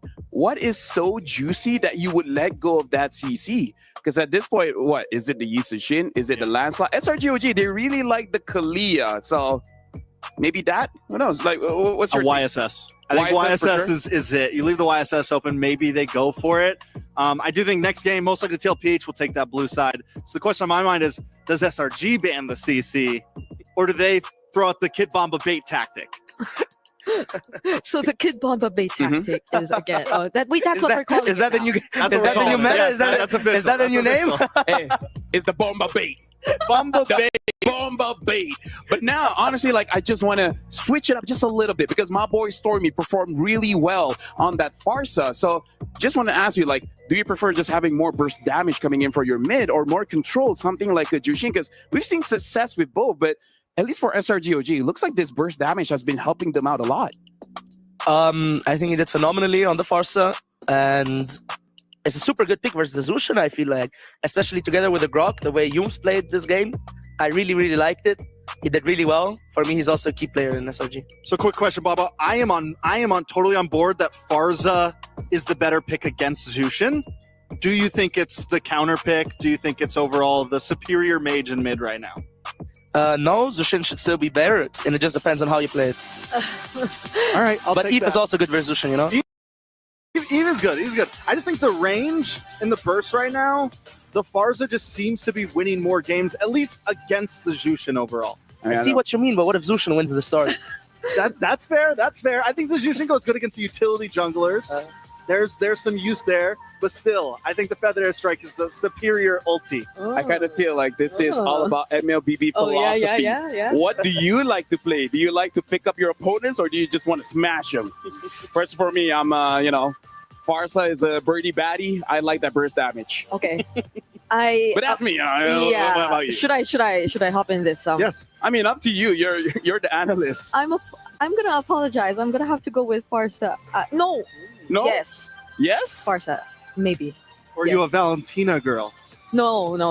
I mean, if it were Sanji, yes. But I mean, it because for the Jushin, I would be leaning into it more if you see it alongside certain heroes, similar to the Arlot, and if you get to pair it with those kinds of combos. But the Farsa overall, I mean, this conversation has been going ever since. Damage definitely is the way to go if you want to establish that momentum and that early lead or pressure up against your opponents in the game. The fact that this can be a debate shows that this MSC at the Esports World Cup, the meta is quite wide open. Sure, there are S-tier picks all around, but there's multiple ways to play with this. So it's crazy that we talked a lot that we haven't touched on the Grog. You know what? If the Grog pops up again, we'll touch on it, Trex. Now, going to this matchup, I really feel like for Team Liquid, if they do pick up blue side first pick, that is going to be a major win condition for them. And just want to ask the opinion of Kid Bomba, why this first pick looks so strong now? Because before this, it looks like red side is pretty good, but now it looks like first pick is just superior. You really don't want to give the 1-1. You don't want to give the YSS. It's hard to play versus the Kalia. There's the CC. There's too many picks that you go for. And as long as you ban the OP heroes, then it's really easy to just pick one hero and you're confident. You know, you're good with it. You're fine. Honestly, that kind of sucks being second pick because you don't have a ban. you legit don't have a ban. You got to take out the 1-1, etc. But looks like SRGOG changing the script a little bit. Banning out this early, really respecting Sanford. They're showing that they do have a ban. They're showing that they do have options, and maybe they're going to throw out the bait for the first pick to try to secure themselves the CC. Because so far, TLPH hasn't banned it out. Phobius, Fanny. So still some power picks on the field. And SRG, so to answer your question, this is indeed respect from them. Whether they be on left or blue side or red side, they're gonna ban out that Arlot, and that just makes things so much more easier for Cram. But the question again on whether or not they're letting go of the CC still remains to be one of the biggest mysteries heading into the first pick. Okay, here's the thing, SRGOG, they really like the Kalia. So Bomba, do you think like it's still a fair trade for TLPH to pick up that CC and then SRGOG picks up Kalia +1? I think they're throwing out the YSS bait here. They're throwing out the YSS bait here. It looks like they're trying to take CC and Kalia right now. But CC Team Liquid did ban the CC, so I guess now they ban YSS. But the lands is also open, so they might trade those. I'm not sure. Honestly, the trade does seem very viable. I don't know if they want to see Carl Tizia on the Lancelot. I wouldn't. I think whatever ends up happening, if the Kalea's open, Granger's also open from last time. Let's see what the last man is. Jushin. So either Lancelot YSS from TLPH, Kalea +1, Granger, or the YSS Lancelot. I don't mind early Farsa, I'm not going to lie. And are you gonna be comfortable with letting Yumes get his hands on the Kalea too? Because that's gonna be another option that SRG can pick later on, since they have the next pick after this. What do you think, Bomba here, first pick for TL? Personally, I think the YSS is the strongest hero in the meta currently, so they should pick it up. But I really see the vision that they don't want to give Yumes the Kalia. So you either steal it, or you take the YSS and fight it with YSS Gatot versus Kalia. And it looks like they do pick up the YSS. Not going to get risky with it, but it does look like SRGOG, this is part of their plan. Kalea Farza, the Jushin's already gone. You get a powerhouse in the mid. You get the Kalea. You can save your jungle for third pick. You don't need it right now. I think that's the way we go here. Okay, there you go. Looks like we're reading the draft quite well here, gentlemen. Yeah. Should be the Gatot. And Lucky Lady. So the Gatot mentioned by Kid Bomba here, I do feel like it's gonna be a great answer. And might they want to reveal or pick up their OHEB hero now, The Granger. the Granger, to match up, with the range? That I was thinking along the lines of that. But then that'll reveal much of where the damage and much of where they're gonna play around for the draft if they do decide to go that route.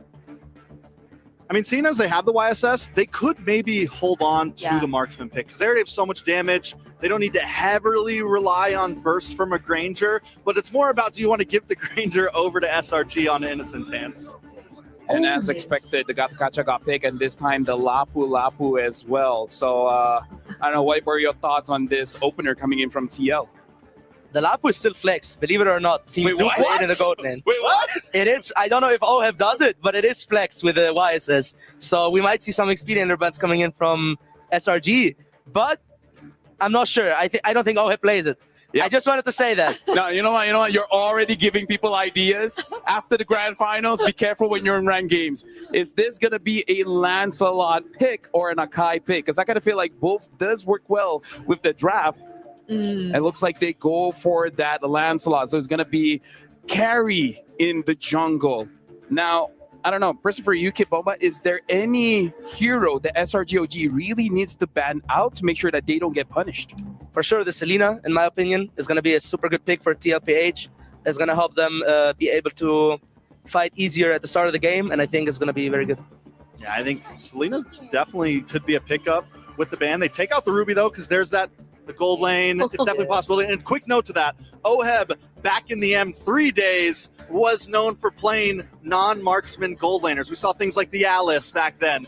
We've seen those picks. It beat BTK way back in the day. So good old days, man. I'm just saying, Good old days. double fighter off lane, all that kind of stuff. So yes, I don't think we can completely count OHEB out. I just don't know if TLPH wants to run it.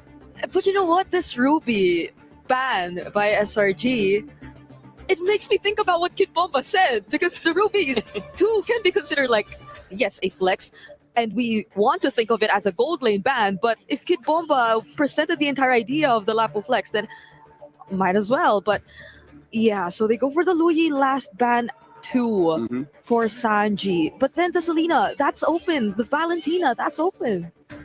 Yeah, so now looking at the Esmeralda as well as the Glue banned out here, is there any more good EXP laners to deal with this Lapu Lapu? The SM ban kind of tells us that it is a Lapu XP, and I don't think that OHEB is comfortable on the fight. I do think that he's going to go for like a Purify Marksman versus the Kalia, something like a Harith, like a Claude. I'm really waiting for that pick, and I actually don't know what experience he can take versus Lapu anymore, because the Glue is a really good answer, the Esme is a really good answer, and 4 experiences are banned currently, if you guys didn't notice. Yeah, we have seen things like the Akai get picked up in EXP as like possible answers, just something that can work. Oh, is that Hylos? Yeah, Hylos. Okay, so I don't think that's a good pick though. You don't think that's a good pick? I don't think that's a good pick versus Lapu. You think he's gonna get punished? I do. I don't like Hylos either, personally. So it might work. We don't know.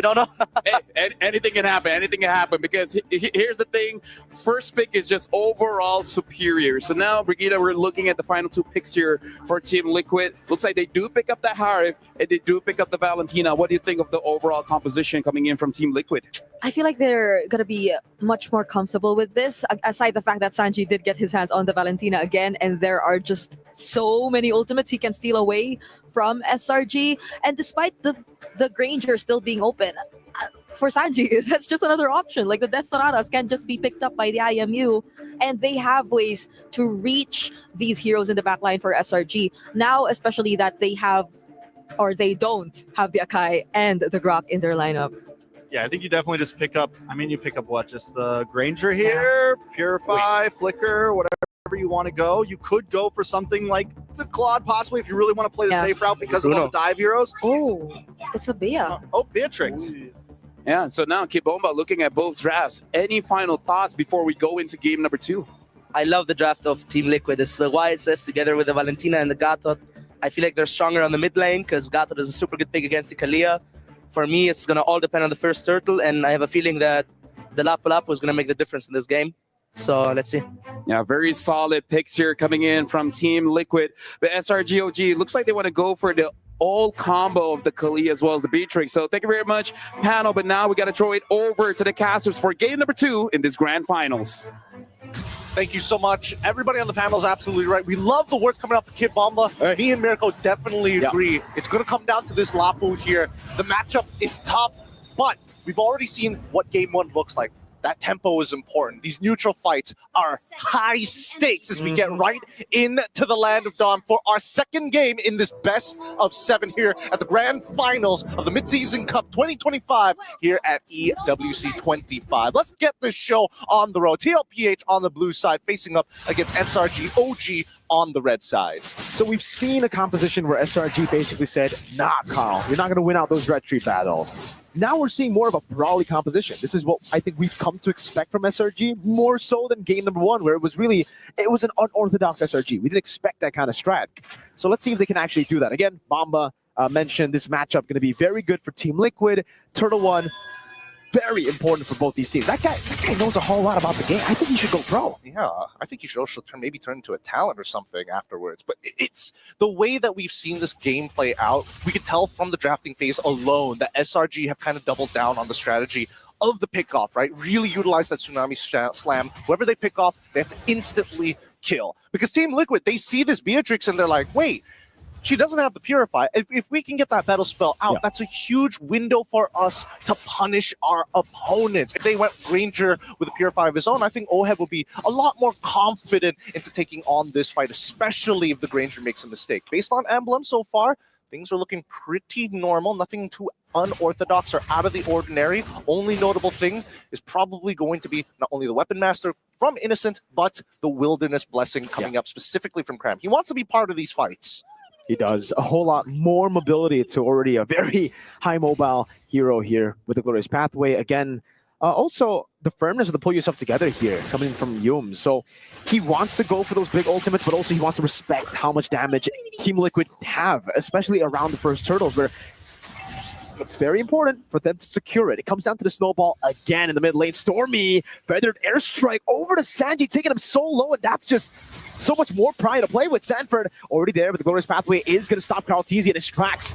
It's going to be tough. Sanford diving with Raven Spider. Onto Stormy goes. Tries to predict the flicker move. The wings by wings was a bit too much for him. Carl with the move. Again, Mountain Shocker. Predicting the move from Skies. Sanford with the jump one more time over Stormy. Good peel from Yums. And Sanji now has the Glorious Pathway. And a third with a Renner's Apathy to turn the tide around. Skies finds some execution. The taunt dodged away from.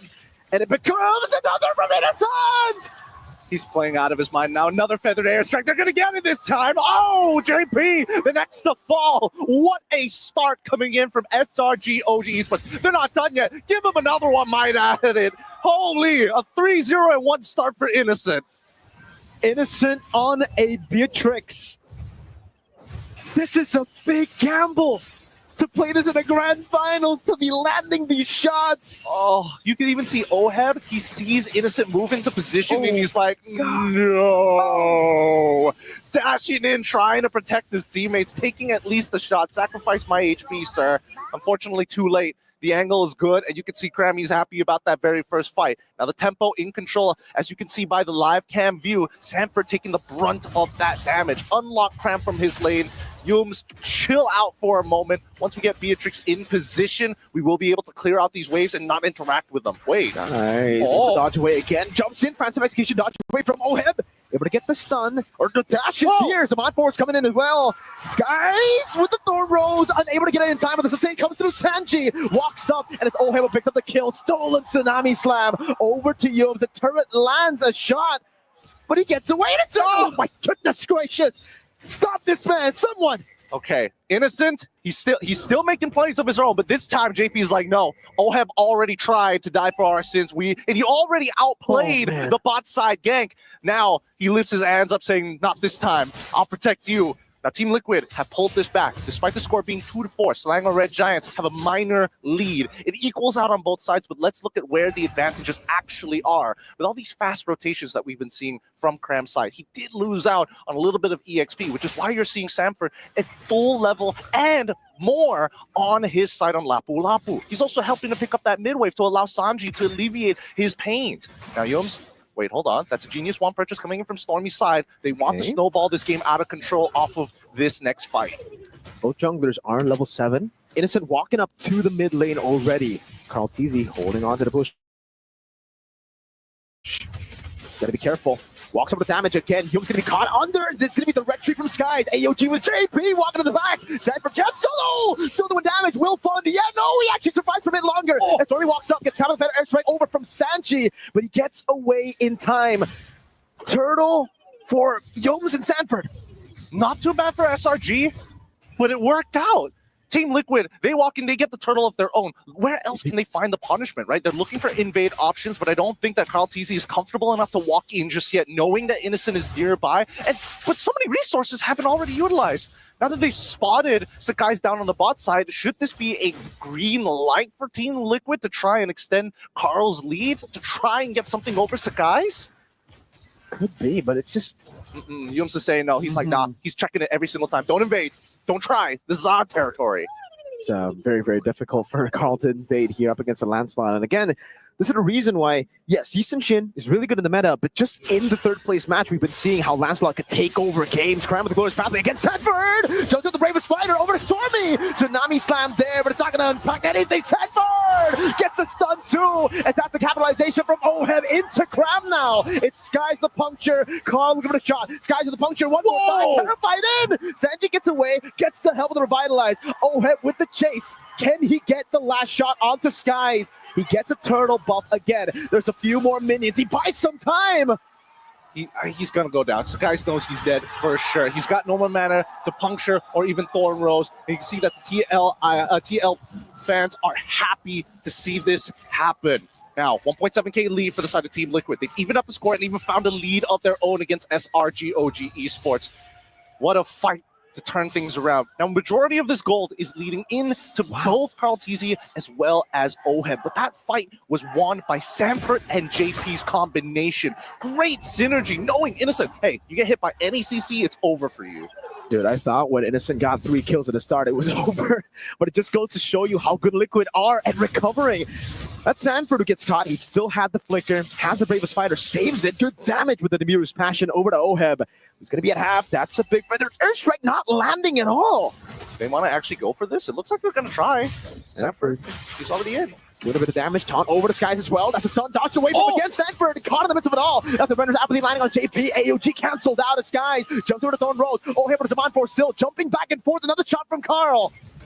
Red tree battle on the turtle. Yost jumps in, but won't be able to find the range. Sanji kiting away now. It's a red tree. Carl TZ secures the turtle. Crazy. 3v4, and Carl TZ making it known he's not going to lose another retribution battle against the rising star of Skies. War Axe already purchased by Carl TZ, and that's great for him because now he's got true damage in his kit, and he's going to be able to sustain in his own jungle, even if he takes a bad trade against SRG.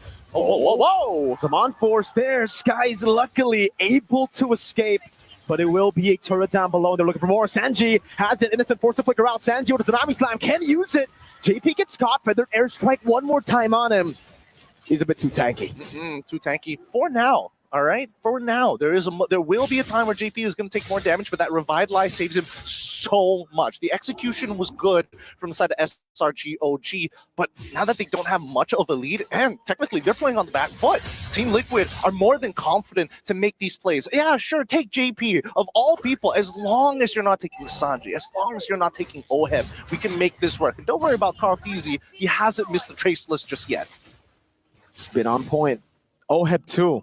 Man, again, he had to lane against a 3-0 Innocent. Has been doing it really well up against a matchup that is still very skill reliant before level 4, right? So Innocent had a lot of that advantage, but now I would want to see the items again to see if Oheb is going for the Starlium build or the Enchanted Talisman build. He's going for Starlium, if I remember correctly. Starlium, all right. And it's very close to a Holy Crystal. That is going to be the massive power spike for Team Liquid to take control in these team fights. If we're talking about punishes in terms of the item build, Team Liquid, they're aware that SRG OG, especially for Stormy, going for that Genius Wand, it's like, oh wow, it's huge if you have the lead. And now that they've taken that lead back, yeah, that Genius Wand can do only so much. Purify out of the Tsunami Slam. That's a Tsunami Slam over to Skies as well. Zaman Force going to be popped in. JP holds the back line with the help of Sanford with the Raven Spider, but still, oh, Sanford gets a stun again, and it finds Innocent in the back line. He's still alive. Sanji walks up again, might be over. Zealous now gets all of them, positive Purify, and gets taken up by the Thorn Rose. Sanford look for the kill. Oheb still on the purple buff, gets it away as Yomes disengages, and it ends up being 2 for 2. But Sanford wants to go with the Raven Spider. one more time. Over to Yums. Oheb has them on force, and they get Yums. 10-10, 3.3k lead, and an important fight for TLPH to now take the Lord convincingly. Sanford has been so monumental for this squad. The Sansan duo still connected as ever. As SRG OG, they cannot have these extended fights against a team like this. 2 bravest fighters were used in that fight. 2 of them. Goes to show you how balanced the cooldown is on that. I mean, hey, it is also Sanford, signature pick from when we saw him at M4. He did wonders with that pick, and he is doing it here too. It really just seems like the KDA isn't doing it justice, right? 3-4-3.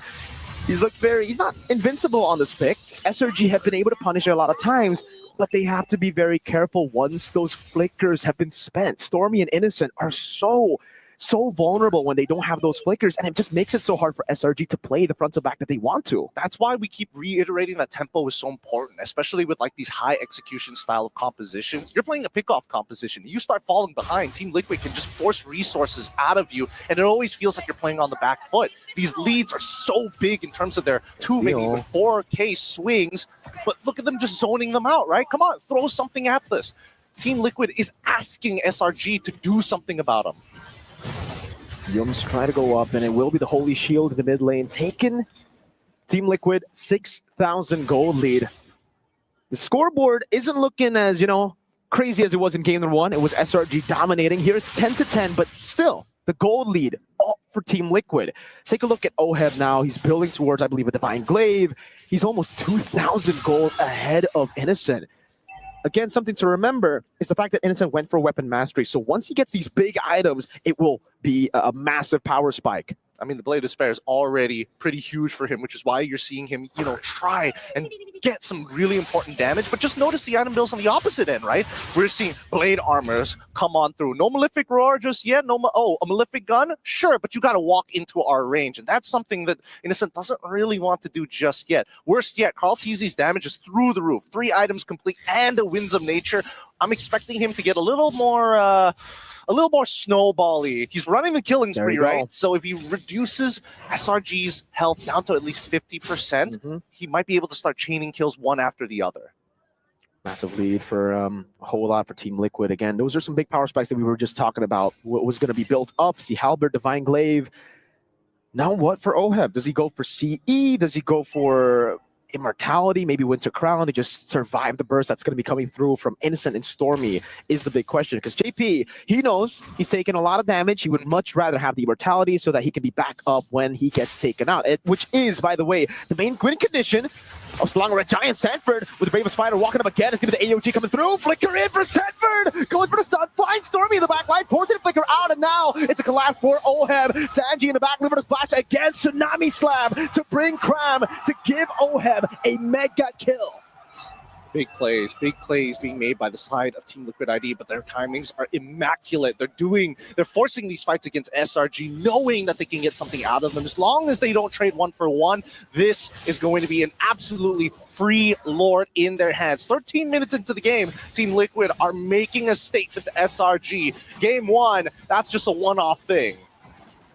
They're going to time it too. They don't want to take it right now. They know they need to take it after 40, I guess? 40. Yeah, so they want to play with the next wave, not this one. They want to have time to build up those big waves because they know how good the wave clear is for Selangor Red Giants OG Esports. And it's especially dangerous, right? Because if Team Liquid want to siege against SRG, JP has to commit the AOG. And that's not something that they want to do. They want SRG to launch Feathered Airstrikes, to use the Tsunami Slam first so that Sanford and JP have an easier time to pinpoint the locations of the backline and where that battle is going to flow. Sanji, I think, probably has to take the brunt of the damage, right? He can't really get into these fights just yet. And I think stealing away Stormy's ult has been a big problem. When he does get it, it's a heavy win for Team Liquid. When he doesn't have it, he's just chilling, waiting. Maybe Cram runs a little too far forward and he can slow that peel down. If he can terrify Sakai's, it's already a big win. Gideon, they know the timers. They know Stormy and Innocent won't have the flicker ready by the time the Lord comes into base. So they're looking for the punish. Sanford with the bravest fighter over Skies in a 1v1 situation. Good Thorn Rose. Oh, a battle here in the mid lane as well as the Lord is able to charge down to get the turret, but Skies is so far away, but he's baited in the time. He's already distracted Team Liquid. They couldn't punish Stormy and Innocent without the flicker, but they will find Skies. It'll be delayed. Skies is doing a good job at just buying time. Red Tree coming in, and the Phantom execution too. But it is inevitable. Last shot. We get a display of those clean punctures before it happens. AOG! Flicker up, and it's down again. So good. So very, very good. That's why when we're talking about the Emperor's Eye, we're talking about just a full view of the map. You would imagine that with those phones that they can only see so much, but Team Liquid, they see everything on the map, and the same goes for SRG. These punishes are huge because now that somebody doesn't have that flicker, no huge plays are going to be made. Here we go. Sanford again with a Brave Spider, wants to go for it, but a Tsunami Slam locks him down, and JP goes over the taunt. Sanford with the flicker backwards again. Turret dealt with already as Carl shoots out the Mountain Shocker, but it doesn't land on anyone. Oh, that damage! The horse is down, and no, I'm not talking Liquid. I'm talking Cram on the Hylos. Oh, Cram, he's not having much of a game right now. And Team Liquid are having the time of their life. 13-10, 11K goal lead. Most would say that this is, or what I would like to call it, the checkmate angle. However, SRG will hit 42K of their own, but Team Liquid have so many more resources, so many more options when it comes down to the fight. They can start swapping out their mortalities mid-fight if necessary. Winter Crowns might even come into play, but for the time being, it just looks like they just need SRG to make that first move. Ooh, Sanji going to be completing the Winter Crown first. There's a chance he might make a play of his own. I think it's just for survivability, right? He's been placed in very tough situations. This Valentina has really just been mostly utility than it is damage. Yes, he is doing damage, but for the most part, you see the glorious pathway. You see the Tsunami Slam. It's not much of the feathered airstrike being stolen over by from Liquid, and I think it's for a good reason too. They know they have enough damage. They just need to peel and give space for Oheb and Carl TZ to dish out that damage. So now it's the Lord Dads. Bottom wave, good for Liquid. Here's the conceal. They're going to try. Cram takes it first. There you go. That's a damage. Cram should be falling here. Goes in for the sun. As Skies walks up to Cram. Actually survived with the glorious pathway. 1v1. The goat goes in and wins it out against the Prince. This will be free. SRG are running back to base. He got hit by the turtle bolts. The guy's unable to outplay it. Carl TZ, he's probably laughing to himself. He's like, come on. Lancelot, I'm the Lancelot guy. I am the guy. I have a skin after me, sir. Please show me some respect. You can't 1v1. Sanford, you're pretty good. Very good. Tsunami Slam coming out. Oheb. Zaman force. Carl TZ Majaya. Oh, wow. That's actually a full dive over. Trace to get away. Oheb still doing a bit too much damage. Jones will lose his immortality too. Carl handling the mini wave. That's 2 members down. Skies will be back up in 1. Innocent holding it down, but without Sanford, can they still look for the siege? They could try. Innocent still has ults to work with. Oh, they've got feather airstrike, but they need a stall. JP taking a very low penetration, clips him. Innocent in the back trying to cut away. Oheb gets it, and with the godlike, Sanji freezes up, pops the Winter Crown, and the answer is yes, they can. Woo! The Liquid Stampede is already gearing up. They're looking for that momentum on their side. The gallop has begun. Let's see if it turns into the full run. Holy, that was a good game. Oh my God. Hey, the Liquid fans in the building are brutal with them, man. They've just been emoting all around. You can see them here. Wait, And if does you that, guys- does what's that? that guy have an NXPE? He does. Hey, shout out to Midnight. He was NXP. He was. This has been a fun game so far. And I mean, both sides have really shown their true colors in terms of, hey, you give us control over this game, you give us a little bit of lead, we're going to be running away with it. Oh, man. It's just crazy to see the early game pan out the way it did. You know, we expected Turtle 1 to be massive, but maybe not that crazy. Innocent getting 2, 3 early kills was ridiculous, but then the recovery. We talk so much about the Stampede that we forget how clean they can be, even when they're behind. I mean, their fights have been looking a lot better this time, and I think this draft definitely allowed Sanford to have a much better time. I mean, let's not forget, the one thing that I was a little concerned for is Innocent's item build. He decided to go for the Halberd as a third item. I was thinking maybe a Haas Claw might have kept him alive in a lot of these fights, considering that Sanford was like gunning out. He was looking to line up both Farsa alongside with Beatrix in one line so he could knock him down like bowling pins. Yeah, so we're going to throw it over back to Mr. Lefelion. Thank you very much, Mr. Merkoyan. it looks like without the Akai as well as the CC, Sanford can finally be comfortable in its own shoes because he had a performance of a lifetime. And I agree with the casters. Like, the KDA doesn't really do justice on the things that he did on the game just now. I can't help but agree, and I love the point that you made, that it just felt like Carl Tizzi could do whatever he wanted in so many of those fights. And even though it didn't seem as flashy as you would normally see on a YSS, it was still overall very dominant in that game. Yeah, I mean, even the timings, after he does make use of the bravest fighter, I think that's another thing too, because typically when someone goes in, you find an immediate punish through the tsunami slam, but the Lapu Lapu does not seem to be the best target to do that, and he gets to immune himself right after, land the land shakers with such well timings and precision towards the Farsa. Often it happened towards the Farsa against Stormy. I kind of feel like we got to go back to what Kid Bomba has been saying throughout the draft. He feels like Yisunshin is too strong. You got to ban that out. And he really does not like that high loss going up against the Lapu Lapu. But to be fair, it looks like this was all planned because, again, you waited for Red 4 to get Cram's Hero. And at that point, there's really no other options. They pick up the high lows. They themselves ban out the Ruby. So even that option was not there. So, I don't know. Trex, looks like first pick blue side is still superior. Definitely still superior blue side. Just overall, I think from today to yesterday, it feels like the favored side. But TLPH just was able to control that draft so well. And you know what? Coming back to us, now we have a series. We say thank you to Kid Bomba, but now welcome back, Mr. Leoman. How did you feel watching the second game? I had so much fun not just watching the game, but also leading up to it. My patron, my avatar, Kid Bomba, did so well. Again, repping the Bombanatics from Manila to Riyadh. He spoke of how these picks determine what these two teams are capable of doing. And watching game one, watching game two, I think there's one thing that SRGOG kind of leaned hard on despite some factors changing around the draft, and that's range. You look at their game 2 draft, and they committed so much to range. They got the Farsa, they got the Beatrix. But after that, what do they have? They were forced to play passive in the XP lane, and that changed the dynamic of effective range. Because once you got in your face, once 40 got there, and once JP jumped the gun, and once Oheb is in your face, what do? What now? And that's what made game 2 so winnable for Liquid. Yeah, honestly, it was an amazing game. Looking at both strengths, Liquid showed their strength, SRGOG showed their strength. By the way, while we're here, I just want to say, I think we're all in agreement. We love Kid Bomba as a player. But in case he wants to retire, I kind of feel like being on the panel, it's kind of good for Bomba.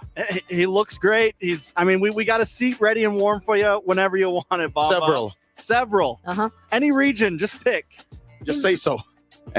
Imagine the entire idea about the Lapu flex. Yeah.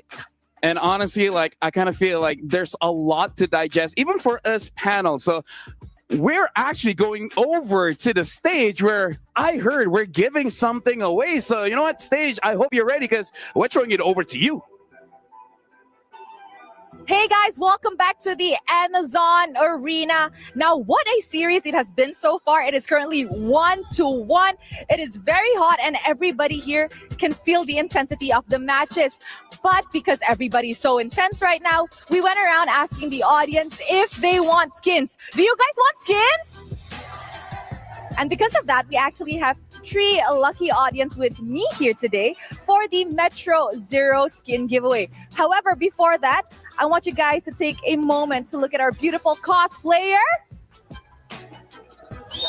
Hey, so what hero are you cosplaying today? Hello everyone, and I'm cosplaying Ixia and her Commander Invoker skin.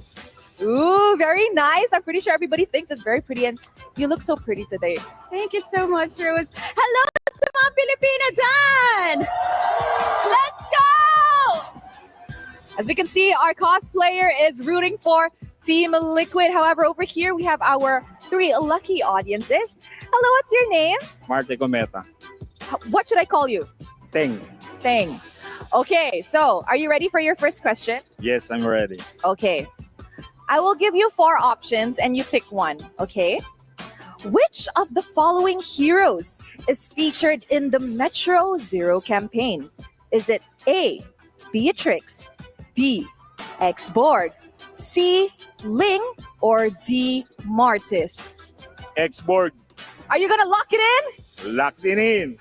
It is correct! Congratulations, Kuya! That's pretty good. You know, we got apparently 2 Liquid fans and an SRG fan here, so you know things go as they do. But I have a question for you. First of all, what is your name? My name is Alejandro. Alejandro. Well, let's see if you can wow us today, Alejandro. Our question is, the Metro Zero set is set on which mode of transportation? 4 options. A, airplane, bus, train, or spaceship? It's a train. Oh, and it is correct! There you go. A second win with us here. There's still one more key. Yes. For our final audience, we have over there, he is wearing an SRG OG jersey. Hello! Hi, what's your name? My name is Silas. Okay, Malaysian. Yep, Malaysian. Hello, Abang, how are you? Good, Alhamdulillah. All right, Abang is very, very good. So, Abang, your question is, which of the following heroes is featured in the Metro Zero campaign? Is it A, Cho, B, Kimmy, C, CC, or D, Roger? Roger. Is it correct? It is correct! Congratulations! Now all 3 of them will be walking home with a Metro Zero skin. That's a cool time. That's a fun time. All 3 people got their skins. We have wonderful cosplay on here. And our grand final, best of 7, is tied 1-1.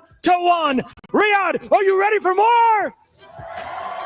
I can't hear you. I'm sure you can get louder. Are you ready for more? Then let's send it back to our panel. Thank you very much. We're ready for more. And now we already have 2 games, a maximum of 5 more. And here's the thing. We're going to be jumping into draft very, very soon here. So again, we have to assume that SRGOG will be picking up blue side again. Now, the question is, will we see an adjustment? Because in game number 1, TLPH, they banned out the Kalia. Will they change that out with banning out the CC?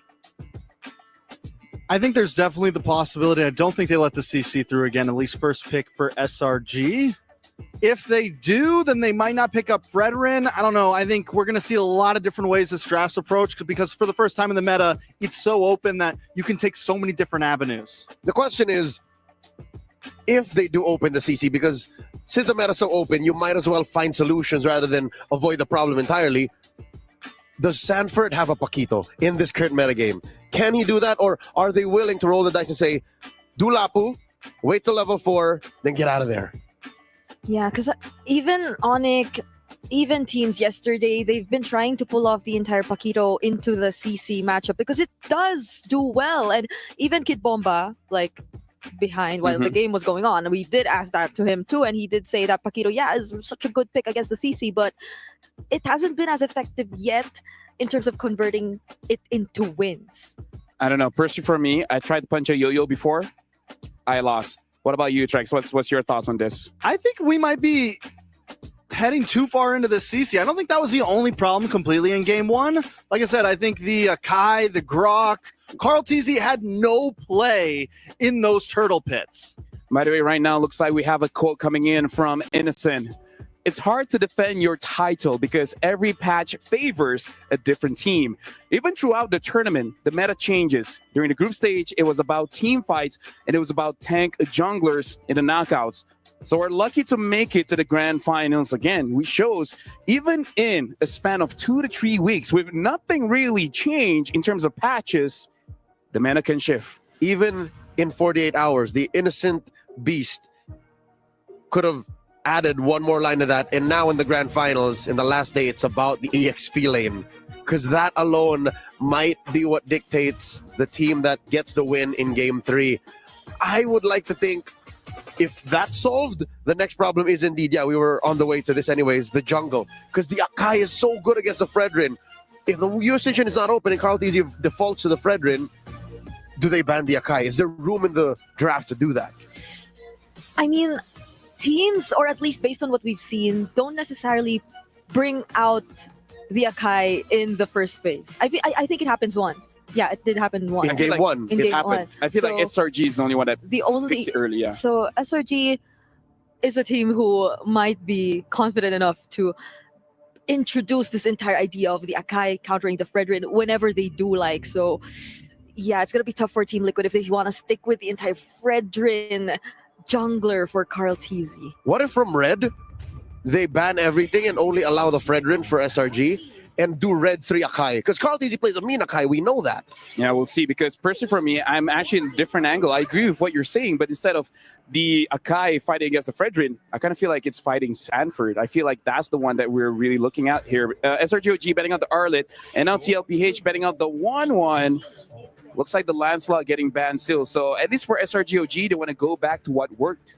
It is quite crazy how we're in a meta right now where you have to literally think about multiple lanes and how you're going to counter them. From mid, with the Farsa Jushin, with the CC and EXP, with the Kai Fredrin. I mean, all around the board, these teams and coaches have to think multiple steps ahead for this. I like it because this shows that this is indeed the best of the best. Yep.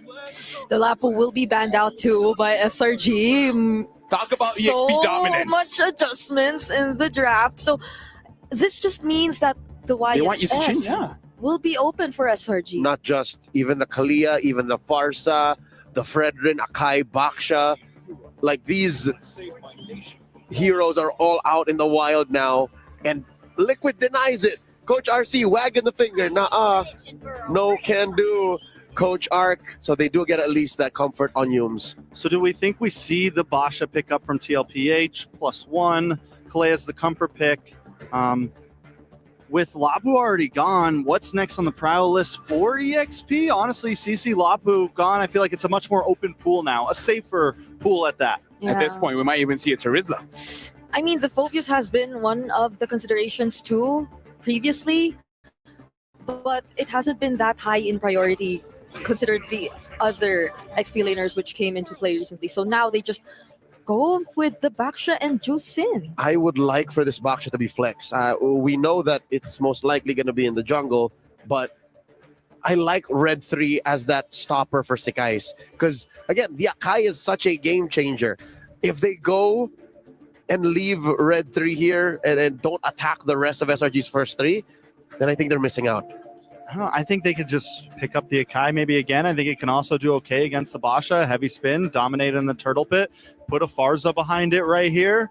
I think overall solid. You get the counterplay against Zushin. I think it's comfortable. I think you might even consider an early glue perhaps, because that is one of his signatures. But it looks like they go for the Joy as well as the Farsa here. So SRGOG, they still want to go for that assassin. Yeah, I like the idea simply because it helps the Kalea be able to perform a bit more. The Joy can be the one to potentially dive in first, force out the Purifies, especially from key targets like the Jushin. I mean, that's the only one revealed for now for Team Liquid. And then the Kalea would feel a bit more encouraged to land those skills, those crowd controls. So last pick on the side of TLPH. They got a jungler in, possible flex to roam. Mid laner, do they lock in gold lane here to at least have advantage there? The Granger's been getting tossed to the side, but I still think it's very solid. I can feel like Moskov is a consideration. Against the Joy, yeah. Unless they're planning for another Harith. So they save their gold laner for later and pick up a Hayabusa. Oh, such a great counter, the Joy. Don't need to rush the gold laner, because again, you're on red 4. You get red 4 immediately after the bans. So now it looks like it is going to be Assassin going up against Assassin. Again, this is two teams that really like to rush the tempo here. So, Trex, looking at the composition, what is Team Liquid missing at this point? I think I'm still the Hayabusa pick was so clean, man. I think SRG either didn't expect it, they pick up the Joy, and maybe the Joy was too early. At this point, TLPH just has such an advantage, I think, coming into second phase. In the first phase alone, Liquid are playing off of the axis of effective range once more. Sure, you have a Farsa, you have the Wombo combo with the Kalia, but what do you do when Liquid is in your face? Like, that's the thing that Liquid is missing right now. They need a hero on Sanford that punishes that short gap, that within your face kind of range that SRG just haven't found the answer to just yet. So if it's just in terms of that, then the likes of the Glue, as mentioned previously, are also still open. Yep, Glue and Harrod, like these are the two heroes that I think SRG should take out. Yeah. So that's going to be a problem for Team Liquid if both of them are banned out. But even for Cram, I feel, because they're slowly running out of XP lane options. Cram still has a Ruby, by the way. It's still out and untouched. Now the question, what if that's the only thing left and at Red 4 suddenly Sanford steals it? We haven't really seen much crazy picks from Liquid, save for the Alpha and the Hylos yesterday. But what if here they start to do that in pursuit of the trophy? If they steal the Ruby here, it's a very clean pickup. Yeah, because it is. honestly, the Yep. pick would work for either side in multiple positions. Right? I like it. I think if SRG gets it, it's a saving grace possibly for themselves. Badang ban on the blue side, finally on to Red 4.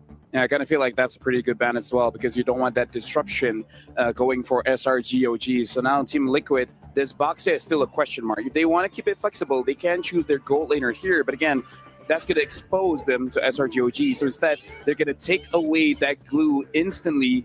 And again, this is a good pick for them, but also a very good deny. Yeah, and the Ruby still looks like a good option. Like, especially in terms of just sustaining yourself overall, considering that the glue can split up into a lot of mini glues. But the beauty of this is when SRG picks the Ruby, if they do pick the Ruby, Liquid has last dibs. Oheb can protect himself. He can pick a hero that doesn't care about said Ruby in Cram's hands. I mean, I think at this point, SRG, you do something like the Ruby. Hilda got banned out, so that's not there. The guitar? No. Yeah, I mean, Ruby Granger, I think you pick up the Granger maybe here for a little bit of range and just try to play it safe to stay out of the range of the Lantern and the Hayabusa. Not unless it's Innocent who wants to play it. So we hear they pick up the Phoveus instead and the Granger. Okay, we're going back to the Phoveus for SRG. I feel like it's still going to be a decent matchup going up against the Glue. I would still say it's a bit glue favorite here, but now seeing the Granger, Moskov, Iritel, basically everything except Harv is open now. The world is Oheb's oyster. SRG played on the defense while in blue. That, I think, is the genius of this draft. Liquid have found that hero that lives in your face, rent-free. It's that glue. Now they can pick any of these heroes. I don't think they need to really go out of the box. If they want a bit more dive, the backline, the Claude's there. Although they have to really consider the Joy and a Purify hero. So they go for the Moskov, I think. Yep. Yeah. Yeah, Moskov is a good pick going up against this Granger as well as the Joy. So Trex, final thoughts looking at the draft here. I think that Hayabusa pick completely threw a wrench in SRG's plans, and at this point, TLPH definitely from macro to team fight control. I like the draft. Well, thank you very much, panel. You guys have been amazing. And now we're about to start game number 3 in this grand final. So we're going to throw it over back to Gideon and Mirko. Thanks, panel. 1-1, the current score between SRG and TLPH. Nobody has broken the curse of red side just yet as blue side reigns supreme. We go into match number 3 hoping something will change. If not, it might just be another blue side victory. Welcome, everybody. The grand finals continues here today at Mid-Season Cup 2025 at the Esports World Cup live in Riyadh is showing us everything we've wanted so far. Let's bring it back. It's going to be SRG on the blue side facing off against Team Liquid on the red for anybody just tuning in. Let the battle begin. So guys, starting on his orange, Carl Teasy on his purple. Yeah, you can really see both teams starting to respect each other in the drafts here, coming together and really just forming a composition that definitely we wouldn't see in like game 1. Right? Like they're letting go of a lot more picks. They are opening up so much more, but they're also denying so much more that we've seen in game 1, game 2. So at this point, yeah, I agree with Blofeld. I really like the glue into the Phoveus. Thing is, though, all Phoveus needs to do is just win out the early game and set SRG up for a good early games just weather the storm. Because, like, again, TL want to snowball with this composition with the Hayabusa, Juice. Everyone on their composition really wants to just snowball and take control over after Turtle 1. Yeah, I mean, that's why we're seeing a lot of that struggle come down from the EXP side. Like, Cram, if you look at the emblems, he's decided to take Concussive Blast because he doesn't want to interact with Samford, right? And Samford, he's like, okay, sure, you clear decently fast, but I'm going to try and freeze underneath my lane, and I'm also calling JP to my side of the map just to make sure that if you are going to hit level 4 in time, there's going to be a brass tax on your HP. He's hoping to chunk him out at least 50% of it. Okay, taking a look at the emblems here. Nothing too crazy. Tenacity, vitality for Sanford. So he wants to be very, very tanky. Just knowing that this has been a pattern. When you're on the glue 2, you're very vulnerable. You have to go for the flicker. And Kalea's usually punish that very early. So having a little bit more sustain will be great. And Team Liquid are already en route to that first turtle. Pryo over for Sanford. Pryo for Sanji in the mid lane too. Oh, let's keep in mind, Stormy also took the Wilderness Blessing on his side. He's not going for the tenacity. He's not going for pull yourself together, right? It's all about rotating fast across the map as soon as possible. First turtle, now contested. Yeah, Sanford putting the stacks down on Yums and Cram. It's fully loaded on Cram. He will lose it now on Yums. Puts the stacks down. And Carl is still taking it slow. Meanwhile, Sky's over there. That's going to be the jump forward. Sanford able to play again. Has it fully stacked up. Mount, and he will be able to go for it onto the Phobias. All alone has Dark Wave, able to go back and forth. So Oheb lands the SOD and comes into the fight. But Innocent does the same as he walks by. Krabsa going in with the infinite pursuit. Sanford still in the midst of it all. Now Sanji picks up the kill, and that's the retry from Carl Teasy. A long rotation. Oh. The shadows are close. The shadows are very, very close, but it's so clear. No, he's not going to kill him here, right? He's used the quad shadow. Sanji's nearby. Oh my God! Skies just ran him down. Knew there was no quad shadow. Carl went a bit too ham, and he pays for it with his life. I'm surprised that Sanji didn't immediately show himself. Even he was questioning like whether or not this was going to happen, but it's not over. Stormy gets picked off in the mid, and now they're going to trade back into JP. It's not the best of trades, though. It's still great for Liquid, just because, again, Stormy was taken out. They only got the roamer here. Roam for mid, Liquid still with Pryo, but SRG, they have the kill lead in this game. And Skies should have a bit more to say now, as he was able to take Carl TZ down. So more space to farm to get that lead for Turtle 2. I think there is a bigger argument. It's time to rehash the Farsa ult, or are we going with the Jushin ult? Yeah. Because right now, this 2v2 is heavily in favor in Sanji's, all because Baxia is part of this equation. Oh, okay. All right. Gets the ult out. Okay, this time, nothing too crazy. At least it's going to expectations. But I want to see whether or not Carl TZ is going to be able to develop a lead of his own, right? With that turtle on his hand, and also picking up an EXP crab, good sacrifice coming in from Sanford's side, it allows that full level lead from Carl. And then we're back to just setting up again the old game of just waiting for neutral objectives here. Cram's going for it again. Skies walks up, but there's no kill threat here. At least there shouldn't be. Sanford can just walk away with the longs back to turret. It's just big chunks, looking for anybody to make a mistake in lane. And there we go. I mean, SOD as well as JP, the fact that they're pressuring so much. Wait, did they spot Stormy out? They just really want to deny that. Oheb blinks away. JP pops the Revitalize, and Innocent is able to get his hands on the cannon minion. Now it's the invade down below, as they've seen a lot of those members from SRG rotate up top Turtle. Yeah, I'm surprised that Stormy was willing to sacrifice his mid wave for this. Oh, okay. Cram's out of the fight. He's done for it. Walks up. Sanji still has Crimson Beacon. Will decide to pop it in now. Skies gonna get away. Oh, Sanford with a lockdown of the flicker already. Now pops a long Tsunami. Some of the shadow kill coming down too. And it will be the backline targeted down. Skies still able to survive. Good peel from Cram as Innocent goes for the shots. One last one. But that's Sonata finding it there. Sanji unable to get the kill back. And it is Innocent with a double. Look at the instant response. They knew TLPH understood. Hey, it's too late for us. Innocent's already here. You're not going to be able to run away. They quickly steal over that purple buff to enable Carl TZ to maybe snowball out of control for the next fight, while Oheb helps him out and even gets a free push on top side. So take the turtle, take a couple of our members. We're not falling too far behind. But now it's getting real dangerous for TL. Innocent has secured Sky Piercer. We know what he's done in the past when he gets a Sky Piercer early. Oheb walks up, stunned up, Purify comes down. He dodges away from the feathered airstrike, but he can't from the Death Sonata. It's JV brought back by the Dark Wave. Just as I mentioned it, it's 2 on the Sky Piercer. Make it 3. It's Sanford who buys a little bit more time. What? Maniac as well! Oh my lord, Innocent! Tell me that this man can do no wrong. It's in his name. Maniac this time. Oh, wait, hold on. Carl's trying, though. He clears the wave with the help of the SOD as well. Oheb is able to recover a little. Luckily, nobody dies just yet. Oh, I was ready to eat my words. I was ready for Cram to go down just randomly. Oh, my lord. Oheb, yeah. Way too aggressive. The snipe from Innocent.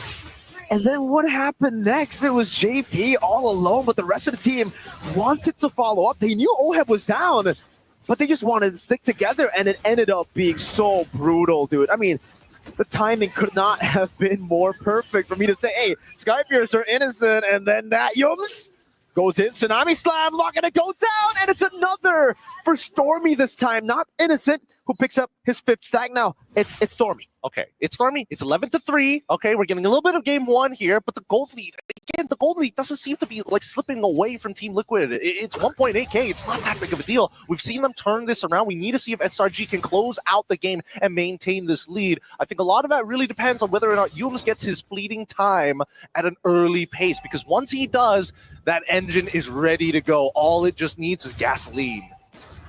Thing is, Innocent is massive right now. 6-0-2. 6-0-2. 4 kills on the Skypiercer, you got to remember. So he's at 40 stacks here at the 7th minute mark. And it's going to be tough because TL kind of want to prolong the fights. But how can you prolong the fights when Innocent always has an execute threat ready? Like, you get low enough and you just have to back away. You just have to back away. He's also got the Malefic Roar as well, so JP's got to be careful.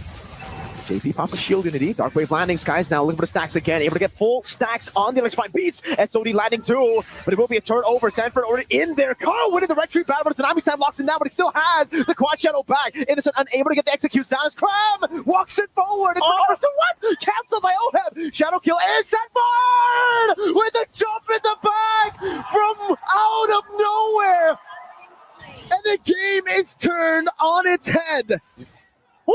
What did I tell you? Nothing to worry about. Kill score in favor of SRG. There's not enough gold in the bank to turn it around. Sanford, what a play. 2 for 2. His flickers have been immaculate. As you see, TL slowly cover the map and turn it red. Let's look at this fight one more time, right? Because everything looked like it was going well. They even found the Tsunami Slam on the correct target, which was called Teasy. However, when you're clumped up this much, and especially since Innocent was looking for an angle with no energy whatsoever, Carl Teasy does amazing here by baiting himself, absorbing the shots, and then going in quickly with his Oki shadow kill. Sanford saw the angle, and it was perfect.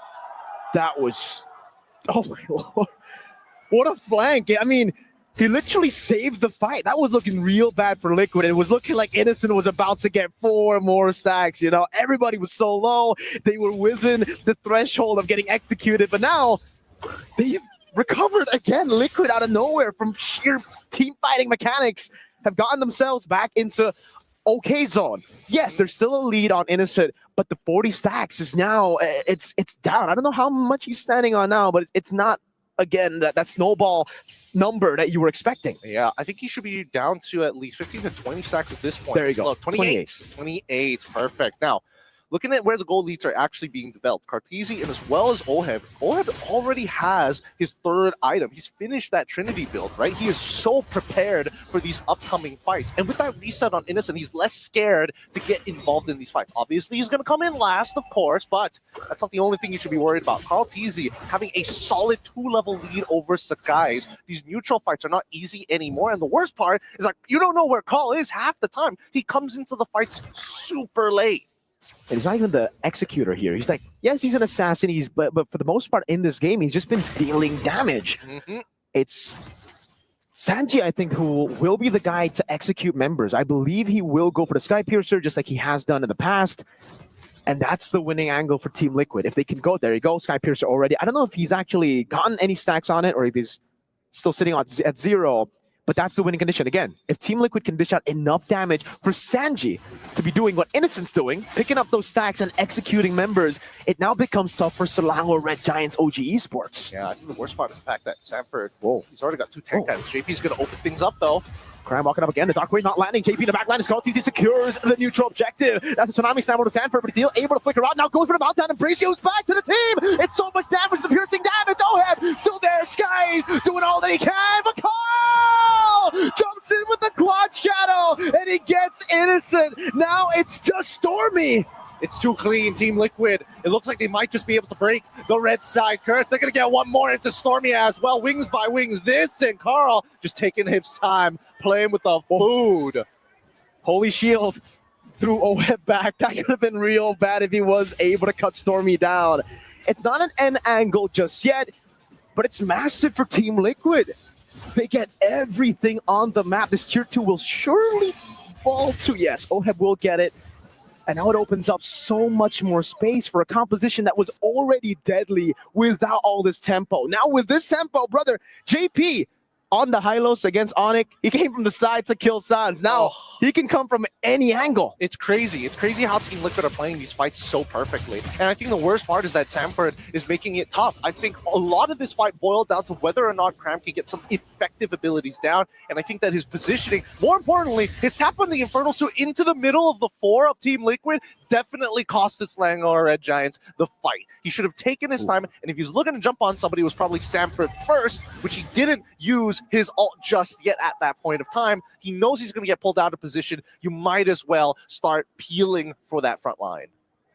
1,200 gold lead for Sanji.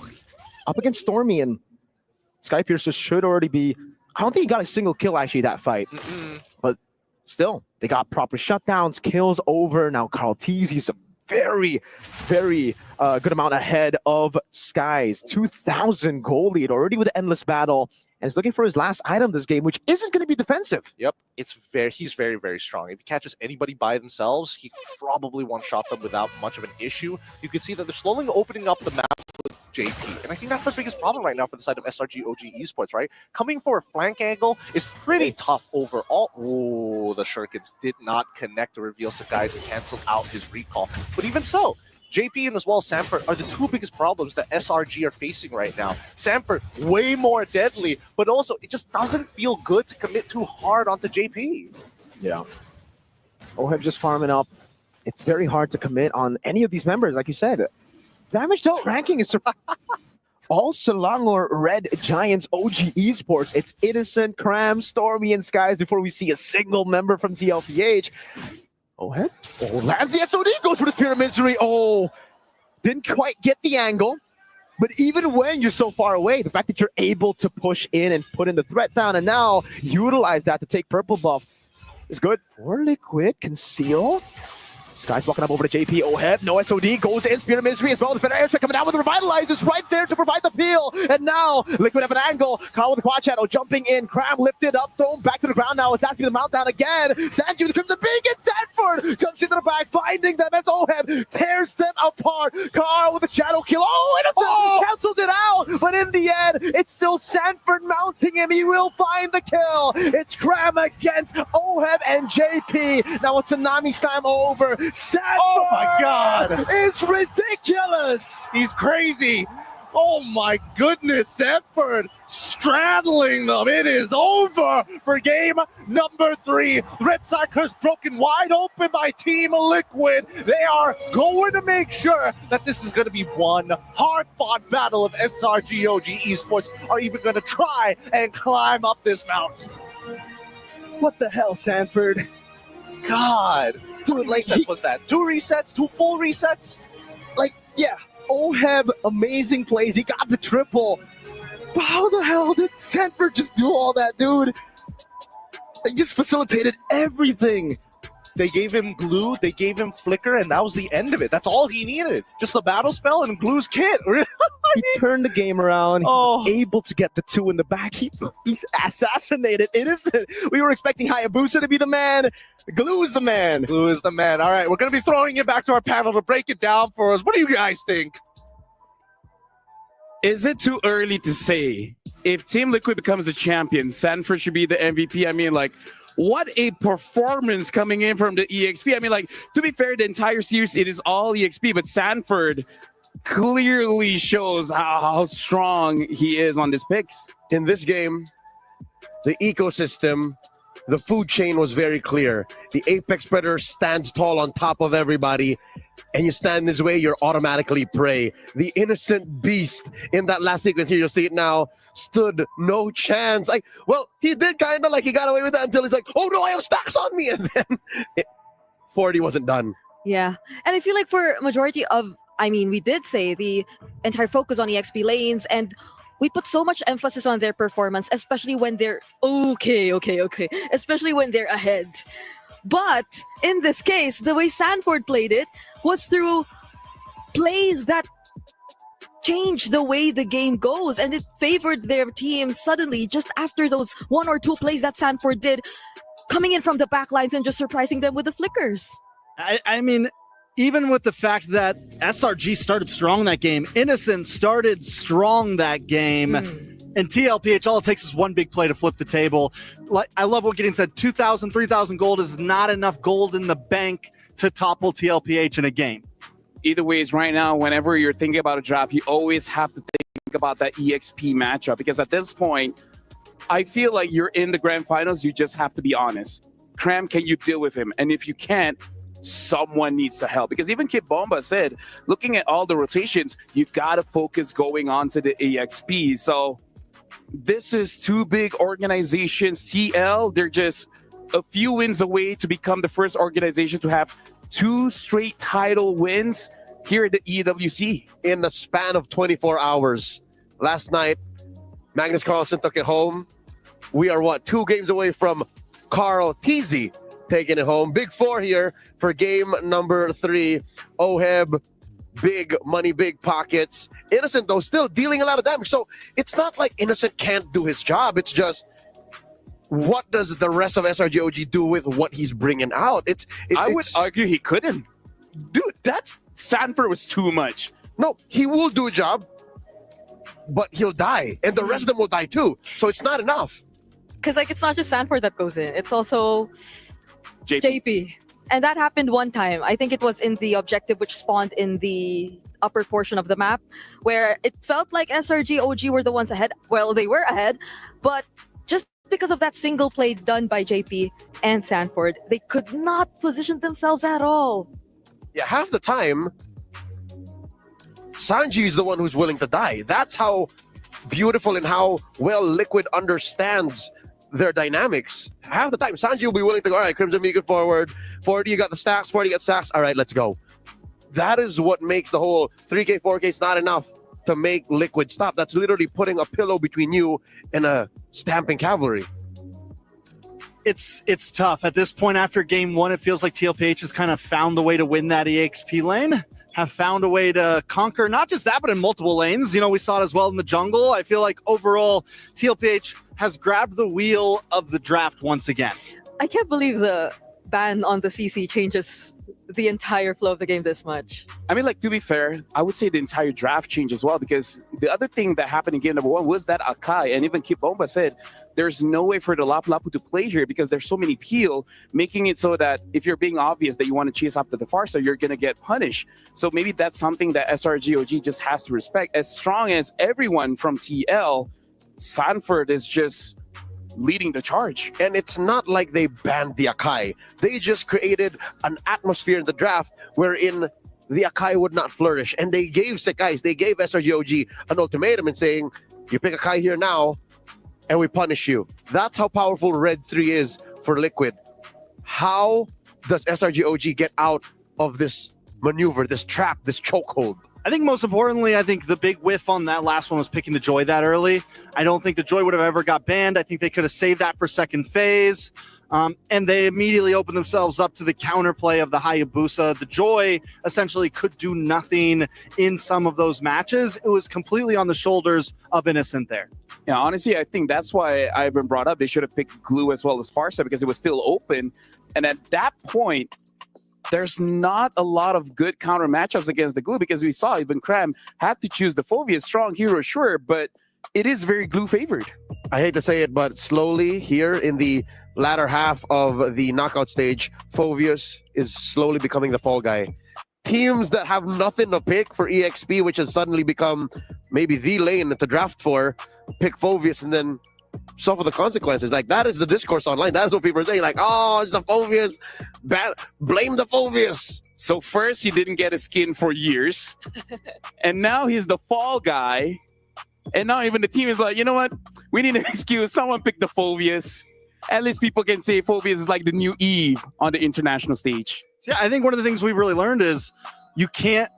Whereas in the past, 5th pick EXP lane was completely okay. It was the meta of drafting, right? Save the XP lane for counterplay. Now it's like, you better get it in the first phase or you're going to be left with Phobias. Yeah, because even in the second phase bans, like they went for all other options. Even the Hilda was taken out there, of course, because they already picked up the Hayabusa, so they needed to make sure that he would have a great time in terms of jungling. But the Phobias was the only one that was left there. And usually it was even the immediate response once you're in red side, but that's not what we're seeing anymore. Honestly, yeah, that's what I want to touch on. Remember back in group stage, everyone bans out the Phobias, everyone bans out the Arlet, but I was like, no, you take it, you take it. No, even Liquid bans out the Phobias. They did this to be able to set up for the Arlet Gambit, but now that SRGOG is on that too, they're like, okay, we're not going to Arlet. You ban the Arlet, you can have the Phobias. So it's a chicken and the egg situation now. I wonder how Coach Vecchi and Coach Arcadia are solving that. At least can I say, I appreciate that now we're in a meta where EXP is so important. Because I feel like it's been so long where EXP is important, but it's never the highlight. It's always the jungle. Yep. It's always the gold. Now finally, it looks like EXP is having its time. Yeah, I mean, and again, I don't completely blame the XP there. I think it's, you can have one counter on the enemy team, but when your XP loses, your Joy can't win against the Hayabusa head up. I think there's multiple kind of cracks starting to show on the line of SRG. And it was the same thing in game number 1 when SRG won. They had multiple winning lanes. You know, it's, if you're just losing one, that's okay, but you can't lose all around the board. Yeah, and that's why they have to be very careful about their picks still. Even though the XP lane has opened up so much, during instances wherein we saw teams previously, even in the group stage or wildcard, pick up the likes of the Benedetta, it still hasn't been going too well for those kinds of picks. And you would essentially think that maybe it is damage XP and it is their era right now, but there still has to be, you know, you need to be a little more particular. It's not just pure damage XP laners that matter. And this isn't just assumption or perception kind of thing because CC and Lapu-Lapu are such big picks, even Glue now after game 3. Armchair analysts watching at home, you guys can check the stats. Even heroes like Ruby get banned because of the side lane, the EXP lane prio. Heroes like Uranus, who have always been, you know, ever since that patch 1.9.90 has been a big pick, can still somehow rear its ugly head in the ban. So already there's half a dozen heroes you have to consider. Half a dozen heroes that are dictating what you can do. I'm not even mentioning the Esmeralda, which got banned last game. So do we think, here's a question. We saw the Lapu and the CC both get banned in first phase last time. Do we think that if the CC's banned, SRG could leave the Lapu open and first pick it on blue side? If the CC's that good, is Lapu have enough value of first picking up front? I kind of feel like if SRG picks up the Lapu, might be a bit dangerous because I kind of feel like that is Sanford's hero. I'm pretty sure he's played that, I don't know, at least 4,000, 5,000 times. So so he would know what he likes to use against the Lapu. He's even got into a scuffle with his very beloved coach, Tic Tac, because there was this video going online wherein Tic Tac was asked by yours truly, when I say Lapu-Lapu, which player comes to mind? He goes, Edward. And then Sanford took that personally. Sanford took that personally for a good couple of months. He was like, Coach, why? He felt betrayed. He did. You can only be betrayed by those people that you love. Maybe that's why Carl was so upset about Kyrie. Comparison is the death of happiness. I shouldn't have asked that. No, it's not Tic Tac. It's not Coach Tic Tac. Yeah, I mean, you threw him. We all knew what the answer should have been. He could have said. You didn't say Benedetta or anything. What's with the players and the coaches nowadays of Team Liquid? Even yesterday, Carl was like, so do you think RC is the better coach? Excuse me, sir. Which child do you love more? Dude. That other family's kid over there. Coach Tic, come on. Either ways right now, looking at the matchup, the score is 2-1. Team Liquid has the advantage here. SRGOG, even though they got first pick, they were defeated in the previous matchup. We'll see which pick they decide on this time. But folks, looks like the big question really is on that EXP. Cram versus Sanford. This is going to be the biggest conversation we're going to have all throughout the grand finals. So at this point, if it's a tough spot, my question is, now that TLPH has won blue side and red side, it's a huge advantage, right? We know that blue side has essentially, I think, been the stronger side for a lot of teams, but TLPH has shown that we can outdraft you either way. So SRG really has to think of something big here. But it's always what? Because I kind of feel like Yisun Shin, CC, and 1-1 should not be let through. And so far, their priority has been Kalia all the time. Will the priority change after this? Herbert, Trex, they already opened up the series with a surprise. They showed us the Grok, and that was a game changer. They brought back the Akai, answered the Fred, and answered Sanford. That was big. Is there a way for them to go back to that? That's what I'm looking at. I think there is. I think the Akai could be clean again. I think Grok, things like that, show that they work very well. Again, for me, the last draft, the big mess up was the Joys. Okay. If they're gonna plan to go to that same draft or something similar to that draft, then this is likely gonna be the Lancelot ban next for SRG, because I believe that was the same pattern that they had in game number 1. But Team Liquid Philippines, I wonder if they're planning to change things up a bit too, because they could also opt to not let SRG get their hands on their expected prio picks, such as the likes of the Kalea. And there you go. So SRG very telling. It's them switching it up. Yeah. Bringing it. This is a surprise to you, a surprise to many, and this is what Trex was asking for: a different approach to the draft. Some way, somehow, make Liquid second guess themselves. And in the spirit of the Grok in game 1, in the hands of Humes, put a wall between you and the stampeding cavalry, because that's one way to stop them. Make them slow down.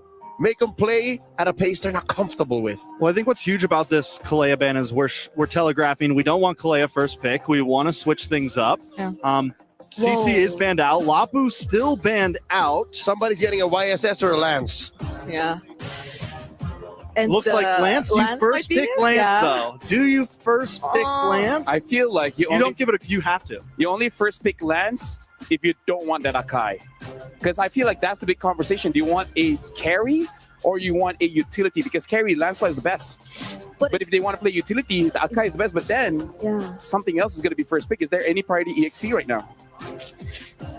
I think they'll go Lance. Yeah, you have to take the Lance. Because I was you can dash through the glue still if it gets picked up. It's a lot of glue dashing, man. So TLPH, do they take the high boost or do they go the Fredburn here? I think they maybe just go utility here with the Fred. Do you risk the Akai flex from Humes?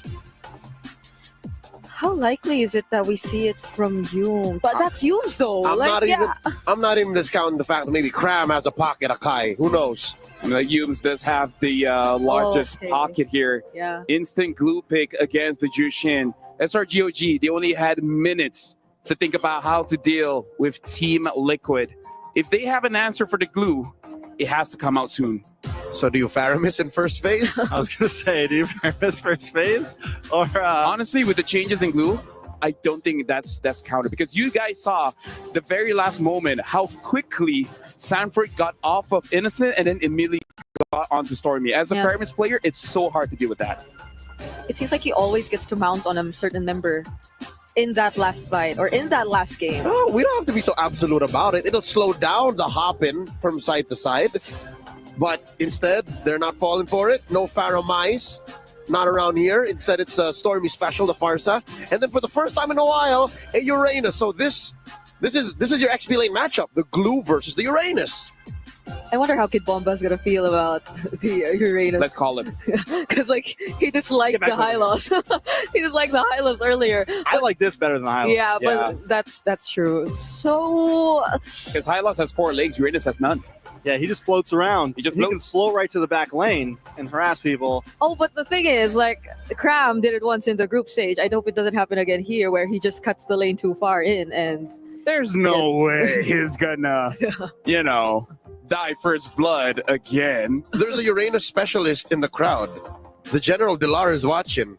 Oh. So he would have a come here. Let us know. very strong opinion about this matchup. So what's his opinion? I'll check in with you. All right. Thank you very Shoot much. a text. Shoot a text. Figure out. Or I'll check your phone. All right, so Ban's coming in. Red 4 after that. Honestly, this is a good time to flex any EXP friends you guys know. Yeah. And just bring them onto the panel. Banning up the Harif here. Yeah, I kind of feel like they got to slow TL down a little bit. What was that? The Bruno? Ooh, good ban. Maybe they want the Granger. Yeah, and that's one of the. I mean, the Bruno. I think so. What SRG? You ban the Granger at this point, right? With the Bruno ban, you're kind of showing that that's what TLPH wants. Then you just have Moskov left. There, the pool gets small. We saw Innocent on the Beatrix. It looked good, even though they lost. It looked good overall. I mean, like, to be fair, Innocent has been making everything look good. I mean, that's fair. But here, though, there's no Kalea. I feel like they've been pairing the Beatrix always with a kind of hero who could make it easier to land the ultimates, the Bennett's Rage. I mean, not including the Renner's Apathy, though, because Innocent feels too independent when he tries to snipe down heroes from Team Liquid Philippines. And they banned the Granger instead. So, yeah, it's either the Moskov. Moskov up front. Or Claude, right?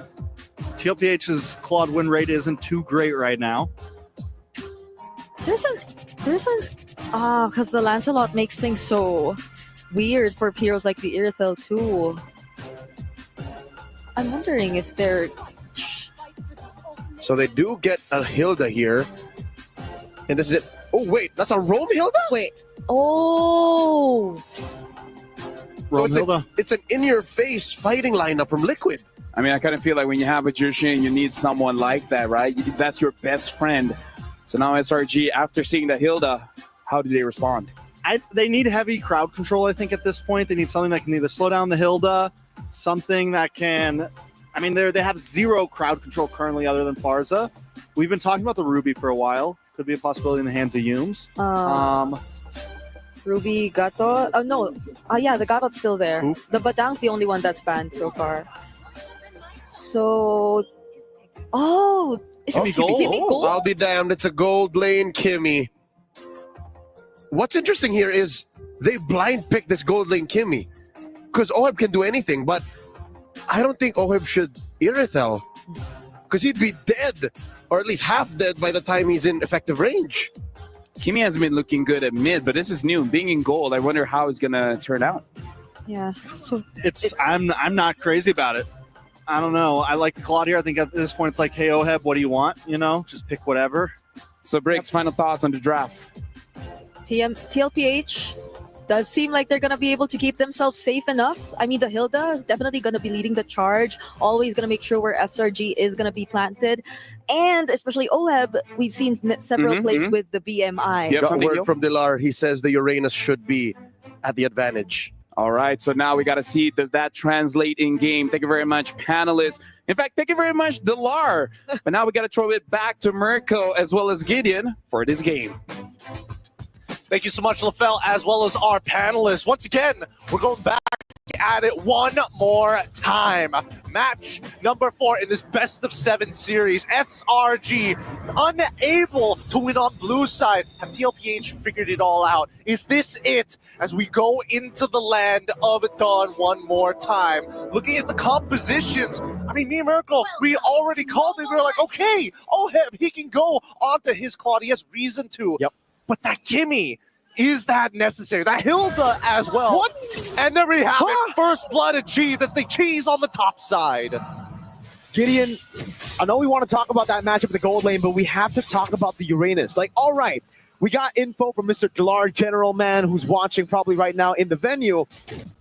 But the pattern for Crime, every time he goes Uranus, seems to just be the same. It's a template cut level 1, and TL just read into that. This is what Mythic Seal also did to SRG in the group stage. They saw the Uranus, they bullied him in the lane, stopped that level 1 cut. And I hope it's not going to be the same story, because that was a stomp from Mythic Seal. It was a stomp from Mythic Seal's side, but SRG, they have to play on their strong side, right? They have to go towards where Kimmy is, and JP right now opening up the map perfectly, knowing exactly where to go, forcing out a very early flicker as well. Innocent unable to land the Starlium just in time. Yeah. At the very least, for Sakai's, He's not going to lose. He's not going to walk away from his jungle with that brass tacks that we know that Hilda likes to apply on assassin-style junglers. Quad Shadow not landing. That will give Yums a bit more space to play with. We'll recall back again. And yeah, the Uranus is going to win out of this matchup. But that early kill will definitely set him back quite a bit. And it's, again, quite important for Team Liquid to get the early turtle. That's going to be Oheb walking. I'm actually dodging away from the skills. JP, this could be a flicker. Burns out. Innocent has the flicker. We'll save it. The Quad Shadow comes in. And he's not even given the chance to go and flick out. He was done, so he knew it. They knew that the jungle rotation was down. Was going to be finishing his clear down on the bottom side of the map. They should have been a little bit more aware here, but now the guy's looking for something back here. Oh, okay. JP still finds the resets. Yep. Just that. Sanford has a flank already. Oh, it's going to be the all-in over to Sanford. Cram picks up the kill. JP in the backline as well. Skies phantom execution backwards to defend Stormy. As Sanji pops in the Crimson Beacon to get away. Now pops in the Lantern Flare as well. It will be the kite back here as JP continues to bully Stormy. Unbreakable cancel call. TZ walks some shadow kill. And the Retribution securing the turtle now. As that's the Lantern Flare again. Oheb with a blazing duet finding Stormy. He bounces back to the BMI. And it is a win for Team Liquid. Yums has the AOG. Can he get out in time?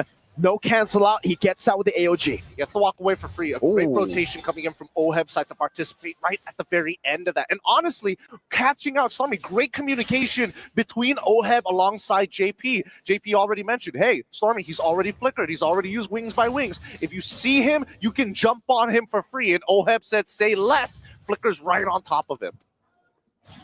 Now Team Liquid, like, their win condition is on. Like, very early on. It almost felt like they kind of knew the Kimmy was coming, because we were here talking about the Hilda Roam. We were like, all right, I'm not a fan of Hilda Roam. Feather airstrike, that's a taunt. Sanji just gets away with the Crimson Beacon.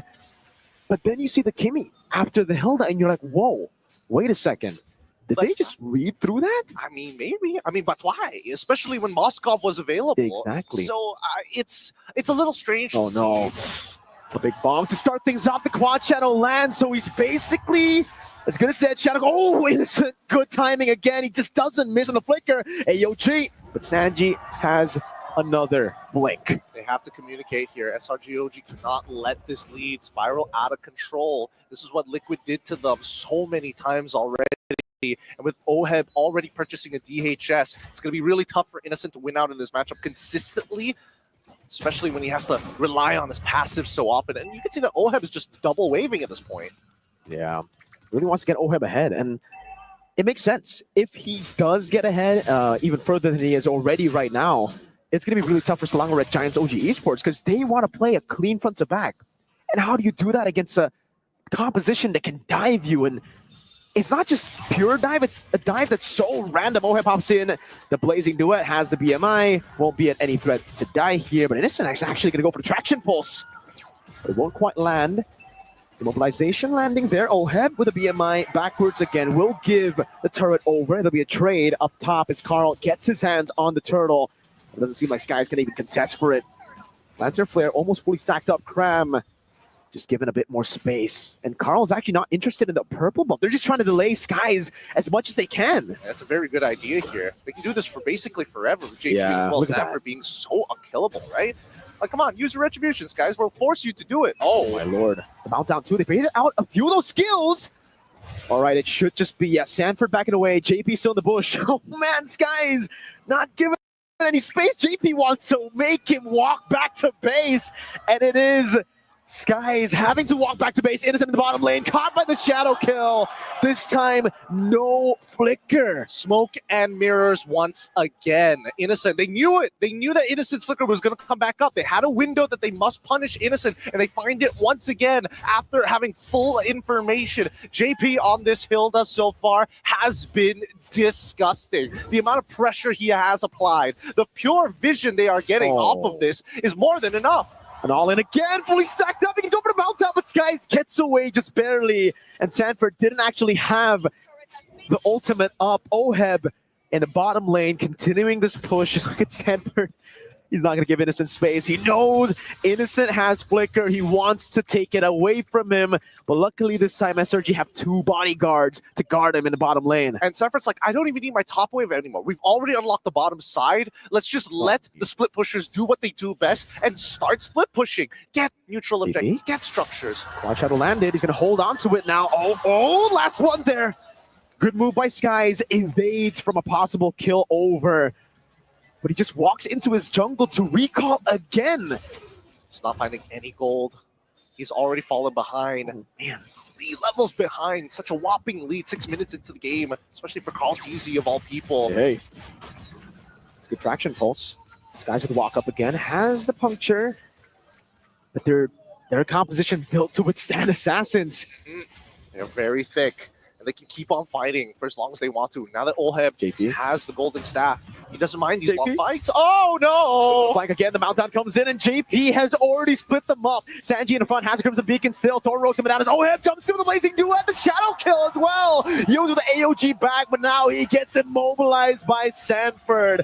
And mounted on, brought back again. Skies gets killed by Oheb, and Sanford gets rid of Yums.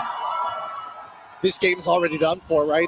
You can see how much of a lead that TLPH has. It is difficult unless we see a major mistake, but they don't even have the goal to press that advantage. The 4-level lead from Carl TZ says it all. The fact that Oheb full level ahead of Innocent with 2-0 and 3 as well. Oh, no. What are they going to do about this? No way, not Crown, that's a tag!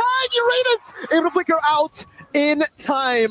Sanji caught in the feather airstrike, but he does still have the flicker. Well, hold on to it. Skies walking up. Sanji flicker is out, and he survives baiting Skies. Now it's Carl and Oheb going in as Sanford brings him back. A complete wipeout for Team Liquid. This might just be the fastest game here. There's still the Holy Shield that they have to get rid of, but they will get at least 1 inhibitor off of this. 3 minions all still alive, and they crush it just in time. The lead is just too big. Team Liquid Stampede. You can feel the ground shake beneath them with a 9.4K lead 8 minutes into the game. Gideon, we've seen Stampedes. This game right here, this is a Stampede. We got a glimpse of that against Aurora, Turkey. And we get to see it again in the grand finals. JP, oh, he's healing up with the damage from Skies. He has more EXP than Skies at this point. They are just that far ahead. Look at the player level ranking here. 14, 11, 11, and 10. Nobody on the side from SRG OG are breaking into the double digits other than Cram. And if you ask Skies to explain how he's so behind, he just goes and says, it's JP's fault. Because it really is. He keeps on going in. This is the classic Hilda matchup against the Assassin, dude. You can see Sanji flexing. Oh, yeah. He does not care. Oh, Sanford's joining in. Yums as well. They know. They know how far ahead they are. This is a checkmate angle. It's 11K lead, and there's no contestation for this upcoming Lord. They'll let Carl TZ do the work. They're allowing Oheb to already not only finish the Trinity. Wait, hold on. Crimson Beacon. That's an all-in over to Sanford, but he's a bit too... What happened? Up top. Oheb getting a kill on Skies again, JP! Zoning them, and Yums brought back by Sanford. Oh, the quad shot! Oh! With a dive, getting 2 of the carries! No Edison, no Stormy! Liquid want to end it right here, right now! Oh, Oheb, he's making this look easy. The Filipino sniper does it once more, and they completely wipe them out. They're going to conceal and close this game. I mean, you can try, but it won't even be remotely close. Team Liquid Philippines bring it all the way. They are currently at match point.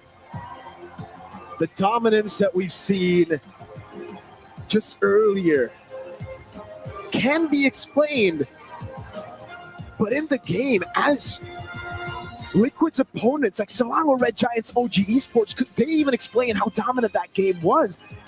They didn't know what hit them until they lost in that moment. They were just wiped. They had no answers. They really didn't. They lost as soon as that first blood came through, and just the raw dominance from JP's side melts down from EXP all the way to the gold. And you can see that compounding interest in OHEB alone. Every smoke and mirror that was thrown up by the side of TLPH, they took advantage of him every single time Innocent used that flicker. Beautifully done by Team Liquid Philippines. And Selangor Red Giants OG Esports, they got to go back to the drawing board. They got to pull off a crazy comeback here to stay in the grand finals. Maybe our analysts have an idea. Let's throw it back to the panel. How do they break out of this? That is going to be the question, because they only have one more opportunity to survive in this grand finals, because as of now, Team Liquid has match point. And like our casters talking, the game just keeps on going faster and faster and faster. At this point, SRGOG, what else do they have? It seems like Liquid have reached maximum velocity, and this is the cleanest we've ever seen them, even though I'm saying that's absolute cinema. That's what we want. But there is a weird part of the script that I don't think any of us expected. The gold lane Kimmy. What was that? Yeah. I have zero words for it. It threw me off, and we saw in game one they were willing to throw out some picks that caught us off guard, but they were for a reason. They had a job to do, and the gold lane Kimmy just didn't feel good for me. It made my insides hurt. Yeah, I gotta feel that, because Kimmy, you don't actually auto aim, you gotta target. And going up against a Claude, it's pretty fast. And overall, the lineup, usually where we see the Kimmies come in, even for the mid lane Kimmies, doesn't just matter for SRG just because of the Kimmy, but also because they needed something to stop TLPH and the speed that they were going at, the way they just kept pushing in towards SRG, and based on their lineup, they had absolutely nothing to do that. Maybe at most Yums, but that's just the Unbreakable or the AOG, which you still have to channel before you get to land, and he had to use it several times to get away from the stampede of Team Liquid. For the last hurrah here, this SRGOG has to consider just go back to utility. I think that's definitely a possibility. If they're going to pick a Kimmy, they need utility in the front line. I think they need to go back to having a hard crowd control setup against a team like TLPH that wants to be all around you and attack. Crowd control's going to win games right now. Look at TLPH. They're focusing heavy on being in your face. You need something to stop that and put them in their place. And as of right now, so far, the most successful is with that Akai. We're going to see if they're going to be changing it up, because, again, this is their final opportunity for them to defend their MSC championship. And Team Liquid is just one win away from making a lot of history, a lot of records, completing their own trophy cabinet, making Team Liquid the first organization to win 2 different titles in the same week. I gotta say, right now, if I'm the bosses of Team Liquid, I'll be smiling. You would be more than just smiling. I think the energy in the arena is palpable, and I'm wondering, how is Liquid keeping their energies managed? Because that's one of their problems, right? Overheating. They have to also watch out for that. And right now, since we're talking about breaking records, the GOAT Carl, he broke a record as well, a personal record for himself, where I believe this is his 100th turtle on MSC. Talk about breaking records. Carl has been in 3 MSCs, the 3 past MSCs, and that's where they fell in the semifinals each. That's what Sanford was referring to as the semifinals curse. So imagine the consistency and the skill involved in doing that 100 turtles across 3 years of competition. As of right now, everything is looking good for Team Liquid. SRGOG again, final chance here. We're going for a short break, giving opportunity for both teams to really think about their own strategy before possibly going to the final game. So don't go anywhere. After this, we're going to resume the grand finals.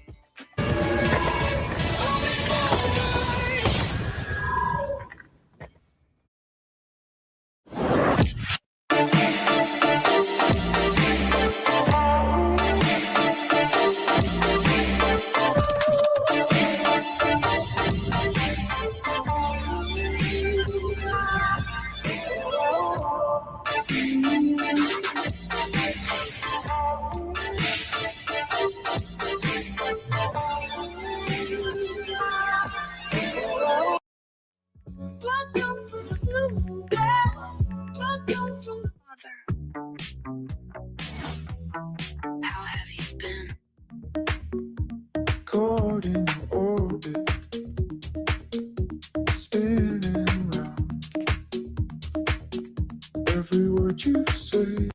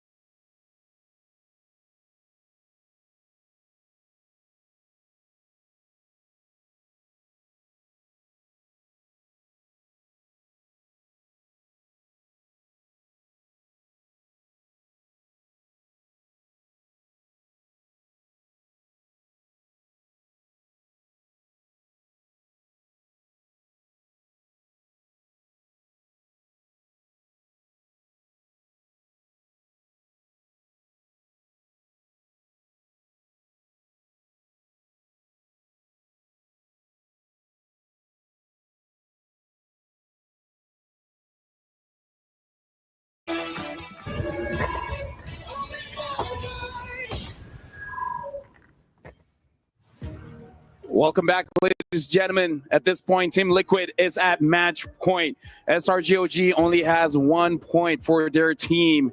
3-1 is the score. 4 is needed to become the champions here. Team Liquid 1 step away. This is the English panel here. Leo, you were the one predicting that it doesn't go more than 5 games. At this point, looks like you're on the money here. That's a lot of pressure to put on me, but that is nothing compared to the pressure that the defending champions are under. SRGOG now, yes, they get to pick their sides. Yes, likely they're going to go blue. But when you're faced with a force of nature, such as Team Liquid Philippines, playing the way they have for the past 3 games, what other options do you have? This feels like, all right, we went from a feel-good underdog sports film to now a horror thriller where it's Liquid chasing you down and there's nowhere to go. I mean, for the past few games where SRG has been winning, I think the plan was to work around a favorable matchup for Innocent, and that was something we did not necessarily see in the previous game. The Kimi clearly struggled to a certain extent, and they weren't able to really play around their gold lane. So I feel like that might be one of the options they can consider. But Team Liquid 2 just feels like they've already solved this entire idea that SRGOG might be wanting to play. And I really feel like that's the idea. Stormy and Nissan can do damage, but if Sanford's on them, then it's like, well, good luck dealing that damage. Like, maybe Sanford will die, maybe. But then, so is all the damage along with everyone else. Yeah, I just feel there's tons of problems that seem to be mounting up around the draft. You add that up with just the pure raw skill that TLPH brings to the table. And again, I came into this thinking SRG are no slouches. As long as they can get a nice, even draft, they can put up a great fight. If they get a better draft, they can win a match. So I think that's where we're seeing most of the problems arise here. And that's the issue. for the past maybe 2 games, they've gotten subpar drafts. There have always been 1 or 2 picks where we're like, but why? This is that game we're in. There should be none. Every single pick, 1 to 5, should be yes. That works against what Liquid wants to do. And now we're jumping straight to the draft here. Possibly the final draft of the game. SRGOG first pick, batting out the Lancelot. Team Liquid batting out the 1-1. At this point, TL should not adjust anything here. But here's the adjustment coming from SRG here. The Arlot has not been banned yet. The Lancelot, the Lapu, we are sticking a little bit to script here for them, at least, and what they've been doing. But are we maybe looking for a possible Arlot pick up front, blue side first? And if they go for that plan, then SRG OG, we might see another situation where they bring out the likes of the Akai, because the Akai and the Arlot, they do well together once you put them in a single draft. But if they don't ban the Arlot here, I see Coach RC leaving the Kalea open, most likely, to at least get some sort of response, or throwing out the Bomba bait for them to take it. Honestly, I'm more worried here because honestly, they are setting up for the Arlit. But if you first pick Arlit, what's stopping TL from picking up Akai? Yeah. Yeah. So is this SRG OG? Is this Cram team captain taking the reins, saying, Coach, we got to switch it up. We got to first pick Arlen. I think even beyond the Akai Jushin that can be picked up, TLPH might also consider the Fredrin, if that's going to be the case, if Arlot is going to be prioritized here by SRG, just to limit the combinations that we can see from them. Oh, it's got to be an Arlot up front. Yeah, that's dangerous. I don't think super dangerous. Or pick up Akai first, who knows? Could be, maybe the Akai is the bait. Maybe the Arlit is the bait. I wouldn't respond to Arlot with Zushin Fred, because then the Akai comes in 2-3 blue. So there's the Arlot. So there should be Jushin Akai here. Jushin Akai or Jushin something else. I don't know if I see TLPH picking up the Akai immediately. I just don't know if it's like in their repertoire to first 2 picks on red side, put that in. I think it's good, but I just don't know if it's coming. But do they have answers to the Akai if it comes out again? Because it's not just the Akai, it's the Arlot too. That can potentially set up for Team Liquid. So I think they're really digging hard into what they want to pick up next for these upcoming 2 picks. I think we're in agreement with Jushin, right? Jushin something. The Jushin. Baksha! Still flex. Yeah, still very much flex. So SRG, they should go for the Akai here. And then plus something. The only thing is, what is that something? So far, they've been prioritizing the Farsa. Oh my god. I don't know if they want to change it up by picking up something like a Granger. Farsha Akai sounds good. Yeah. And then Farsa suddenly, sounds great. Yeah, suddenly the question swings back to the Cavalry saying, have you solved the Akai problem? Do you have a response? Fredrin! Oh my goodness, wait. Are we going to see an old flame from Carl Teasy? He's going to bring it back. The Akai Basha.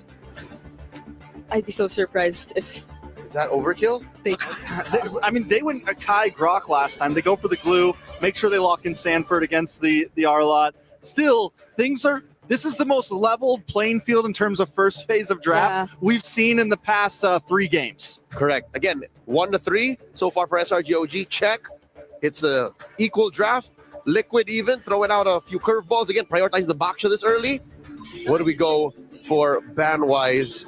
There's the Bruno. All right, so even Liquid, they're so comfortable with this strategy, saying, okay, let's just take out comfort picks for Innocent. Yeah. And it might be another situation where Innocent is just forced to pick a hero he's not entirely comfortable with, or that doesn't entirely fit well into the lineup. But there are many gold laners you can play around, because this is a Fredrin jungler. Yeah, championship point ain't where you bring out the gold Kimmy, man. I think still SRG, if they're going to ban Bruno, you got to ban maybe Granger here. They banned it last time on first, and at least it doesn't open up. If you immediately respond to their ban, then at least you have another possible response ban after. You're not banning something random and then have to come back to the Granger after. Angela. Oh. That's a good read. Again, I think in addition to the principle of 1 to 5, everything has a count, even your ban, so no cheese. Block it out. Oh, but even the... I almost forgot Kalea was still out there. Does Yums have an Arlet? I'm sure he does. I'm sure he does. Sure he does. But is there a possibility? What are the odds? Is that a last match hurrah kind of thing? right? So Because unless you have an answer for the glue that is not the Arlet, I don't see this Arlet going wrong. Yeah, I think Arlot EXP is clean, and then you pick up. I mean, honestly, once again, they could go for something like the Grok here in the Roam. It worked really well with the Farza. You get the concussive blast, you get quick wave clear, and if this Basha ends up if TLPH sticks with a utility jungler, then you're doing well in Turtle Pit. Quick to dead a bull like a Minotaur. Did we hear that right? Why is it not showing just yet? We heard ban. They banned the Minotaur. They banned Minotaur. That is the hero that Liquid used to take down Onyx yesterday. So they're convinced that we haven't seen the Roamer yet. SRGOG are on Coach RC and Coach Tic Tac. Or could they be setting up for the likes of a Claude or a Harith? Because you do not want that knockup to cancel you out once you do go in with either the Zaman Force or the Blazing Duet. But it's what are they going to go for here? I think this definitely, at least this should telegraph that Basha is jungle, a Matilda pick. And all they need now is a gold laner. So SRG has a good read at least how they can pick these last two picks. Kind of feel like if they don't pick up the Claude, Team Liquid will probably pick it up. Because again, what's stopping them from picking the Claude again? Yeah, once you do the double laning again, you also have an immediate answer to shredding down the tanky heroes if you do go in for the Claude. But they pick up the Cho, so could they consider another Beatrix or something? The world is Innocent's oyster because, again, there's a lot of gold laners left. But consider that Oheb will be able to answer to it. There's the Moskov. Granger's wide open. Claude is wide open. LaFell. I'll be damned. Harith is open. But you're lacking physical. So this is 99% sure of physical. How do we like the Cho here? It's one of those when all else fails, you pick up the Cho. Because does it win when all else fails, though? Yeah. Okay. That's Yum's signature. But again, there's a time and place. This is gonna be a hard game for the Cho, but sometimes you just gotta throw it up to fate. Like this is my best hero. If I win, I win. If I lose, at least I have no regrets. So honestly, SRGOG, it does look like they're just going for their final strongest pick. Works or not, this is their last possible chance to extend the series. So thank you very much, the panelists. And now I'm going to be throwing it over to Mirko as well as Gideon to call this game. Thank you, panelists. Match point for TLPH. They figured it out. Red side is now their side. Despite having hearts of blue, they challenge once again the defending MSC champs. They're not going to let them take it that easily. They're looking to stampede. They're looking to roar. They're looking to charge into this next game. Good luck to both of these teams. Whatever happens will happen. SRG Selangor Red Giants, OG Esports playing from the blue side. Team Liquid Philippines on the red side. Such a dominant force. And it's now or never for SRG. They got to show what they've got here.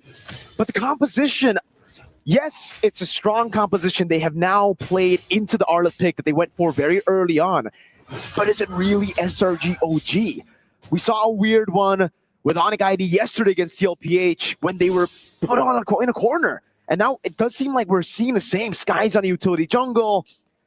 A whole lot of the picks that we wouldn't really categorize as comfort. Yep. I mean, it's an interesting composition to play, right? Especially when we look down at the gold side. But now Yumzin as well as Stormy, thanks to this Cho pick, they don't have to interact as much, right? They know that JP is relatively nearby. They want to make sure that Cram has a better time in lane. Unlock him out. Worst comes to worst. If Innocent has to play on that weak side, that is why the Moskov makes a little more sense. Because we were thinking carry. So many tanks on the side of Team Liquid. You just need a little bit more burst. Maybe even a Beatrix would have worked as well. They needed something to go through these tanky boys, and you can see for Team Liquid, they're playing into it. They know they've got so much tankiness, so they build on it. Tenacity for Sanji, tenacity, vitality for Sanford, firmness for Carl TZ2.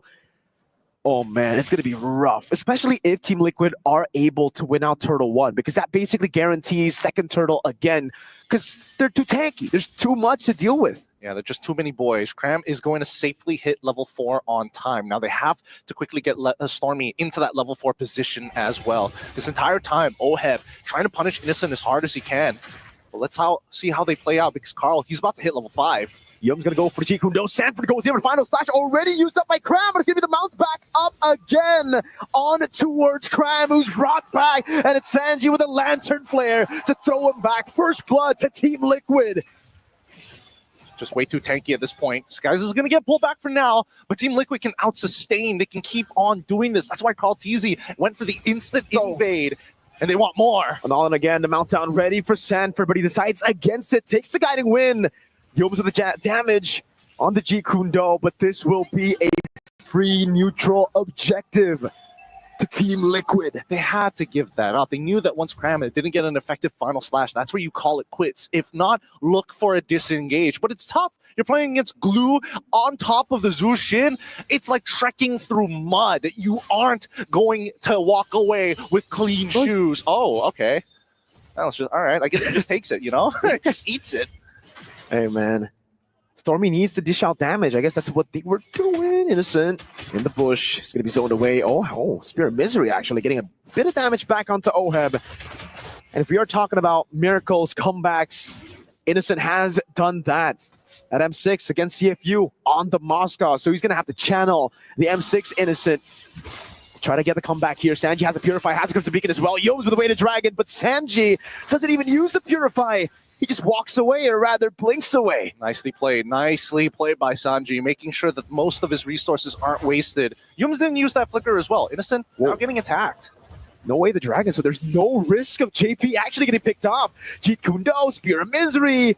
Still, too much sustain, has the Purify still. Will soak in the gold minion cannon up top, and it's just a slow build-up for the next neutral objective.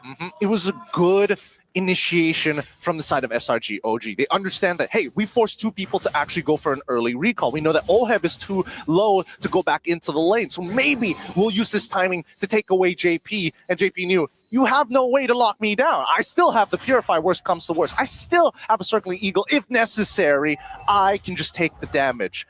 For now, SRG, they're looking for scraps. They're looking for anything right now. But what can they get? They look for picks, but there's a Purify everywhere. There's a guiding wind. If Carl TZ does get taken low, he just gets saved by JP. And then there's multiple peel angles too. By Sanji throwing people back, by a re-engage from Sanford, Oheb shooting them down. Again, Yum's trying to go for the pick, but it's difficult knowing the Purify is still intact. Carl with the shield unity. Sky's already dashing in forward, and the turtle Pryo moves over. Shield unity over to Yums. That's Sonata on him too. That's going to be the circle. Eagle Sanford with a jump on Innocent. Gets the full stacks on him. Will be pinned down to the wall, but is going to zone him in the back. Carl kicked out with Way to Dragon. Sky's able to get a kill. And the turtle. Crab walking back and forth, but it's Sanji who pushes him back in towards Oheb. Innocent gets a kill on Sanford. And all of a sudden, hope is in the air for Selangor Red Giants OG Esports. Okay, so they turned that around. That was not looking good initially, but the fact is, Stormy is extremely careful about where Sanford is now. He needs to not get canceled out as soon as possible. That's why he's a little hesitant to just rip his abilities right off the cuff, especially when this EXP laner is missing on the map. So guys held out well, but Cram, at least he was able to make the play, and now they make another. Can they even go for it though? Taunt on Carl, he just takes it. The guiding wind gets him back to safety. So it's back to even on the board. Innocent needs to scale up, but SRG know it. They need to play for it. Sanford, a bit overzealous in that team fight on the glue. Went in, did an amazing job zoning Innocent, but then dove it with the mount. Yeah, almost immediately as well. Cram, he's just trying to control this lane. It's been stacking up. He lost he didn't lose too much, not a substantial amount of minions, just one. But at the very least, he's recovered after those two happy kills before going down. In terms of the gold lead we've seen, it's really just between Stormy and as well as Cram's side. Innocent is going toe-to-toe, but he's 370 gold down against Oheb at this stage of the game.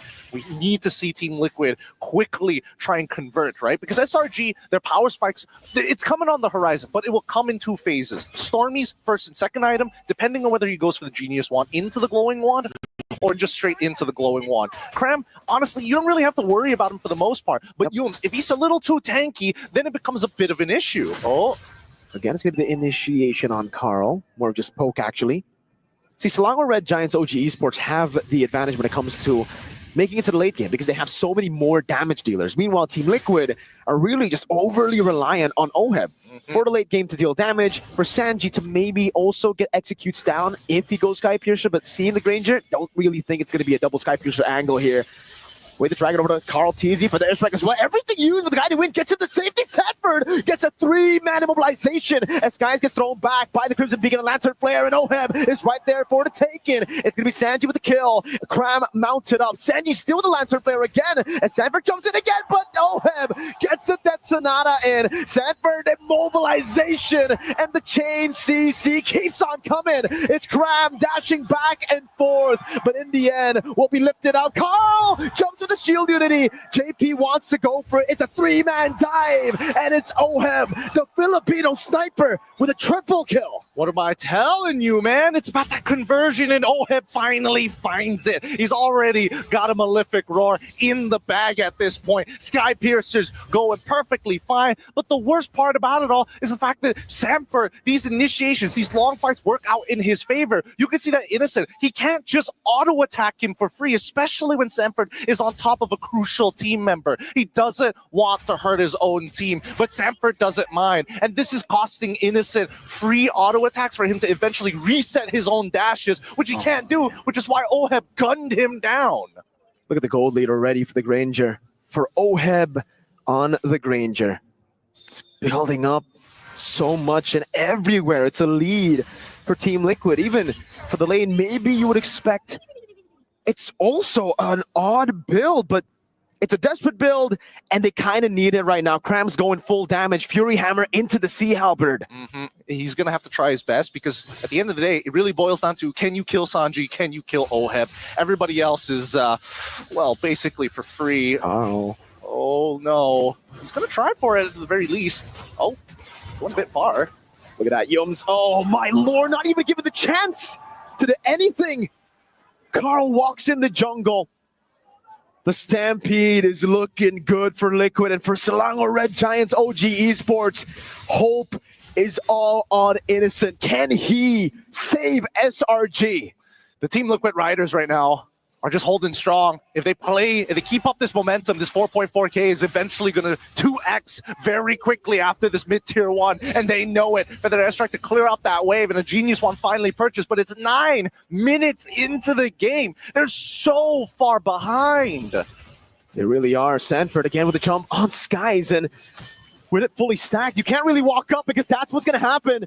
Mount down, Sanford flickering in again. Yums cannot go for the way the dragon gets lifted up again by the juice hit of Sanji, and will fall for the 4th time this game. Team Liquid, this could be a free lord again. Sanford just taking every shot, and he gets the guiding wind back to safety. Carl gets the Lord.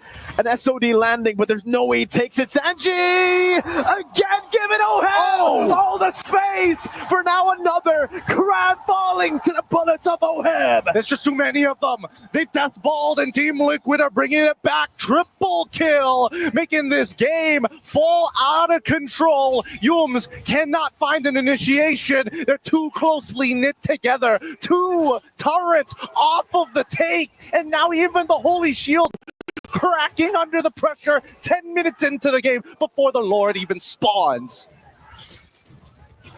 We knew coming into this tournament, Team Liquid were the favorites. We knew that the meta really looked to be molded to their strengths, but what are we seeing here? Losing game 1, we thought, hey, there's a chance SRG get it done. Now, the only chance is if TL make a mistake. We're going to have to see, because now the siege is going to begin, and for Oheb, he's just shooting fish in a barrel, right? They're so close to that checkmate angle. 9,000. They crack one inhibitor open, and that second wave might just end it for them. Innocent down to 50%. Going back to base now. Feathered airstrike in the mid lane, but look at how Team Liquid are managing the waves. They've dealt with most of the holy shields. They'll finally have the Lord charging up top, but they'll go into the bottom lane instead. Sanford looking for the play again. That's going to call TZ walking up. Skies taken very low. That's a base turret. Very low to bottom lane. Final start from Cram. Last ditch effort as Innocent goes in for the damage. but Sanford still surviving, and Oheb gets the kill on Cram. Cram was willing to sacrifice himself, but that second wave, that was the big problem here. They could look to siege one more time. Oheb, he's got the resources. Sanford, he's pretty tanky, but the Feathered Airstrike looking to clear up these next waves. Alongside with Innocent with a full Trinity build, they might have just bought themselves just a little bit of time. A missing inhibitor, but at least it's on the bottom side. It's not on the far lane. 52 more seconds until it happens, and Oheb is going to look to seal the deal. That Winds of Nature 10, 0, and 2. Max stack 690 for his passive. He is undeniably the Terminator. He is destructive. Full items at 12. Fully stacked at 12. What do you do? You got to start questioning yourself right now. How do you deal with him? They got to catch him off somehow. And even then, the Purify is such good insurance policy. And if not that, they've got JP, right?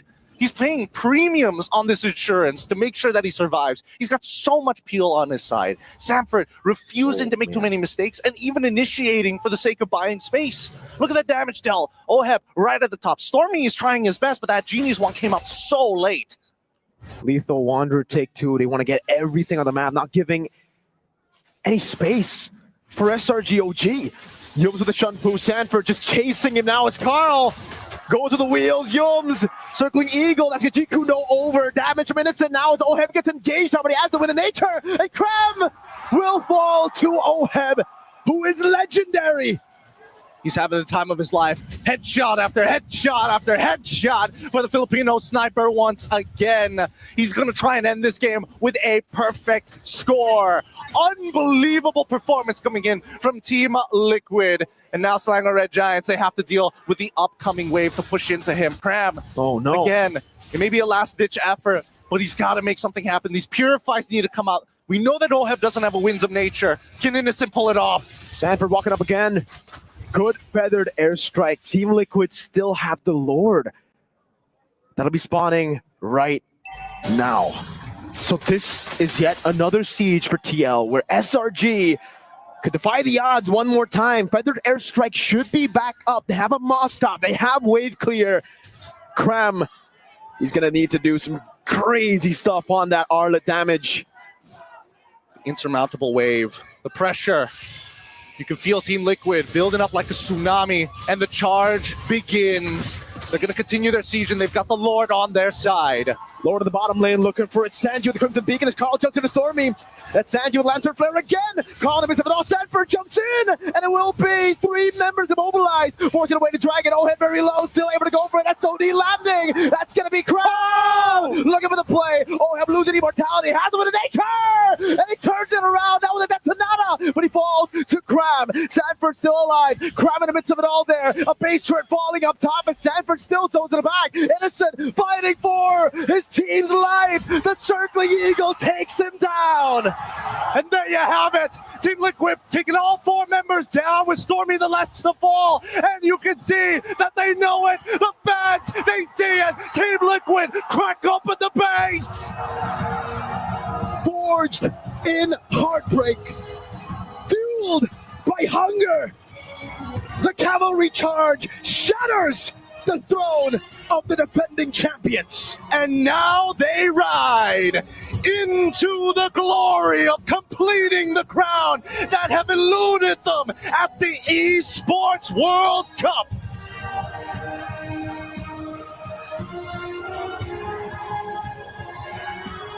Every step of the way. Domination from the cavalry. They've only dropped 3 games in total this entire tournament. Dreams fulfilled for SRG, making it to the grand finals against a team like this. They dared to dream again. A phenomenal performance. The cherry on top to complete the last missing piece in their trophy cabinet. The only one that they had been waiting for the longest time, that they had to go through. MSC 2023 losing to Onic ID in the semifinals. MSC 2024 as the champions of the Philippines, coming in strong again, but falling short now. They have done it. Now it all falls into place. They switch one legend for another, and now it is complete. They have 100%ed this esport. Ladies and gentlemen, watching from around the world, this is the crowning moment. Team Liquid have done it. They've made it to this moment, and now it just comes down to this final lift.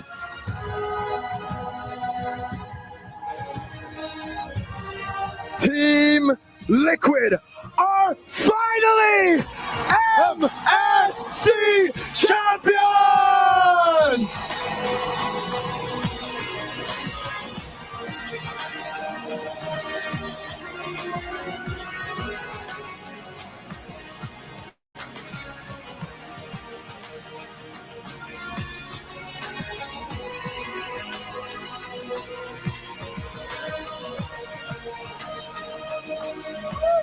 In their journey to encounter the unknown, Team Liquid has proven that nothing is granted. Everything is earned. Once again, congratulations! Team Liquid is your MSC and EWC 2025 Grand Champions! Guys, an amazing journey. And with that, Carl Tizzy, come here, halika dito. How are you feeling right now? Finally, complete trophy cabinet. Kompleto na silang lahat. Sobrang saya ko lang po talaga ngayon. Talagang hindi ko ma-explain yung feeling, pero kakaiba to sa mga past tournaments. He said he honestly cannot fathom how he feels right now. He's insanely happy, and the feeling very much different from other tournaments that he has won. Carl, I have a question for you. At the beginning of your journey, you said that winning MSC this year will officially make you the face of Mobile Legends Bang Bang. And now that you have won, are you now the face of Mobile Legends Bang Bang? Yes! And there you guys have it, the GOAT. It is Carl Tizzy. An amazing best of 7 grand finals, but it will not be complete without another trophy. So let's call on my co-host, Milosh. Hello, Rose. Hello. It's been a while. It has. What an incredible matchup we just had, but we have one more trophy to deliver. Our Sony Finals MVP. Do we have an idea of who it will be? Do you guys have any idea?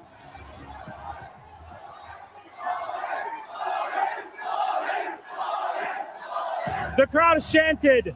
The decision's been made. It's Sanford. Sanford, congratulations. Our Sony Finals MVP. Here you go. You deserve it, my friend. Congratulations. A good flex.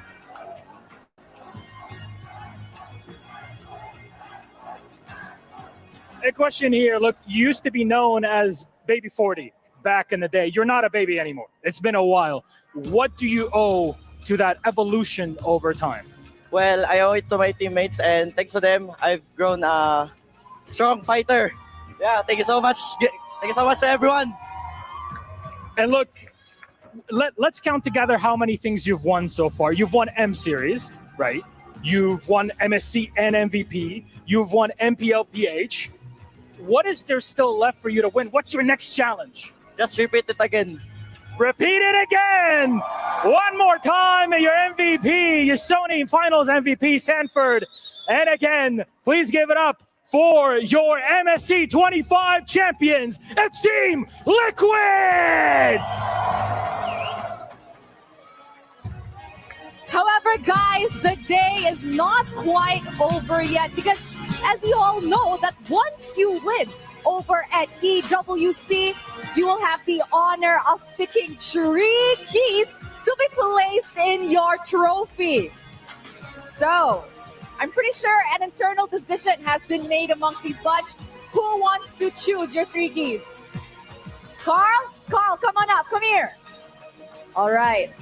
So, official decision, okay? Which are the 3 keys that you want to be placed in your MSC trophy? Let's go. SRG, OG, Onyx ID, and Onyx Cage. And there you guys have it. SRGOG, Onyx Indonesia, and Onyx Philippines. However, I had a special request from Coach RC just now that he said he wants to give a message to everybody before we wrap this up. Coach? Sa lahat ng Pilipinong sumusuporta sa amin, salamat po sa lahat na sumuporta. Ito na, iuwi na namin yung MSC sa Pilipinas. And sa lahat po ng tumulong sa amin, thank you so much din. Special mention kay Coach Daki, kay Coach Joshua Alfaro, sa family ko, sa wife ko, at sa baby ko. Hello sa inyo dyan. Champion na yung anak nyo. Congratulations once again to Team Liquid. And now let us show it back to the studio. First time in EWC history, Team Liquid have made it, winning 2 different titles in the same week. Chess and now Mobile Legends Bang Bang. First of all, what an incredible series. Let's talk about Sanford being surprised. Let's be real, he shouldn't be. He definitely shouldn't have been. The guy was a monster from start to finish. We were watching him as MVP, I think, from that second game forward, and he did not disappoint. So every game Liquid won was off the back of Sanford's efforts, Sanford's ability to dictate the pace of any fight he's a part of. In a majority of his games, he played glue. I mean, SRGOG did not let the Arlot through at all, and that happened in as soon as game number 1 began. So from the very beginning, they knew they had to respect Sanford. But the other thing that we do have to announce, finally, Carl Teasy has admitted with a resounding, confident, yes, I'm the face of MLBB. And I gotta say, he deserves it. After years of discussion, the debate is done. TLPH are your champions. Take a look at how the knockout stage bracket of MSC 2025 at EWC concluded. Maybe mix up a few results here and there, and this is my forecast. It's the wrong equation midway, but it's the same result. I saw this Liquid Stampede from light years away. Yeah, I think a lot of us didn't doubt them out. They came in swinging strong. They ended strong. I mean, overall, TLPH have earned their win here. I mean, like when we read the patch notes, this looks like an EXP's dream. And I gotta say, Sanford really fulfilled that dream. And it's not over yet. The fact that they chose both Onyx as well as SRG as part of their trophy, every single time something happens, like, look at this. They're gonna be choosing the keys. This is exclusive for here at the Esports World Cup, first taking SRGOG's key, and of course, taking both Onyx Indonesia as well as Onyx Philippines. You could see how happy Carl is. He said it in the interview. This win feels so different compared to all the other championships he's won in the past.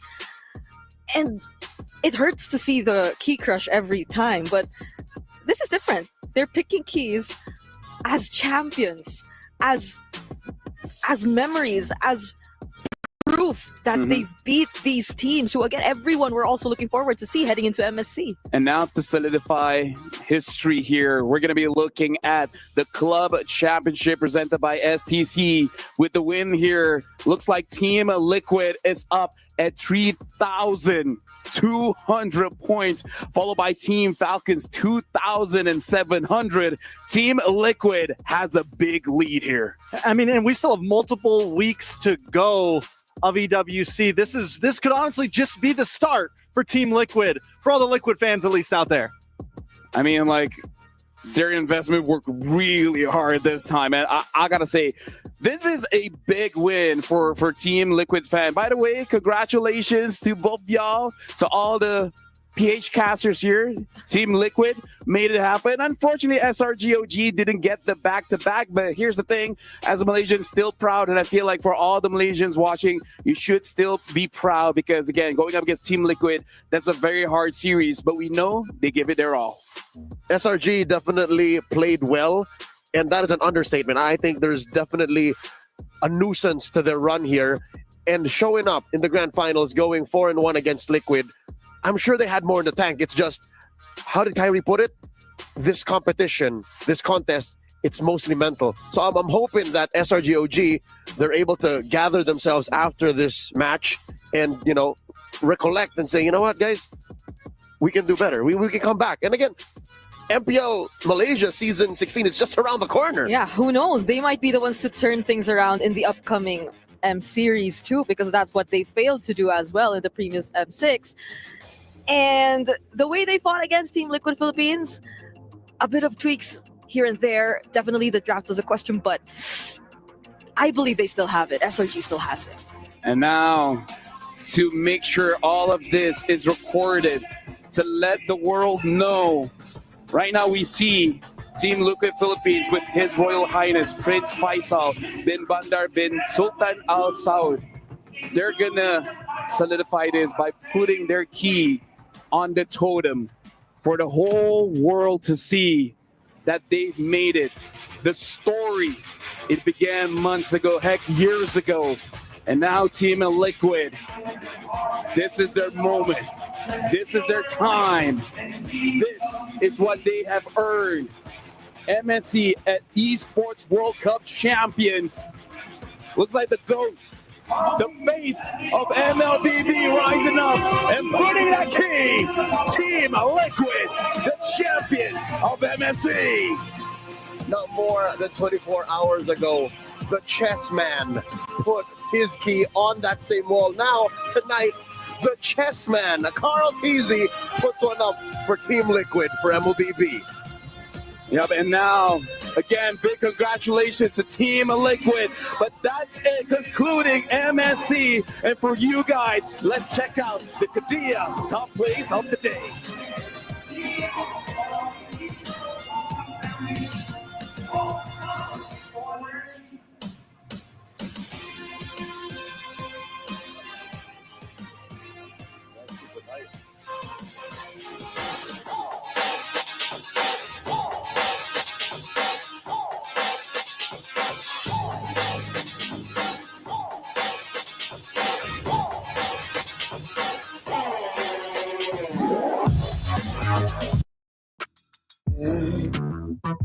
Choose from thousands of realistic voices to use in your content.